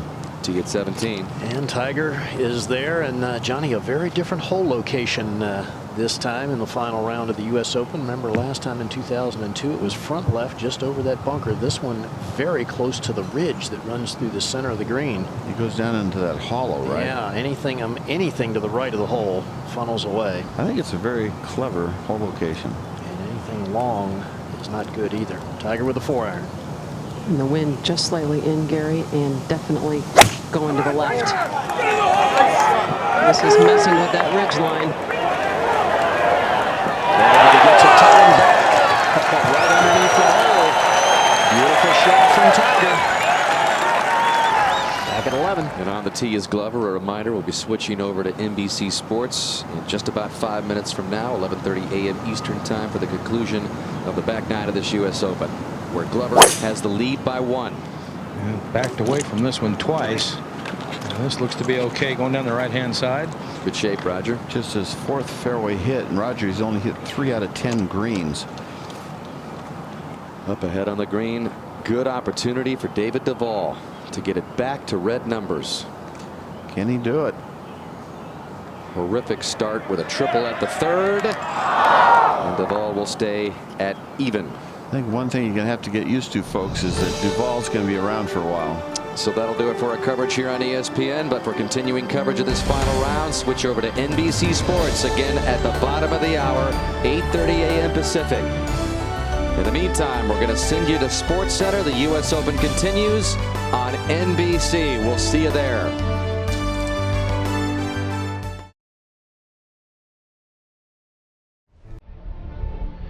They play on at Bethpage Black, determined that day 5 will deliver a champion. Just moments ago, Tiger Woods looking to make a move, eyeing an improbable comeback. This is for birdie at 17. It would be his 5th birdie of the day if he could make it. Just moments ago, as you see, he missed. He is at even par, and at present, 4 shots back, but he has only 1 hole to play. Even if he birdies 18, he's going to need some help. This is Phil Mickelson, also just moments ago, for birdie at number 12. He is just 2 strokes off the lead. The 2 players presently at the top of the leaderboard, Lucas Glover and Ricky Barnes, inexperienced when it comes to the final round of a major, have come back to the other contenders. Glover was 1 behind when the day began, and despite 3 bogeys, he is now 1 ahead because Ricky Barnes has bogeyed 5 of the first 10 holes, including a disastrous stretch of 4 in a row. No birdies through 10 holes between Glover and Barnes, and there you see the rest of the contenders. And who would believe that Phil Mickelson, in this storybook situation, would have a shot at winning this U.S. Open. Hello again, everyone. We'll get you back to the course in just a matter of moments. This note first. In the event of a tie after 72 holes, the U.S. Open, as you may know, does not go to a sudden death playoff. Instead, the rules mandate a full 18-hole round to settle the issue. Under normal circumstances, that round is played the next day. But this is already the next day. So if there is a playoff, it will commence sometime this afternoon, and if the weather cooperates, there should be enough daylight remaining to get it in. As ever, our coverage is anchored by Dan Hicks and Johnny Miller. Dan? Thank you, Bob. And things have certainly tightened up in a hurry with Mickelson within 2 of Lucas Glover's lead. Ricky Barnes has been on a bogey train for a while. 4 in a row toward the closing stages of his first 9 out in 40. Glover out in 38. So those 2 players in the final group have given so many others hope in this championship. And we go out to this final group, Glover and Barnes, as they play the 11th. And Roger Maltbie is with this final group, both qualifiers, Lucas Glover and Ricky Barnes. And Lucas Glover's left himself, just inside, I'd say about 28 feet, 27 feet. This putt downhill will work to his right, certainly in the beginning. Almost looks like it bottoms out and flattens out near the cup. It may not break as much in the area of the hole. But the putty's got to be just a little bit concerned with the speed. Just 1 PGA Tour victory between these 2. Glover has the only one. Back in 2005, neither has been anywhere close to this situation in their careers.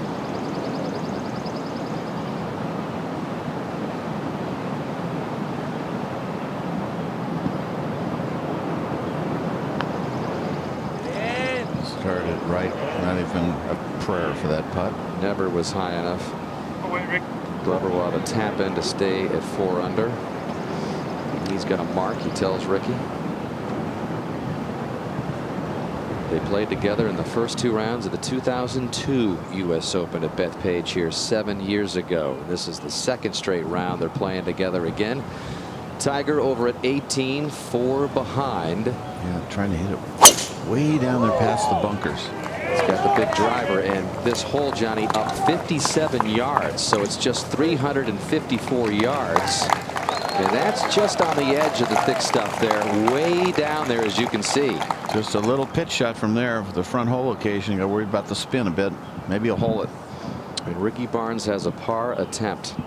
This for a hard-working par. Missed the fairway right. Had to lay up wedge to this point from 87 yards. That was a little yippy there, Johnny. You know, these 2 players have only hit 6 greens between them, I think. Haven't hit 1 par 5, both of them in 2 putting for birdie 1 time. They just really struggled. Barnes, I think, just hit 2 greens so far in regulation. Loses another one, falls to 2 under. We go to 13. And Mike Weir's 3rd on the par 5.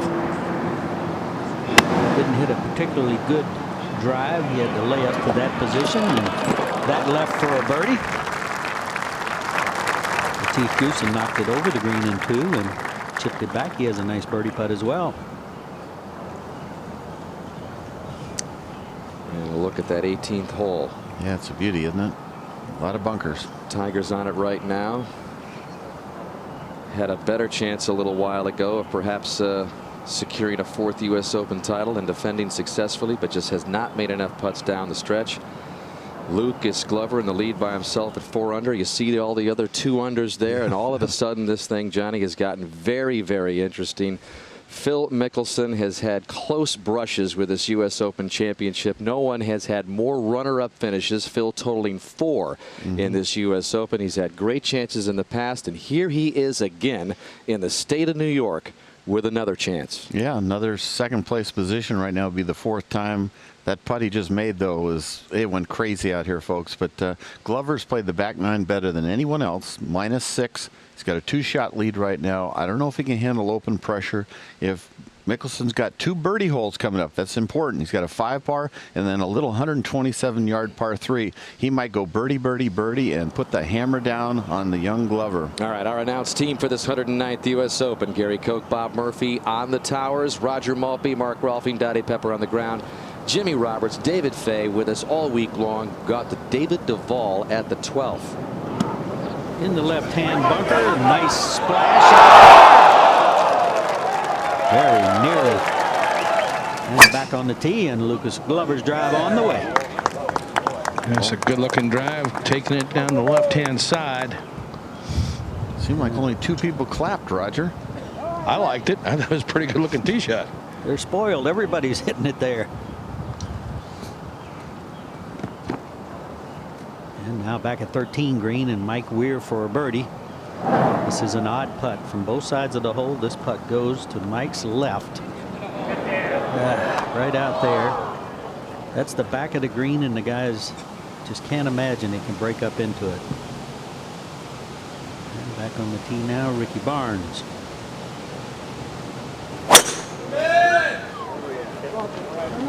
This ball going at the right side of the bunker. We'll carry it with ease. Should be good. It's amazing. No clips. So at the very end. Good position. And up at the green now, and Fisher for birdie.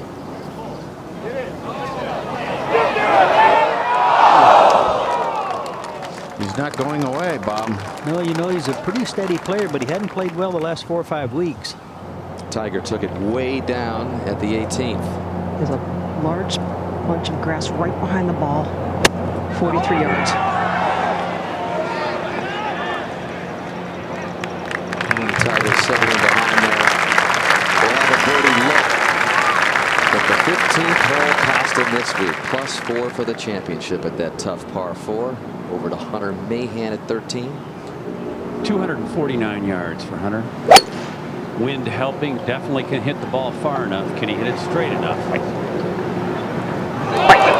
Yes, too long. That really landed hard. We haven't seen one of those yet. Well, he definitely got the straight enough. He almost knocked a flagstick out of the hole.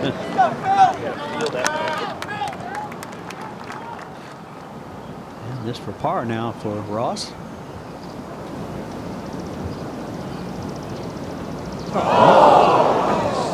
Oh no. Mental collapse. Well, Phil Mickelson's driving the bus now. This at 13, his second on the par 5. This is from just 229. It will come in much softer than Hunter's. And left for eagle. Best shot of the day. That'll move Phil to -4. Tie Lucas Glover for the lead. Fantastic birdie putt at 12. One more look at this from above. 555 yards of par 5. They moved the tee up a little bit with the wet conditions.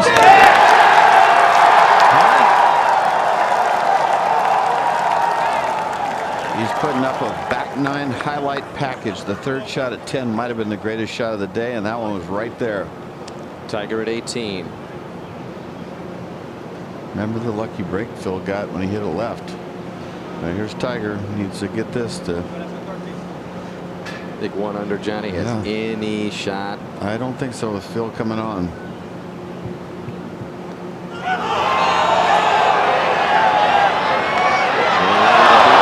It'll be an even par.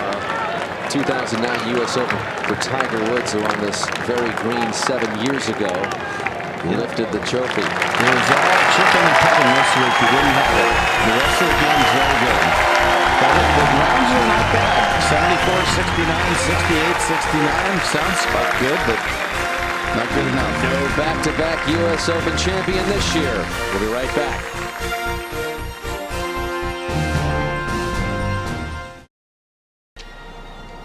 While we were away at 13. And Hunter Mahan from the back heavy stuff. Wonderful swing right through. Hoisted it straight up. That's as soft as you can do it. Well played. That left for birdie. Just earlier at 12, Ricky Barnes now. Going left. A little bit of a pull. And now Lucas Glover.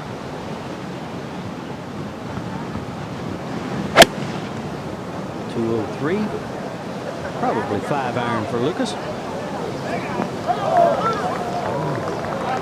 little bit of wind down the hole, and not an easy birdie putt, but par is okay. Hunter Mahan now back at 13 for birdie, Mark. Not a lot of break to this one, Bob. That would be a terrific up and down for Hunter. That's exactly what I'm seeing, Mark. They're misreading that on from both sides of the front and back. Mike Weir, 127-yard par 3. That hole location up front. He is at 1 under. Can somebody make a hole-in-one here?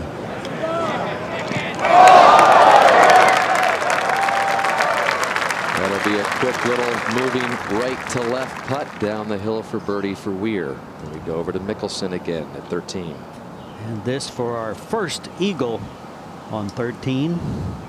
Well, Phil and Bones have surrounded this putt just to look at it from every conceivable angle, Bob. Was it just inside right, Bob? I like it inside right, Johnny. Yeah, I don't think it does much at all, because you know he's going to bump it in there with some speed to tie for the lead.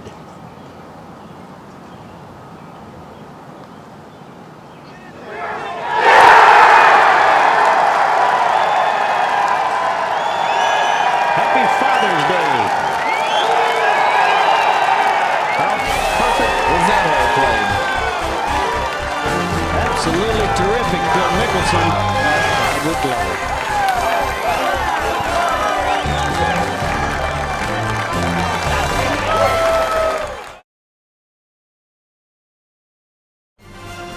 The big eagle for Phil Mickelson at the par 5 13th. A stretch holes here, 3 under to tie for the lead, and the crowd here wanted so desperately for Phil to get himself in position, and that's exactly where he is. A 4-time runner-up in this championship. Is it finally Phil's turn to win the United States Open? We will see. Over at the 12th, Lucas Glover. With a birdie putt to take the outright lead. And that was always left, wasn't it? It's amazing, Bob.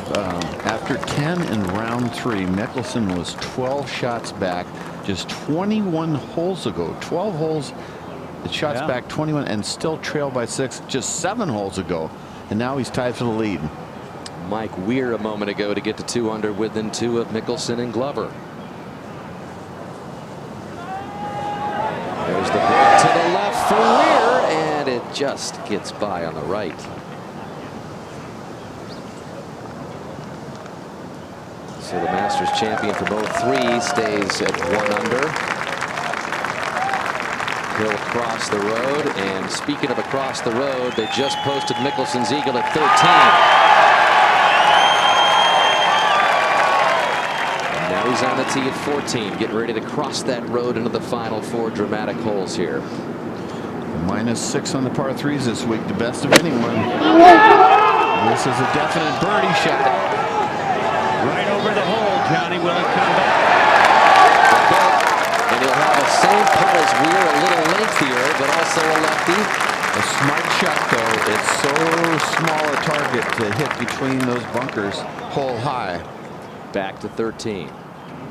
And Ross Fisher now, his second at the par 5.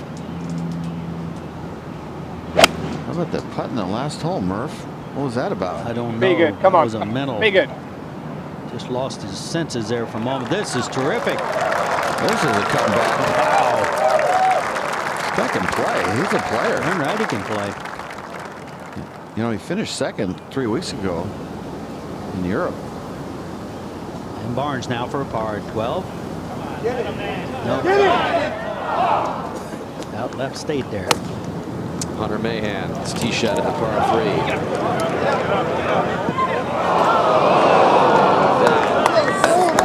shows how small a target there is. Hit that ball a little thin, never even touched the ground. Just that little tiny to green sticking out. So tempting. Phil hit the smart shot. He didn't get suckered in to try to put it in that little tiny spot on a fly. His popularity went to a whole new level 7 years ago when he played in this championship here at the Black for the first time. And here we are in New York again, where 3 of those 4 runner-ups took place. And Mickelson in position to perhaps exercise some U.S. Open demons and finally win this championship. At 14, second for Mahan from that rough, and that is played so well.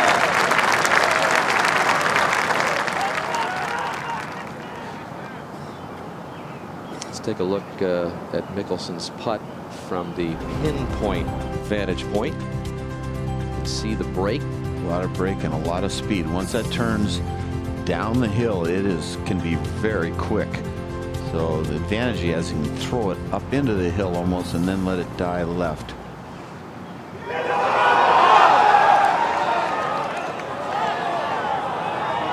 Well, you can see it broke underneath the hole. For some reason, he didn't play much break, but par's good. Stays at 4 under. I'm going to look from above. Just a misread, but he's had, they always talk about pars are key at the U.S. Open. Well, Phil Mickelson's had 17 birdies and an eagle tied for the most with Mahan. So these 2 guys are tied for first and third position, and they have the most birdies. So this U.S. Open, birdies are key. Mahan remains at 2 under, 2 back of the co-leaders Mickelson and Glover. And wait till Mickelson crosses the road over to 15. It will be a wild scene over to 13. And David Duval for a birdie, and I think rather important to get himself back under par. He's had a terrific tournament overall. A disastrous triple bogey earlier today. There you see his first hole of the day, and he made triple. So just to keep your senses and come back from that is enough. David's on his way back without question. He had some bad breaks actually today. It was a little unlucky. Glover. What an important tee shot. He's got to take it right over the corner of the trees to keep from going through the fairway. And there it goes right through the fairway. At least he got by that fescue. What does that mean? Yes, he did. Pac-Man? He's saying that guy's giving me the Pac-Man sign. What's that? Back to the green, Ross Fisher. Now this is the putt that the guys are not reading correctly, and it's missing on the left. It's a lot straighter for Eagle.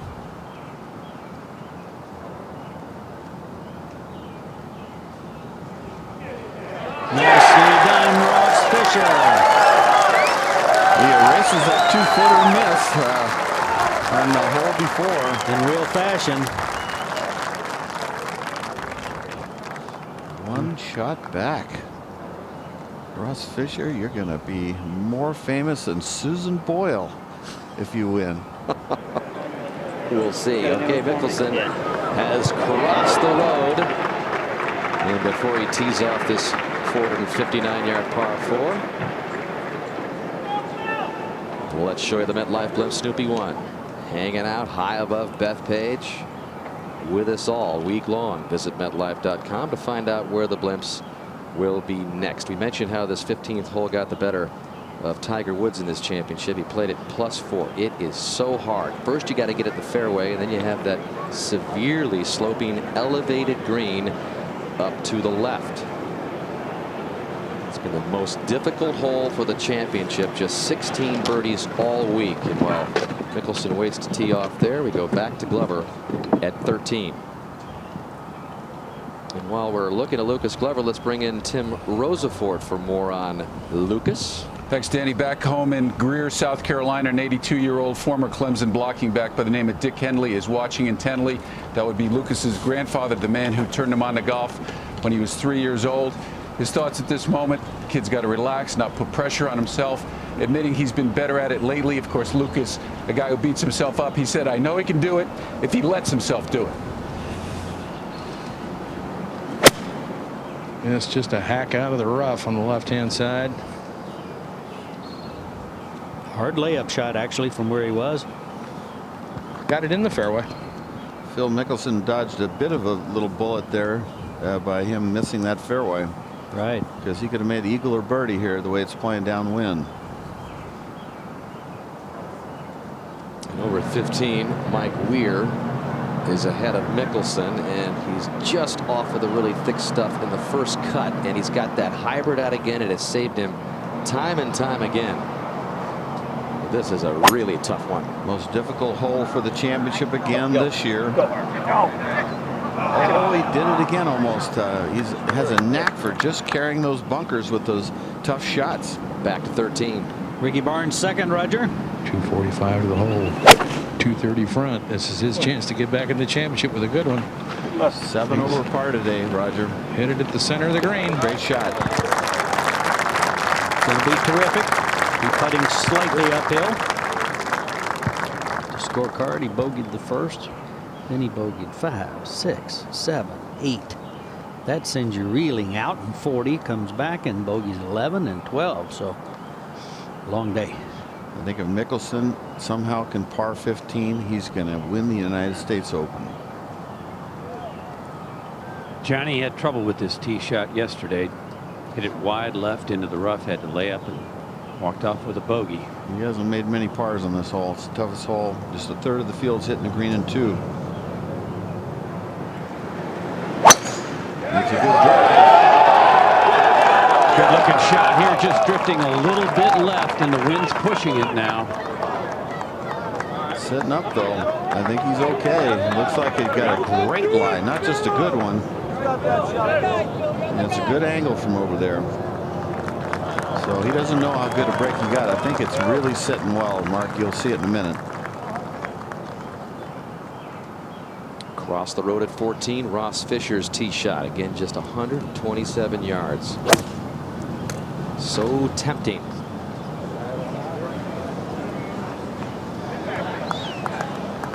Can't miss by much of a margin, or you're in thick rough, or maybe that bunker on the left. Fisher is safe. Mahan's tee shot at 15. No problem with this one. Oh, just turns a little late. Amazing how this wind has come up and pushing them left here. And that's sitting up also. Second to last group. David Duval now off the tee, and Dottie Pepper has joined this group. And he has chosen a sand wedge. You ever seen a smaller target in your life, Dottie, than this one? Johnny, I took 2 looks at this because I didn't think it was for real. I think it's brilliant, though. Every side is short side except the long, where the putt's most difficult from. Well, we want to go 10 feet past the hole. Starts on a very nice line. Beautiful line. It's just going to be a short putt with some break, though, for Duval to get to 1 under. It is a tricky little putt above the hole. Haven't seen many players able to read it correctly. Back to Glover at 13. Glover's going to have 2 wedges in a row, Roger. If he were successful on those 2, he could take it away from Mickelson. There's one right here, and there's going to be another one on the next hole at 127. This hole, this ball is kind of in a little bit of a depression here in the fairway in the solid area, but it's not in the seam, so played as it lies. A little mud on the ball, 150 yards down the line. It's on a good line. And a good shot. That's an excellent birdie position there. So Lucas Glover trying to make a birdie and slow down Phil Mickelson's charge. He'll be back in just a minute.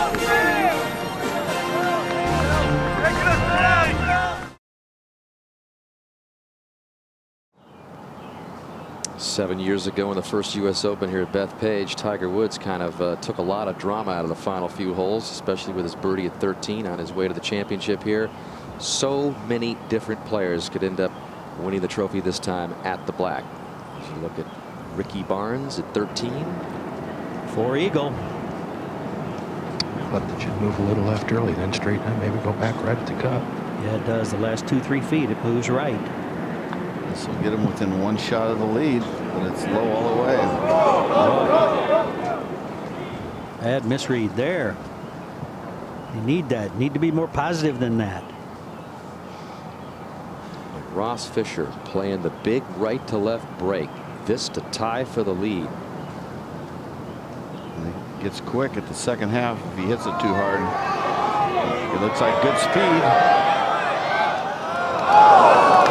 Smart lag. Fisher stays one back. Over at 15. Mike Weir coming up to try to stay at 1 under.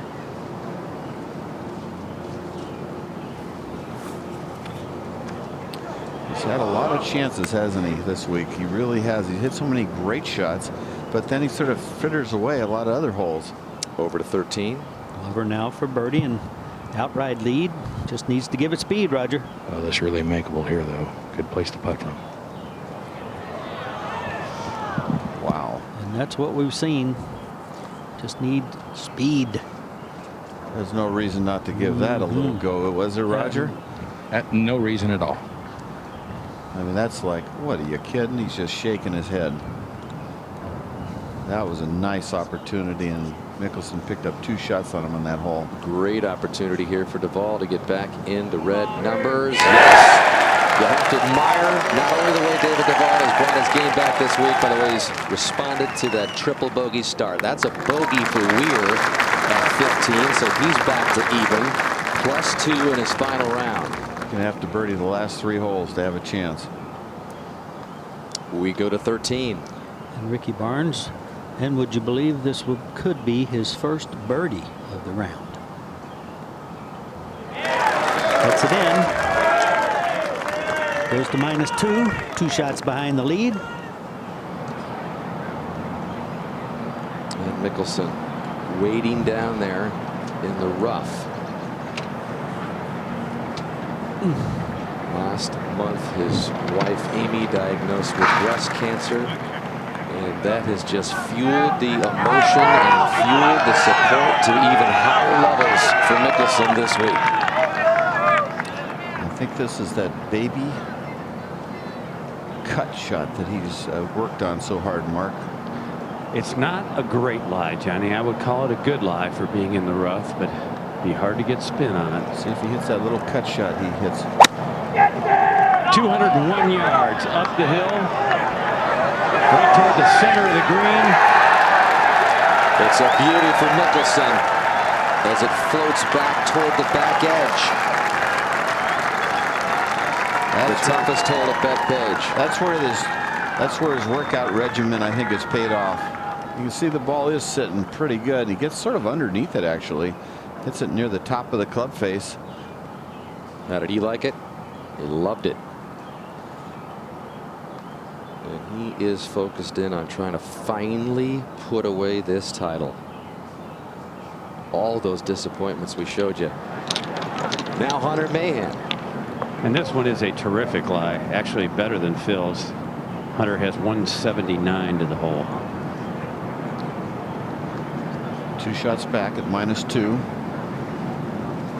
Is it a little too much to ask to make a birdie on this hole, Mark? Just been a couple today. Only way to get it close is come in from the left, Johnny. But you never know. His caddy This likes one it. is coming in from the left. Needs a kick off the hill. And that'll drift a little closer off the side of the hill. That might go all the way back down the hill. Is it going to come all the way back down? That's the question. Now it's got some momentum going. In 2002, that would probably have been right next to the hole. But that's the difference in the soft greens. It's give and take there. It gives you an indication of just how steep this 15th is. No other green here at the Black Course is even close to the severity of it. Back across the road to the final group at 14, Ricky Barnes. It seems like a long time ago when yesterday the 2002 U.S. Amateur Champion became just the 4th player in the history of the U.S. Open to reach double digits under par. He got it to 11 under. We brought up the name of Gil Morgan back at Pebble Beach when Gil Morgan got to 12 under on the 7th hole of that 3rd round. Looked like he was going to run away with it. Barnes had the same look. Looked like he might run away with his championship. But things have changed in favor of this guy right here and others. Just got to get this up and in. I know it's on the edge of the green.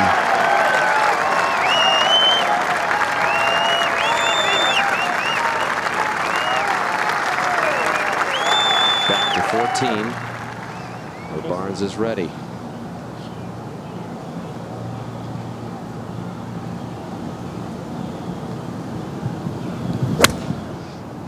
Sounded good. Just a wedge. That's just left of the hole. It'll come back. It should come back a little, shouldn't it? It's not coming back on this hole for some reason. I haven't figured that out. I haven't seen with a wedge. You'd think guys would be just spinning it like crazy, but it's not happening. So that's probably not a birdie. So Mickelson is again. You know, Ricky threw it all. It's +6 today, but he's only 2 back. If he could have made birdie there, he'd been right there. Back to the 15th tee, Ross Fisher. And where did David Duval hit it off the tee, Dottie? David Duval has found the left rough. It's actually a well-struck shot, but a big gust of wind came up, knocked it right out of the air. Is that going left? This is going left as well, and dangerously close to the long stuff. He's found the long stuff. Boy, it does look like the British Open on that shot, doesn't it? Back over to 14. Wonder what the heart rate is of 29-year-old Lucas Glover from Greenville, South Carolina. Well, just never felt this before. This is Ricky, Glover, even Fisher. Man, you know, these guys are, even Duval, imagine what is going on in his stomach. He hasn't even sniffed being in this position for a long time. Yeah, I think, Johnny, back here, the little delay for Lucas, he usually plays quicker than this. They're just really trying to factor in how much that wind is helping and what exact yardage this hole is playing. It's not playing all of its 127. It's helping, obviously. Helping, and is it right to left or? Helping him a little bit right to left, I think. Yes, John. Mostly helped, though. I mean, this, he could knock this stiff. There's no doubt about that.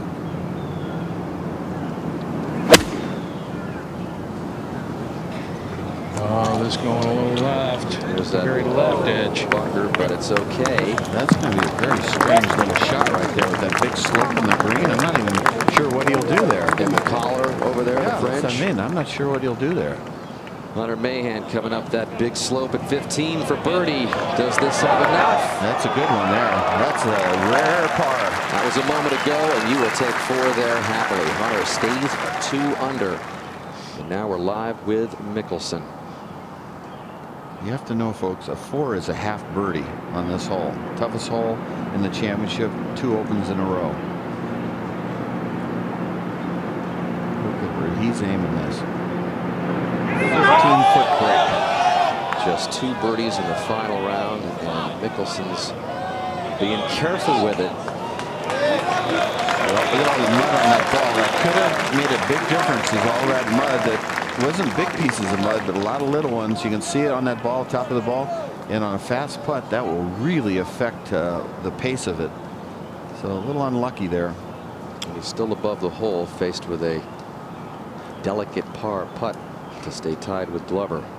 You'd have to have this putt to realize what's going on inside him. This is Roger. This is a tough little putt. Mark, I'm sorry, Mark. Well, Johnny, it's not at all where he wanted to leave it, and now it's a question of what kind of pace is he going to put on it, because if he dies this putt, he will have a pretty good break to it. If he chooses to hit it firm, he'll need to put it just on the edge, no more. He's going to hit it firm, I promise you, but if, of course, I want to think about a miss, but if he misses, he'll have a longer putt than he started with. And he has missed his share of putts like this in major championships through the years. He would have more major titles if he had better luck at this distance for par. Only 10 putts in the last 8 holes. He's on a run.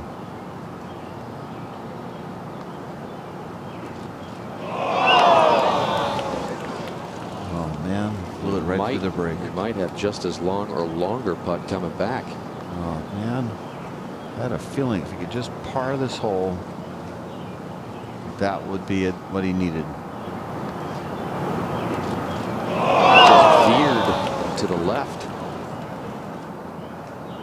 He was trying to hit it firm inside the cup, which I think is not a bad decision, but it just broke like crazy. That's that same break that Tiger had. Remember, what broke like crazy?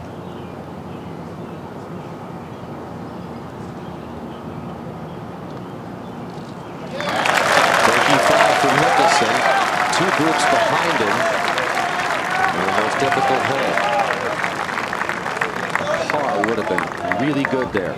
That's but a big groan at 18 when they post that. He falls to 3 under. Glover has the lead by himself, and here is this putt on the collar here, sharply breaking over to the left.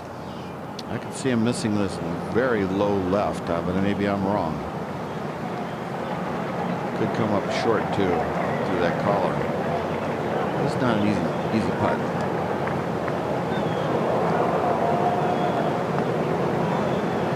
Get move! Get the hole! Get out! Come on! Pretty good, I think. Good lead. The collar didn't bother it much at all, did it?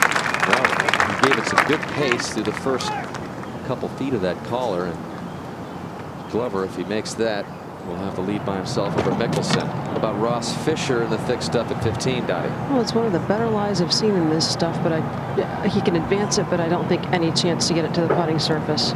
Grass growing with him. He's just trying to hit it in this area right here. Carry the left. Just fine. Well, that's why Mickelson's bogey, isn't a game ender, because everybody deals with the same severity of this hole. Well, the reason why I made the statement, if he could par that hole, I think he's going to win the U.S. Open, is because I would imagine there's a good chance, that Glover and those guys are going to bogey it. So that would be the spread he needed to win the U.S. Open.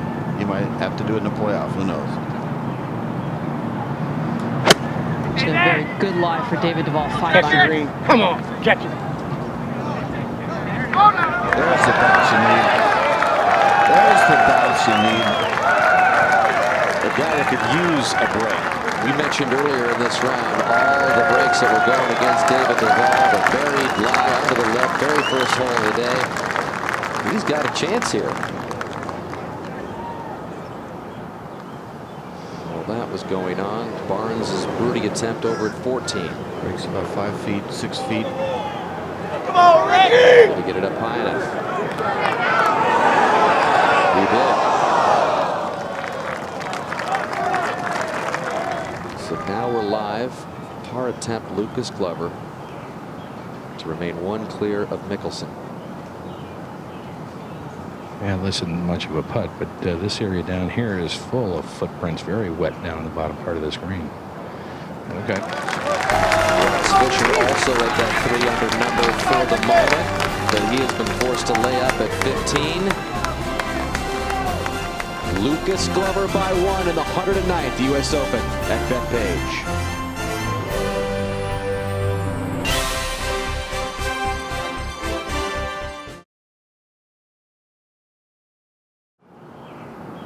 A moment ago, Ross Fisher's 3rd up the hill to the difficult 15th, 1 behind. Back.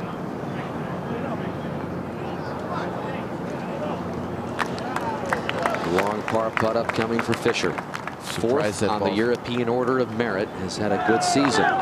What's going on at 16? Oh, Dan, it's not good for Mike Weir. His tee shot hit the trees just a moment ago. He found the ball but unable to play it. So now having to re-tee, taking an unplayable lie. This is his 3rd shot. One heads way left. He's had trouble driving it all week. It's probably one of his worst driving weeks, and he's hung in there with just amazing recovery shots. But the driver has just really worn him out. All right, back over to 15. Where this club has paid off huge dividends for Lucas Glover all week. Boy, could it pay off for him right now with a long and accurate one here at 15. Want to hit it just left of the 10, right there. Ricky Barnes, his playing competitor, has already played and hit the fairway. Going right.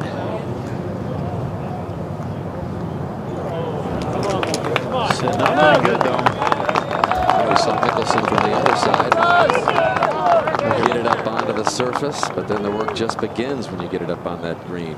Well, he does have a chance, a good chance of hitting the green from there.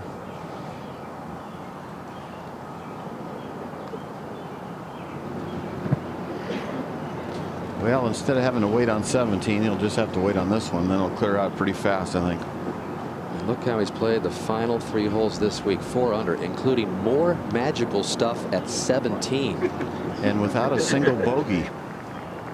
Fisher for par at 15. Dottie? Well, definitely up the hill, and David Duval needs to take a good long look at this. It's right on his line. Hit the coin. Fisher becomes another one of the casualties at 15. Going to drop at least 1. He actually hit that coin. It's hard to believe. You don't see a pro doing that too often.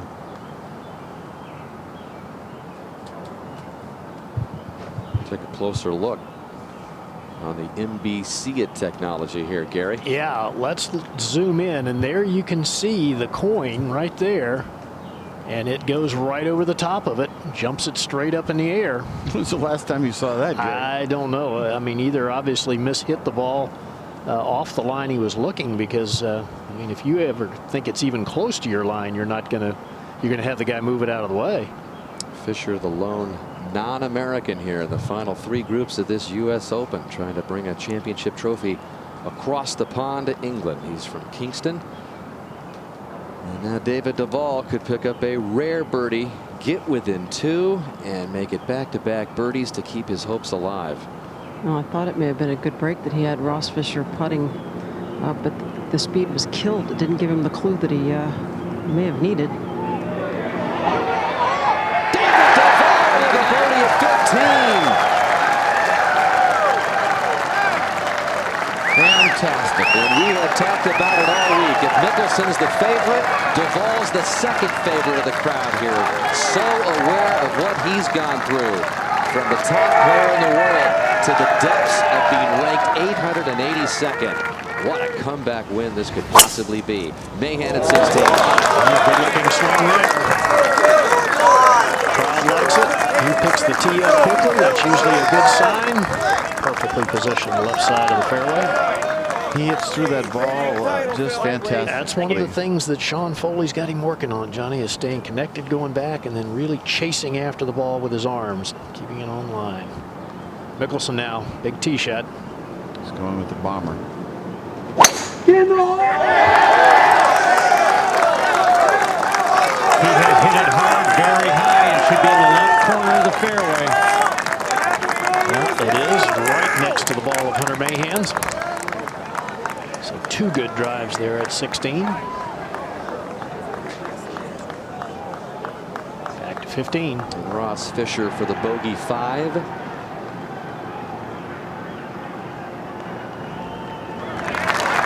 Lots of players down the stretch will lose 1. You don't want to lose 2 at 15.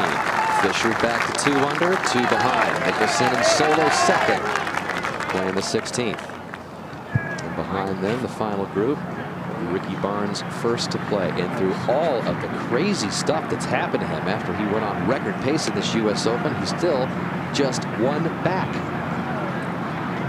He's left himself in a perfect spot here, Dan, on the left-hand side of the fairway, extreme left-hand side of the fairway. This is the best angle you could possibly get. 2 shots back. He's at 2 under. Yeah.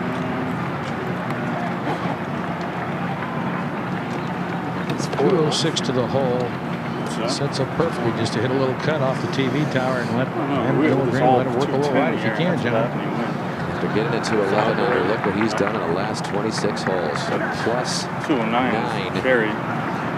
Well, maybe he'll come up with some of those good swings that put him in the position to win this U.S. Open. It's taken a lot of time. He's questioning his yardage. Not sure why. Team Barnes going through the motions all week long. His brother Andy, assistant golf coach at Arizona, where Ricky played. And he was destined for stardom after winning the 2002 U.S. Amateur. I don't think where we were.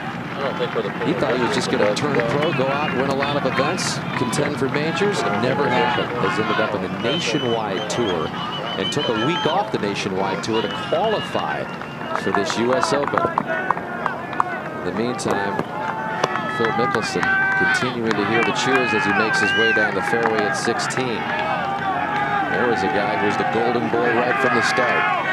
Junior golf, 4-time All-American at Arizona State.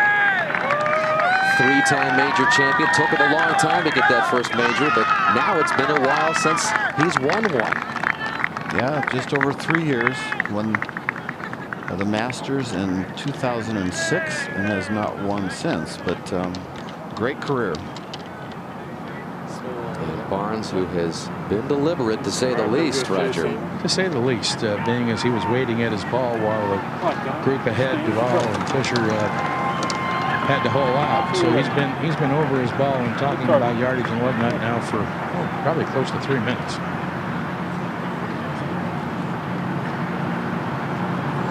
By the way, Frank Weir made double at 16.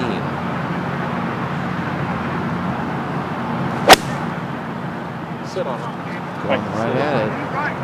This is swing. More than a pretty good swing for Ricky Barnes. A little unlucky there, but it did pop up after it went over. He thought he had knocked the flagstick out. Even though he's 2 back, a par here might bring him closer. You see that lie? That's a doable lie. That's makeable, even though it has a big break that Tiger didn't see and we didn't see. Glover's next. And Phil didn't see. Fans getting a little boisterous. Glover now has drawn a really good lie over here in the right rough. 194 yards to the hole. He just doesn't want to hit it right, Roger. You got a lot of room left. You can get a big old bounce like Duval. And a nice little draw. Is he going to get up? It's got to go a little bit, it looks like. Yes. Down in the lower spot, but that's a good shot. A nice little trap draw. It's still moving back down the hill a little bit. That's a good shot, though. If he wouldn't, if you gave him that, he would take it before he hit it. 16. Hunter Mahan second from 170. It's an 8-iron downwind. Well, he likes it. He likes it. No! Oh, Johnny, that could be one of the worst breaks I've ever seen. Just a pure swing. Watch this. He's just waiting for the roar. Just a gorgeous golf swing. All right, Mickelson second. This from just inside Hunter, 167. It's right at it if he gets it. It's got to go, Mark. Got to go. Well, he's been making some of that length. Well, it's been a tricky putt from there. See if Mickelson can handle it when he comes back, and we come back in just a moment.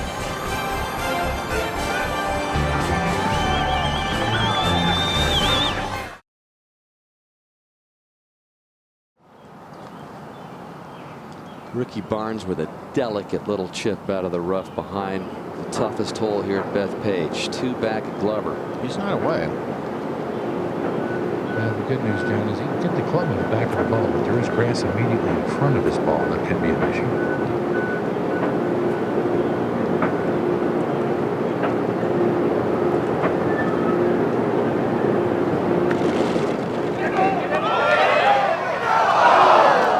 That was a really good effort. He gave it a good chance. And had a chance to go in.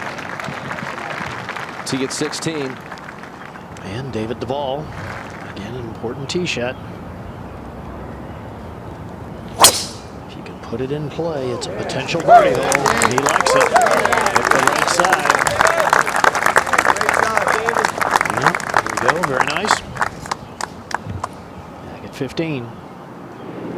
And Johnny, you mentioned that he was not away. Barnes, and Glover is down there well away. Roger, what's going on? Well, with Barnes' ball on the, Glover's ball on the green and being much further from the hole than Ricky Barnes, as a courtesy, allowed him to bring it up because he wanted to leave the flag stick in, and Lucas was going to want to have the flag attended, so it would keep a caddy from being potentially in the way of Barnes' line around the hole, so just a courtesy extended. So Lucas Glover faced with a long birdie putt. Kind of a retro kind of golfer, retro kind of guy. Easy going, old classic swing that was first tuned by his longtime coach Dick Harmon, who suddenly passed away a few years ago, and he has Been working with Mike Taylor ever since. It's got to be a slow putt with a pretty good kick to the right when it hits that face, Roger. Yes, it does. Up a steep face. It's a good putt. But that speed, that's going to leave that trick putt. I don't think he can read that. That's if you look back at Tigers, that's the one that duck hooks. 16. And Mickelson for a birdie. Made one here yesterday, Mark. From about the same distance, Gary. So he has fooled a lot of players with the speed. A bit quicker than it appears. There you go. There we go. That has raced well by the hole. Before Mickelson putted, this was Hunter Mahan out of the fringe after the ball hitting the flagstick. This one right on line, and it catches a piece of the hole, but also raced well by. Everybody pumped up a little bit here. Balls racing well by the holes. And for a full wrap up of the day's events, you can watch the U.S. Open wrap up. It's presented by Lexus, and it comes your way live at NBCSports.com at the conclusion of today's telecast. Over to 15, and Glover with a real tester for par. It's that putt. It just breaks more than it looks. You cannot read it. I mean, he probably hit it exactly the way he wanted. He was one of the only 4 players without a 3-putt, and that's over with now. And what a bad time to make your first 3-putt. And that ties him with Mickelson. So many bogeys on 15. How about Duval? Watch out for David Duval. He's the only guy making birdies now. Let's go to 16. And the lengthy par putt for Mahan. Turns back to the left. Never high enough. There was really a 2-shot bad break, I'll tell you. Should have made birdie. As well as the second shot was struck, Johnny. You'll wake up at night thinking about that one. Back at 15. Big par putt for Ricky Barnes. Coaxes it in. And he is only one back.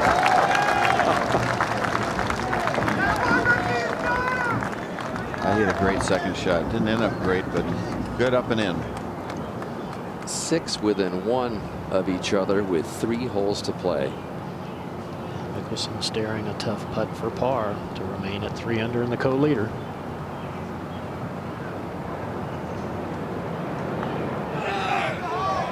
Yes. All right, the fans love it. And this time, will he be able to close the deal under some of the most trying circumstances he and his family have ever undergone? The Mickelsons announcing in late May that Amy had been diagnosed with breast cancer, would have to go treatment for the disease. Since then, there's been a huge outpouring of support for the family, and especially for Amy. She's been a constant presence on the course, was noticeably absent this week, but she did leave Phil some specific instructions. She has left me a number of little notes, texts, cards, hints that she would like to have a silver trophy in her hospital room. So I'm going to try to accommodate that. And anybody who has been around this sport of golf knows Amy Mickelson. So accessible, always greets everybody with a smile. Phil met her in 1992. when he was a senior at Arizona State, a year after he won his first PGA Tour event as an amateur. And Amy and the kids and a lot of family and friends watching a long way away on the West Coast. Ross Fisher's second at 16. Well, both of these players, Gary, 171 yards wind, helping a bit. Just one back. Yeah, and that will leave a very makeable putt.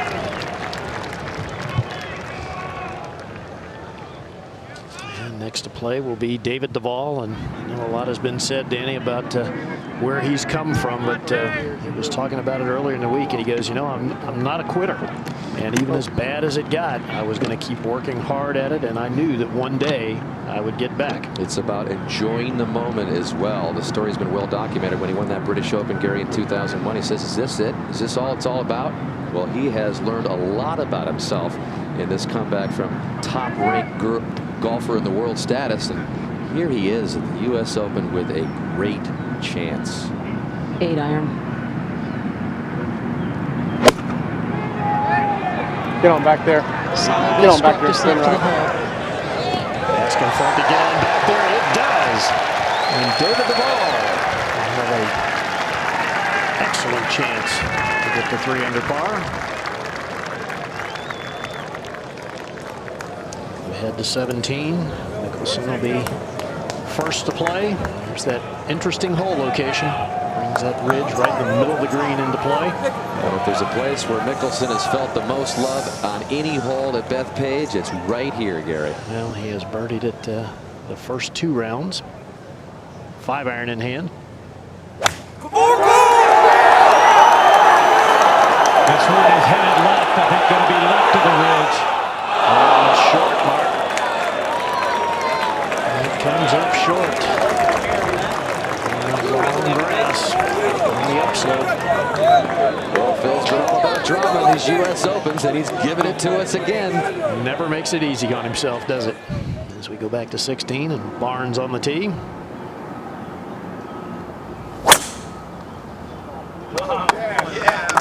That's a good-looking tee shot going up the right side. I think this should stay in the fairway. Yeah, that does very nicely, Johnny. Some different swings out of him. All of a sudden, looks freer. Looks like a little bit of that devil-may-care attitude that he had earlier. Not getting ahead of it, with his upper body coming over and getting ahead of it. All right, 17. Mahan on the tee, 4-iron. This position through the ball, you have to watch this from this great camera angle. It's the same as Tiger Woods in 1998 and Chip Beck.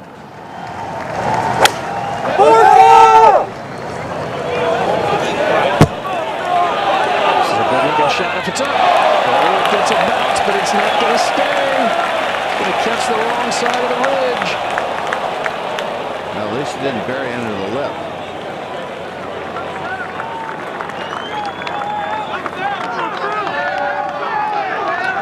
We were certainly treated to one for the ages last year at Torrey Pines.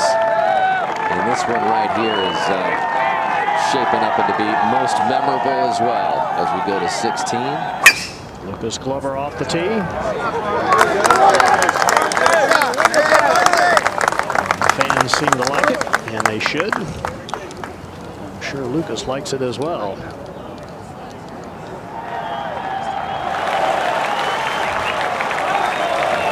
Phil as he walks up into the amphitheater setting around the 17th, and the cheer of "Let's go, Phil" comes out again just as it did yesterday.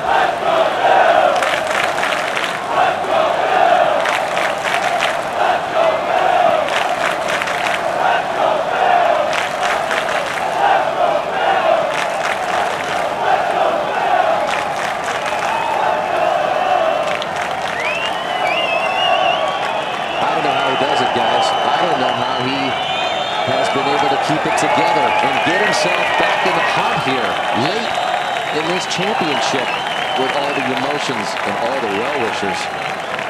Talk about focus. Back at 16, Ross Fisher birdie putt. Chance to tie for the lead. Really, Gary has shown no signs of the crowd noise ahead, even being in his cognizant area. Pretty amazing and pretty impressive. Well, he played so well at the match play event early in the year. Got all the way to the consolation match, and then Stuart Sink holed out a bunker shot to beat him, so finished 4th in that very elite event. Duval, remember those years when he was on? He had that look of just, you didn't know what he was thinking. Gary, just those shades on. Yeah, many called him the aloof. Aloof. That's a good description, Dan. Didn't know what was going on there. A very cerebral kind of guy, though. I mean, very detailed and varied interests. Who do you think is #1 in putts for the week? Well, I know he's had 7 putts in the last 6 holes. He is #1. All those years of struggling with the driver made him a great putter just to survive. Double boxes, Mickelson in the upper left at 17. Duval, did he hit it firmly enough? Yes, he did! David Duval to 3 under par and tied for the lead. Absolutely clutch. That's 3 birdies in a row for him. Amazing. 3 at 3 under. Gary, the difficulty with the lie here for Phil is the grass is growing against him. Easy to leave this shot. Got threw it pretty nicely, though, but it's going to come up just a little short. Very steep portion of the green right there.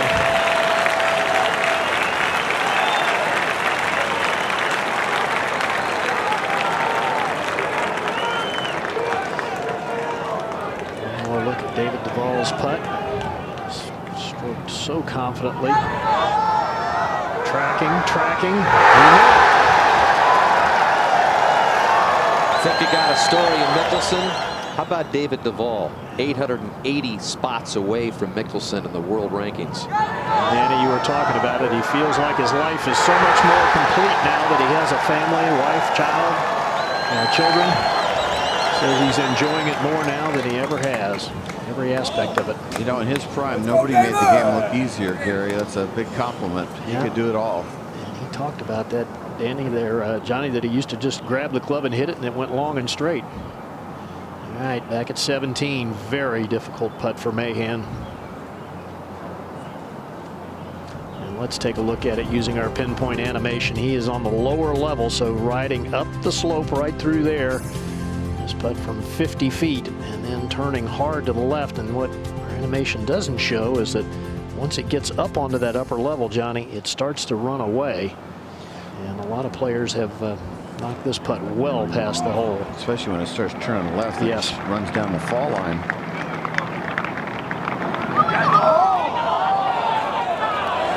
Needs to slow down. Oh, man, that's a bad lead.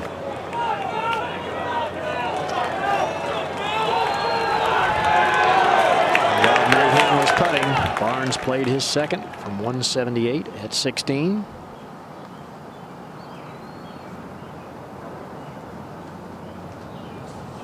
Take it out to the right, turn it back to the left into the hole location.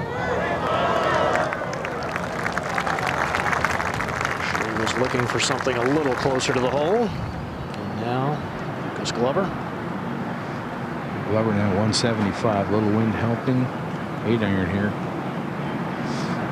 Chance to spread himself from the field. Definitely a green light. Shot right here. He could do it. It's on a good line, just left. Oh, just left. Clutch shot by Glover.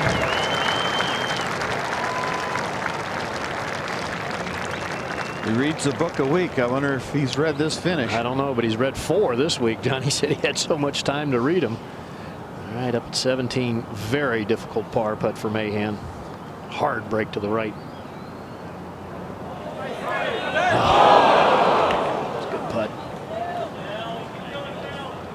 Got to be terribly frustrating for him. That's his 6th 3-putt green, Gary. So those 3 putts, he'd be leading otherwise.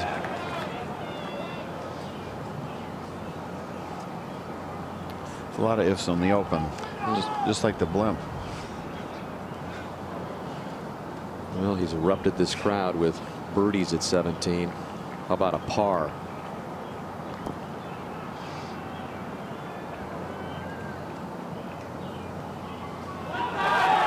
No, never far enough. It's the 4th time he's had a share of the lead in the U.S. Open of the last 2 holes to go. And he's just gone bogey for no reason. Put it out of the heel, Johnny, a little bit. Not even close. Yep. That wasn't a good strike.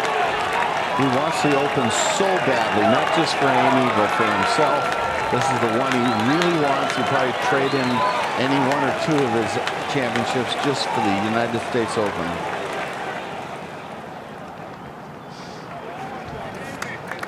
And back on the tee.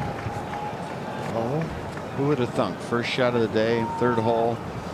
Gary. Yeah, making a triple bogey 6. It's a pretty good shot, folks. I don't want you to think it was a bad shot. He just happened to catch the very corner lip on the long par 3 over 230 yards. No chance. Makes triple. And he was 6 back after that triple, his very first hole in the morning. Well, this is a 4-iron that he chose even before Mickelson putted ahead of him. Completely committed to the shot.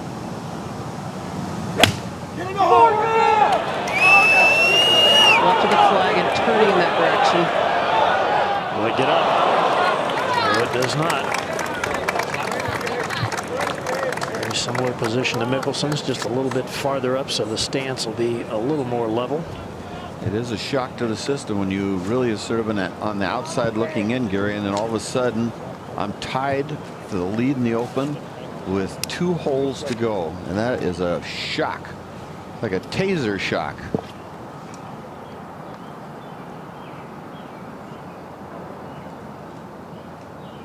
All right, Fisher next to play. Same club for him, 4-iron.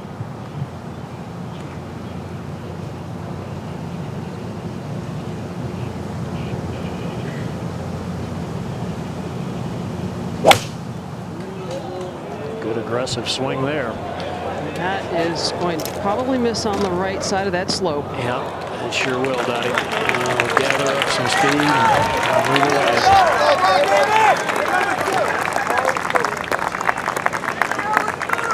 You can feel the pressure. There's no doubt about that. Up to 18.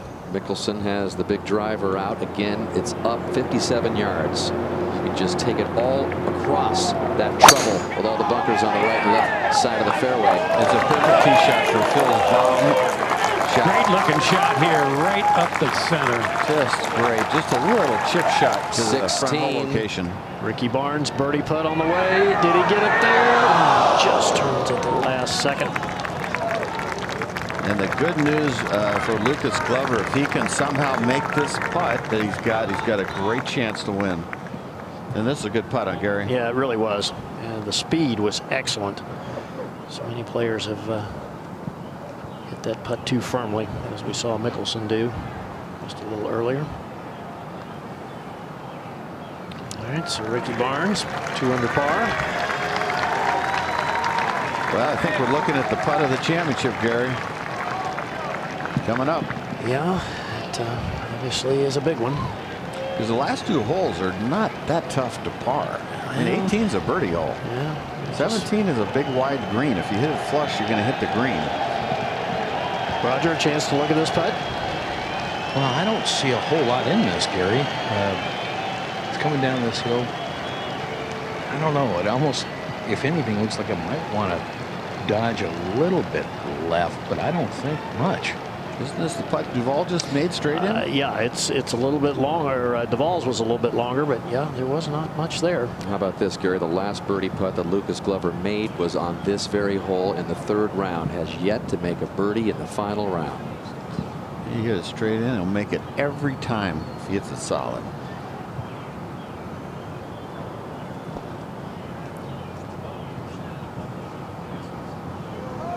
He's got it. Lucas Glover, 1-shot lead with 2 holes to play.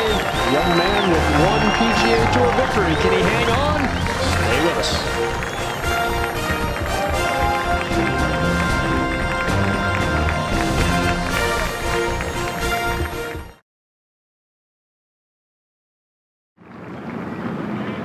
Looking back at 17 just a moment ago. Duval's second. Taking it out low, letting it run. Nicely judged. Now live. Fisher for birdie. This is that tough putt up the slope. And just like we've seen so many do before, Johnny races it well by. They see that face, don't they? Yeah. But they just power it up and then nothing to stop it once it gets up there. Yeah. Chris Glover waiting back on the tee. 2 holes left, Gary. And how about the way he put away his lone PGA Tour victory? Hold a bunker shot for birdie on 18 to finish 1 shot ahead after he made a 40-footer for birdie on the 71st hole. And the bunker shot, Danny, was about a 40-yard bunker shot. It was not a short one as we go up to 18. And Hunter Mahan, Mickelson's second to follow. Mahan at even par. These are makeable, these 2 shots at 18. And Johnny, the wind has turned a little and coming more from the right than down, which will actually help a little bit. I mean, you could hole one of these. It's not impossible. But it is a delicate shot. You have got to have finesse.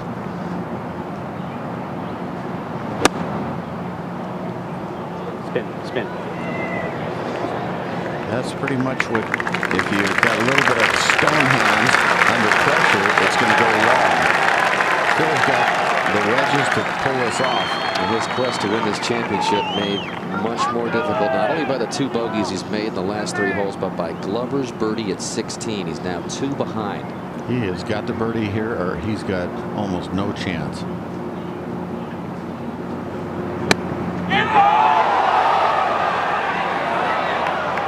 And that's a real popular spot. They drive it down there, and they got to hit such a delicate shot, and they're nervous. While Mickelson was playing that shot, this was Fisher at 17. Yeah, par putt. Never firmly enough. 3-putt bogey, and now live to Devon to remain 3 under. Gary, I think it's putt. He just gets it started and it trundles in.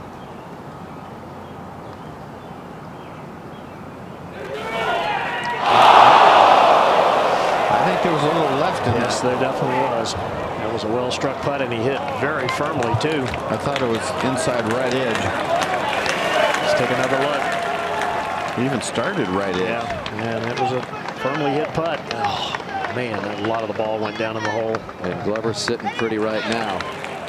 Glover is in a great spot right now. He just needs to hit it flush, Gary. That's all he needs to do, because he's got a huge wide green. Yes, keep it left to the hole, Johnny, is the better place to be. Very easy to 2-putt from somewhere short and left. But he knows that he just got a gift. I think he knows, don't you, Gary? He's a scoreboard watcher. Exactly. He was saying that, Dan, that, you know, he says, hey, a guy or a football coach wants to know how he stands in the 4th quarter. It's going to determine how you play the game. So he is a football watcher and obviously avid Clemson Tiger fan. Will go to as many games as he possibly can. His caddy Dan Cooper said the wind's right to left with his hand motion. And a little bit against. Got 4 iron out here, fellas. Can he perform under pressure? We'll see, huh, Gary? This is about the ultimate test.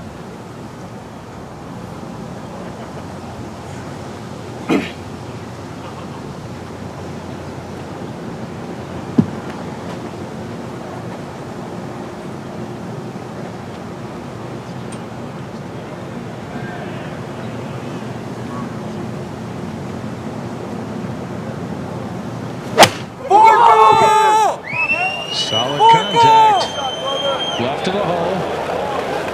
Nice. Very nice. Right where you'd like to hit it.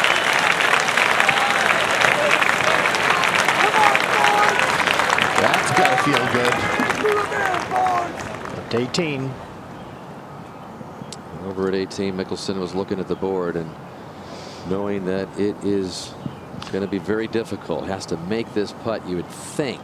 You know, he's on a list that's the most impressive list, I think, in golf. Most runner-ups. Listen to the guys that are on this list, folks. Bobby Jones, 4. Arnold Palmer, 4. Jack Nicklaus, 4. Sam Snead, 4.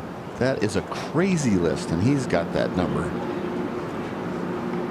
And is he on the verge of another New York U.S. Open disappointment? Of course, Sam Snead never did win, and Phil hasn't either. Tee at 17. Barnes ready to play. That's a 4 iron as well. Starts it right to the hole, drawn off to the hole. Good contact as well.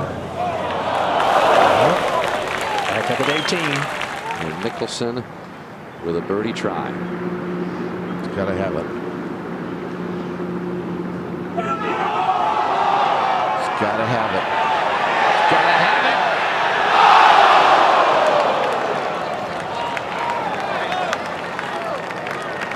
Good putt. Just pure. Those 2 bogeys at 15 and 17. Maybe the ones that get him again in the U.S. Open. Oh, man. Look at the people. They wanted it so bad. So bad. And who knows when we will see Phil Mickelson compete again in golf. Only set for treatment on July 1st. They're going to take a vacation before that treatment begins on July 1. But the good news is that Phil has told everyone that after they were originally diagnosed that they have gotten bits and pieces of news which has gotten better and better. Good. So we know when he's watching out west. We wish you all the best. God bless. He's heading straight to a family vacation, I think, in Hawaii.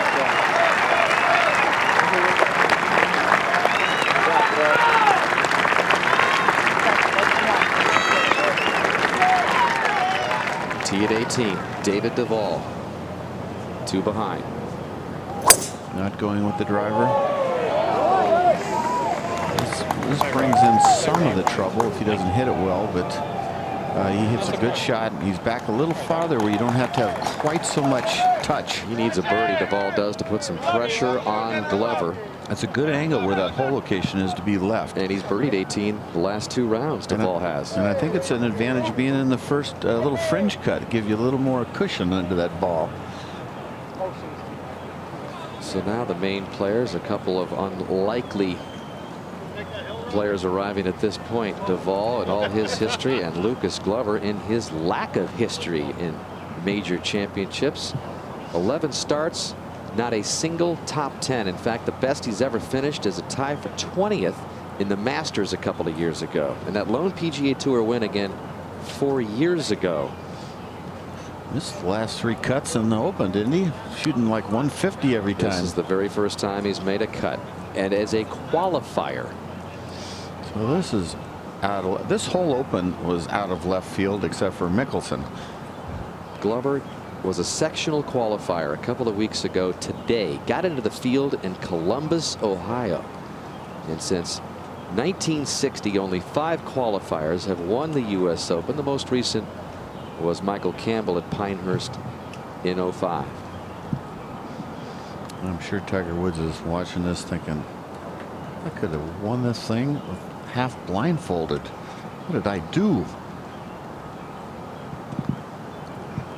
All right, eyeing this putt, Roger, and couldn't have left it in a much better position.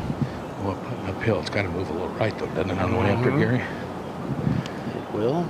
But a putt to be aggressive with. Or you have that luxury anyway.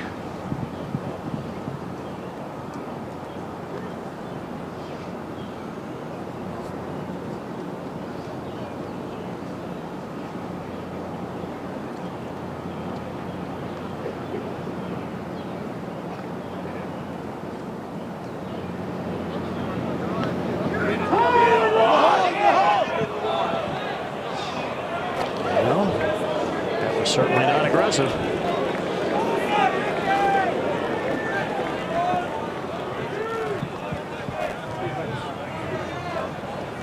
Boy, a lot of thoughts go through your head right now, Gary. I just can't tell you all the things he's thinking of. Your hands feel like porcupine quills. It's just, it's like everything changes. Every cell in your body is on rocket mode. And that's why experience is so important, isn't it, Johnny? I mean, the guys that have been there, they know what to expect. They know how their body's going to react and how their body's going to feel.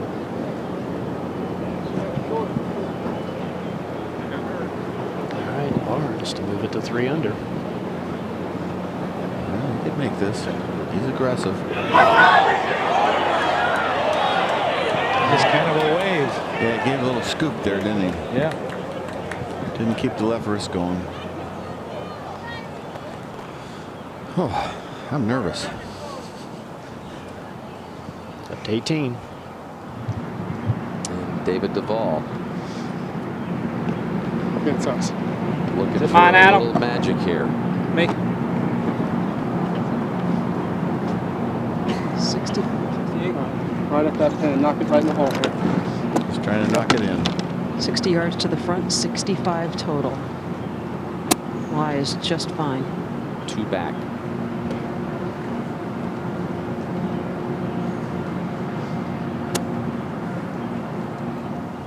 Glover over at 17 first. Gotta strike it firmly. We'll move to the right. Big breeze. It's going to back him off.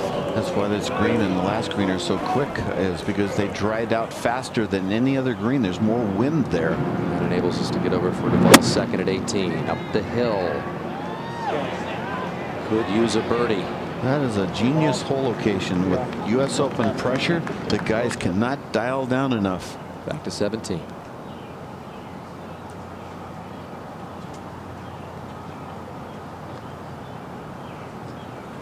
Okay. Lucas Glover is going to go to a final hole. It's a 2-shot lead.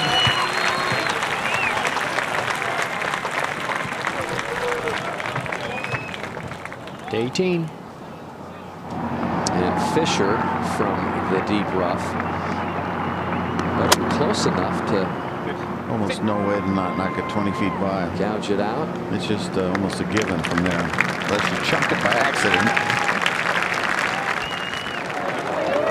Barnes tapped in for his par over at 17. So Barnes, like Duvall, is 2 under as he'll play 18. And Glover takes one last walk, he hopes, up from 17 to 18. Yeah, you just really in this position, you got to say, how do I keep it out of a little bit of a bunker or out of the tall fescue? Anything else, I can make bogey at worst and win if Duvall doesn't make his putt. Well, he's a scoreboard watcher. I'm sure he's going to be very interested as he looks down at that very green that Duvall is on right now. He's going to hear a roar. And there's so many choices. Of course, the big putt for David to give himself a chance. But there's a lot of choices off the tee for Lucas Glover. And now we got this big putt by David. I don't know if he's first to putt, is he? He is. He's outside of Fisher. Duvall kept telling us all, I'm close. I mean, I remember at the beginning of last year, he said, I want to play well enough to get on the Ryder Cup team. A lot of people rolling their eyes. Well, he even said he thought he was a top 10 player, and everybody was like, what? You're 882, you know, 882. And maybe he is. Maybe he's here to stay for a while. Well, he certainly fired a good round at the outset. A 67, which was his best U.S. Open round in 10 years to kind of serve notice. Followed up with a couple of 70s. It really needs a birdie here to put some pressure on Glover. This to get Duvall to 3 under with Glover behind him at the last hole at 4 under. Doesn't look like it on TV, but this breaks about 10 inches right.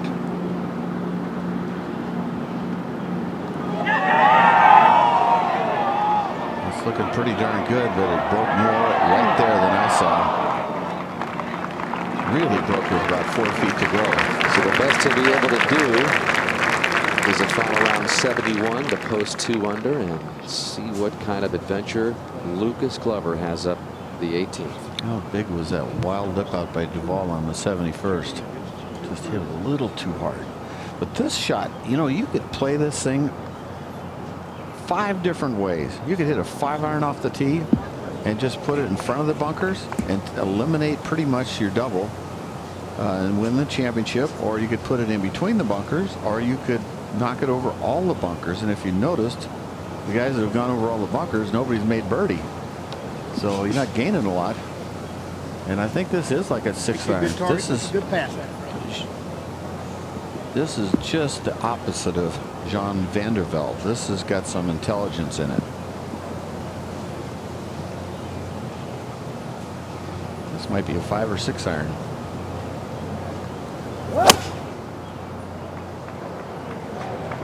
And this going up the right side. Hey, Luke. Okay. It was actually would have brought the right bunker into play, but a very intelligent shot. Up to the green, Fisher for a birdie. Moving right. He keeps his head down. Not even watching it. Fisher eagled the 13th to get to 3 under. The sound notice in this championship, but like Mickelson, a couple of bogeys coming home. Now Ricky Barnes at 2 under, just like Duvall is ahead of him. I mean, there can be a birdie bogey exchange here. I mean, Lucas Glover has got a pretty long second shot now. Well, not that long with the front hole location, but the bunkers are in play, and you don't want to go in those. It'll bury a lot of times. Up ahead on the green, Duvall to post 2 under. Ty Mickelson for the clubhouse lead.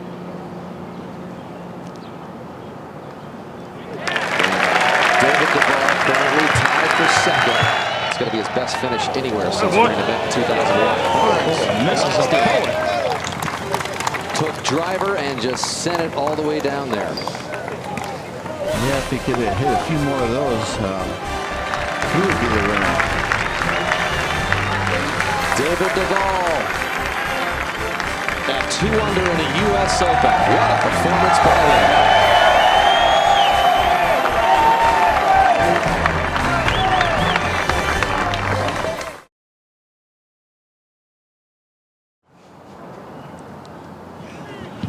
'29-year-old Lucas Glover in the fairway at 18, 2-shot lead in the U.S. Open. Yeah, 146 left. I think he has got to play it past that little baby opening down there, Down. Roger, and get it past the whole 20, 30 feet. And the main thing is a good, clean strike. He does not want to hit it fat off this wet grass. What is this, Roger? What iron? Do you know? This is a 9-iron coming up here, John. Hard one. How did it sound? Is it going left? Sounded good. No, it's just a little left, but I think it'll be all right. Well, that's really not bad, folks. That's really all he needs to do is 3-putt. Barnes made birdie and possibly post 3 under. He's the last guy that has a chance to do that. That is true. He could hold it out too, for that matter. So Barnes needs the birdie bogey exchange here. And how unbelievable would that be after these guys have played together in 02 and also the last 2 rounds here, having played as collegiate golfers at Arizona and Clemson respectfully. And about the ride that Ricky Barnes has had in this championship. There have been so many times where you thought Ricky Barnes was going to fade away and say, nice 3 rounds, but he's had to work so hard starting out the days on the side slope at number 2, looking like he could make an 8. Somehow he threads it through the trees on the green, remember? Well, his brother Andy calls him the ultimate competitor. In fact, he said that sometimes that attitude has gotten him into trouble. Kind of a perfectionist, gets down on himself a little bit if everything doesn't go exactly right. And in a U.S. Open, it usually never does for the most part for the full championship week long, but right now has a chance to put some pressure on Glover if he can hit it stiff here. 62 yards left he has. Hard to dial down, Roger. Everybody's knocked it long. I think he's been rather deliberate all day, but I think now is probably a really good time to be deliberate, John, to slow it down, take your time. There's only 2 players left on the course. Yeah, I mean, I played all of He's got a chance. You almost want to feel like you're decelerating on this shot. Almost like you're just babying it up there. Otherwise, you'll drive it right past the hole. Just sort of like that. But did he dial down enough? Yeah, pretty good. That's better than most guys. You see how he slowed down coming into the shot? Might get a little teach from Glover, though, who's behind him on a very similar line. Yes, he is. And there isn't a lot of break on that part of the green going that direction. So it's very makeable. Mentioned Lucas Glover, kind of a throwback kind of guy. And speaking of a trophy that has a history of incredible names on it, that trophy right there in his grasp. He and his wife Jennifer have been together since they were 15 years old, call themselves just complete soulmates. She is not a golfer, but her father Perry Smith caddied for Jay Haas for a while he was on tour. And Lucas Glover grew up near Jay Haas, who became his friend and mentor before we talked about Dick Harmon, the part of the great Harmon brother instructors. Dick passing away in February of '06, and then Lucas kind of lost after that before his current coach Mike Taylor came onto the scene. But he is a New York Yankees fan, Glover is. In fact, he and his wife Jennifer have been into New York City for dinner one night. There are the parents, and there is Jennifer. Yeah, you can see how excited she is. Like, we're in a good spot right here. Just lag it down there. In fact, Lucas and Jennifer honeymooned in the Big Apple. Lucas said, we did all the tourist things, but he's that kind of guy. He wants to learn as much as he can about everything. Well, let's take a look at this spot, Roger. It's sort of in the fall line, isn't it? Well, it will go right, John. Some speed is the big issue here.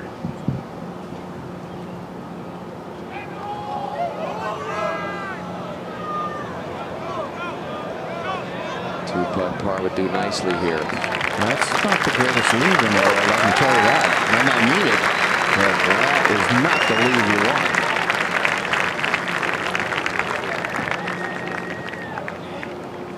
A little left for Glover for his par, and now the birdie putt that Ricky Barnes so desperately needs. That should have helped Ricky Barnes big time, Roger. Well, there's not a lot of break in this putt, John. It is going to go a little to his right on the way down here. It's not out of the realm that a possibility that he could hold this. That's for sure. Well, it's just a few inches outside the left, and like I said, it's just off the fall line. So it's a downhill putt, the kind of putt you sort of can make. All week long, we have talked about how Ricky Barnes enjoys the spotlight.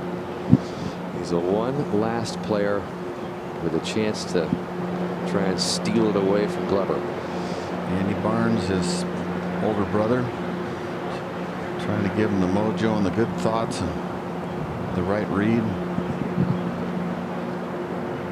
He's a fast player once he actually gets to hit the ball, but prior to it, he's very deliberate. Andy calls himself Ricky's biggest fan and his biggest critic. He's not afraid to tell him what he thinks he needs to do. Very involved all week with his little brother's quest for this title. Can you do it, Ricky? Just to get to 3 under and hope for a Glover miss for par.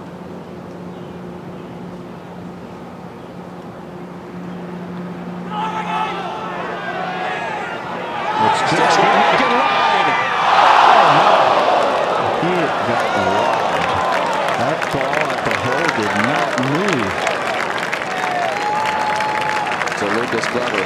I mean, that is amazing. That had to go in. It's breaking in the hole right there. It's going in, and then it's flattened right at the last 2 inches. And that just totally changes the situation for Lucas Glover, who does not even have to make this putt.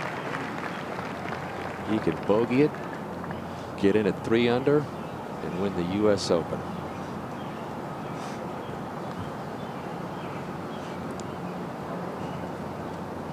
Just somehow make your hands quiet, huh, Roger? Just a left edge putt.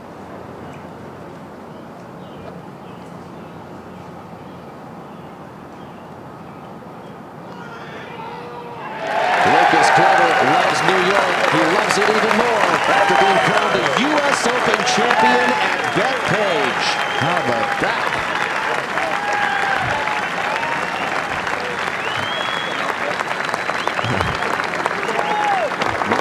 Losing it. Jennifer doing her best to hang on. And the mild-mannered, polite young man from Greenville, South Carolina is going to put his name on one of the greatest trophies in sports. And when he sees his wife and his mother, he'll probably be crying too. Excuse me, folks. Excuse me, guys. Watch out. Soulmates embrace and celebrate a U.S. Open championship. Since I got to get up the hill, I'm going to start balling.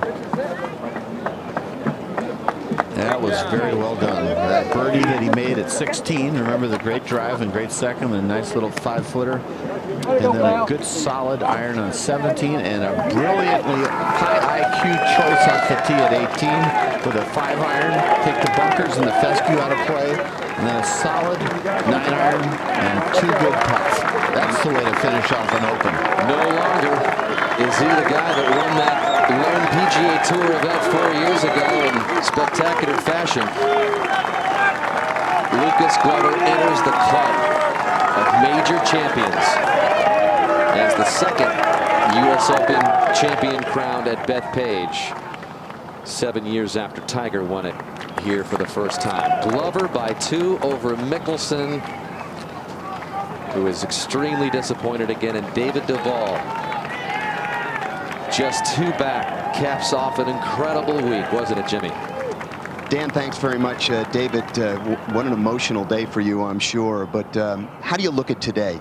You encouraged because it's your best result in a long, long time, or are you disappointed because you got so close and we're almost there? Well, I both, obviously. I'm pleased and encouraged with how I played. disappointed with my result. I came in here with a goal of winning this golf tournament. I thought the golf course suits me very well. I knew I was hitting it long and I was hitting it straight and I was putting it well, and I thought that I had a great chance to win the golf tournament starting this week. And all in all, I felt like I controlled myself well, controlled the golf ball well. A couple bad breaks, maybe things would have been different, but you know, then again, everybody had some. There are a lot of highlights to talk about today, but we'd be remiss if we didn't ask you about probably the worst break of the day. You just mentioned it. I'm sure that's what you're talking about, the opening tee shot on 3. Yeah, you know, I pulled it a little bit, not such a bad golf shot, really. It went about exactly the distance I wanted to if I'd have hit it right at the flag, but I just pulled it a little bit, and you know, I figured I should be able to hit this bunker shot within, you know, 8 or 10 feet at worst and have a putt at par, and it's buried under the lip, and all of a sudden I'm looking at how do I make double. Tough shot. We just saw that shot right there. Obviously stymied underneath the lip of the bunker. 5 birdies today. You've talked so much about what confidence means to you and how important it is. What does today mean for you going forward? Well, I think that maybe I'll stop being asked if I'm playing well. I've been saying it for a while. I've been saying my scores and results just are not reflective of all how I feel about how I'm hitting the golf ball, about how I'm actually playing.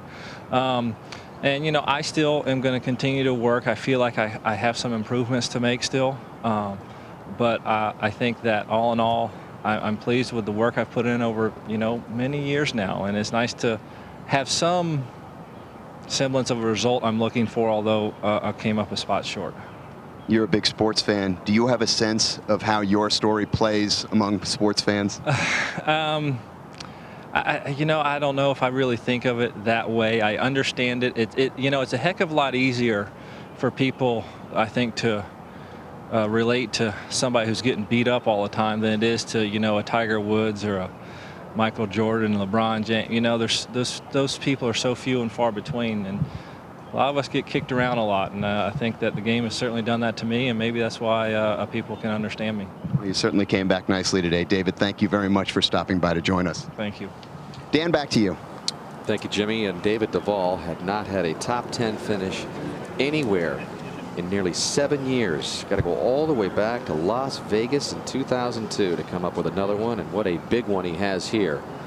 That 2 under par, and Johnny finishing just a little bit short there. We saw a little bit of everything coming down the stretch here. You had the Phil Mickelson story of finally trying to get this thing done, and it ends up being another close call in the U.S. Open in the city of New York area here. That's getting a crazy number. He's broken the record, Phil, for the most second-place finishes. He was tied, as I said, with Snead, Nicklaus, Palmer, and Jones. Now 5 second-place finishes in the Open, which says you're a heck of a player. But he just, that bogey at 15. I knew if Phil could par 15, but let's take a look at Lucas Glover. This is where the championship was changed, folks. Second at 16 for Glover. He hit a great drive, just a short iron in there, a little bit left. This was coming off the bogey at 15, which dropped it back to 3 under. So now he got a chance to get it back to 4 under. I called this the biggest putt in the championship. I thought if he could make this, he'd win. He played it straight in and went right in the middle. And so he was at 4 under.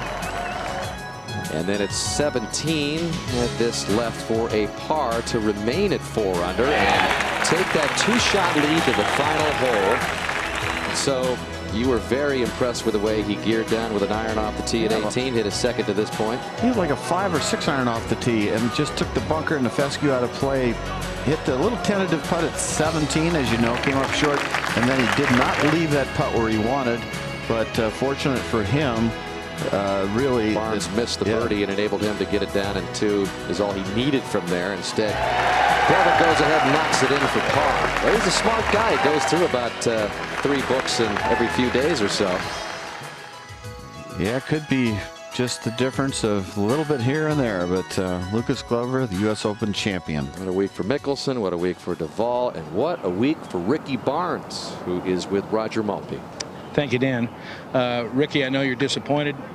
Can you tell us what you were feeling on the front side when things were kind of going all wrong, and did you ever feel like you were out of the championship?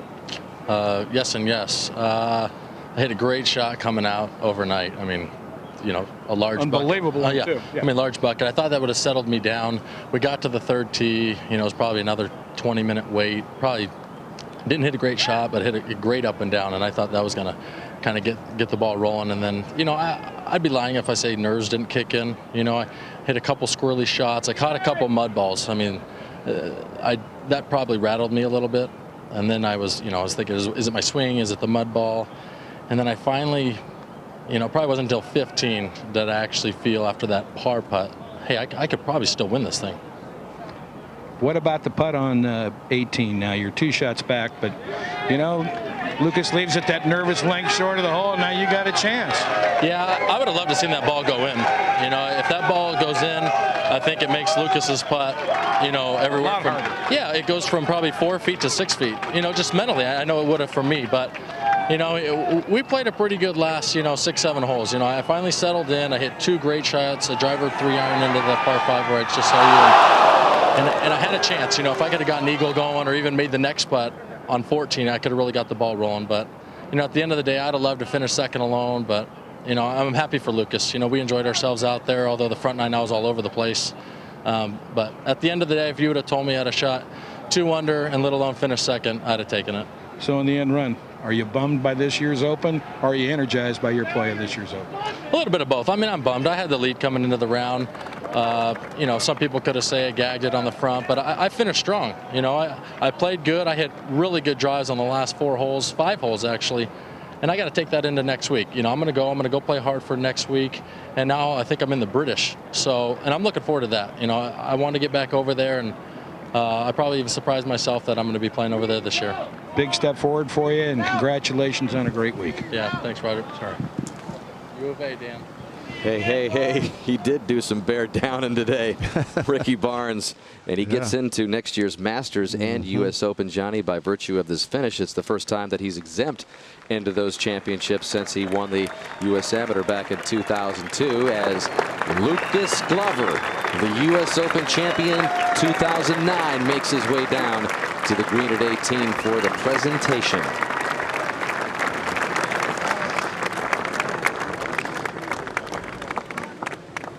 It's a rare thing when a Southerner wins the U.S. Open. The last time was Curtis Strange 20 years ago. Sort of a bent grass championship, and usually the guys from the South have trouble. But let's listen to this presentation.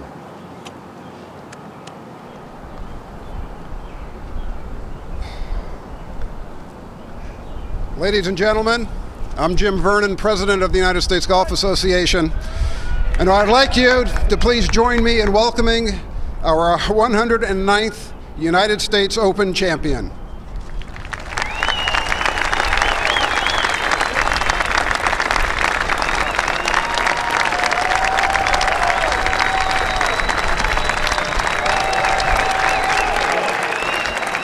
Lucas, congratulations. You came in just a stroke back. Maybe this wasn't the way you thought it would wind up in terms of the path you took to holding this trophy, but all's well that ends well. Right. It was a test of patience today, for sure. It was tough. We got the full value of the course. A lot of tees were back, and then they pulled a couple tricks on us on 6 and 18 and made us think a little. But golf course played fantastic, and it was just hard today. So very pleased to get in where I was. You had a 3-putt at 15 for your 4th bogey of the day, but that was your only 3-putt of the entire championship, and your putting is something that's improved a lot of late. Yeah, that's new putter, I think, back in the fall. But I've been working on it, and for 1 3-putt around here for the week is pretty good, I think. And then the big bounce back with the birdie at 16. Yeah, that was huge. I heard some roars ahead of us, and I knew what was going on a little bit. So to get one in there close and sneak it in was pretty big momentum. And then to get 2 pars up the last 2 were pretty tough, but managed to do it. What was going through your mind as Ricky Barnes' putt made its way toward the cup, and it looked like it might drop for the birdie on 18? Oh, he had a great putt. He played great all week.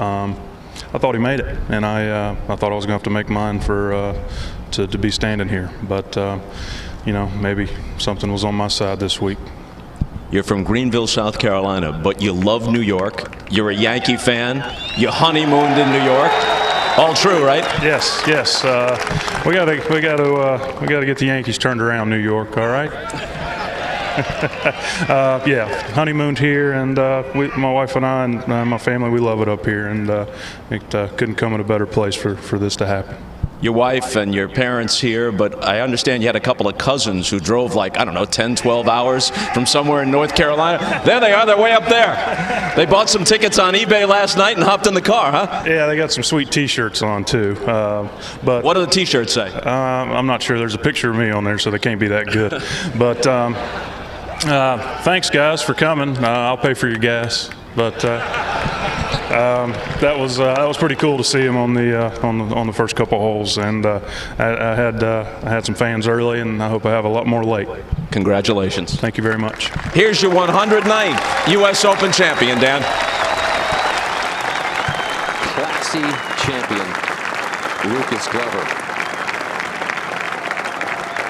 And you can tell by the way that those guys drove all those miles to see Lucas win this U.S. Open. He's got a lot of fans here, not only more fans around the world, but everybody that knows Lucas Glover likes Lucas Glover. He's a very polite Southern gentleman, and he's the U.S. Open champion. Johnny, what are your final thoughts as you kind of sum up this week, which was very trying with all the weather? I mean, the storyline was Phil Mickelson to win this Open with the Amy situation, with the 4 second places, 3 close calls in the New York area. He almost got it. Phil's, it just was a sad finish for him with the bogey at 15 and 16. But Lucas Glover, the most well-read golfer since Bobby Jones, no doubt about that. A gentleman, a great guy, good ball striker. He'll represent this Open Championship very well in the future. A record 5 runner-up finishes in this championship for Phil Mickelson. And there is David Duval's little boy, who we understand was crying after realizing that his dad didn't quite bring home the trophy. So that represents a lot of great stories here this week, including Craig Courier on the left here, the superintendent of Bethpage State Park, who David Duval's gone over there and had a word with. I mean, what a trying week for his staff and long week for the golfers. And Lucas Glover ends up emerging with the second major of the year in 2009. Angel Cabrera taking the Masters. Glover now the U.S. Open. And as we say goodbye here from Bethpage State Park, we remind you that the executive producers of NBC Sports are Dick Ebersol and David Neal. The coordinating producer of NBC Sports is Sam Flood. Today's telecast produced by Tommy Roy. Telecast co-produced by Tom Randolph, directed by Doug Graber. Great effort by those gentlemen in bringing you the pictures and sounds of this championship.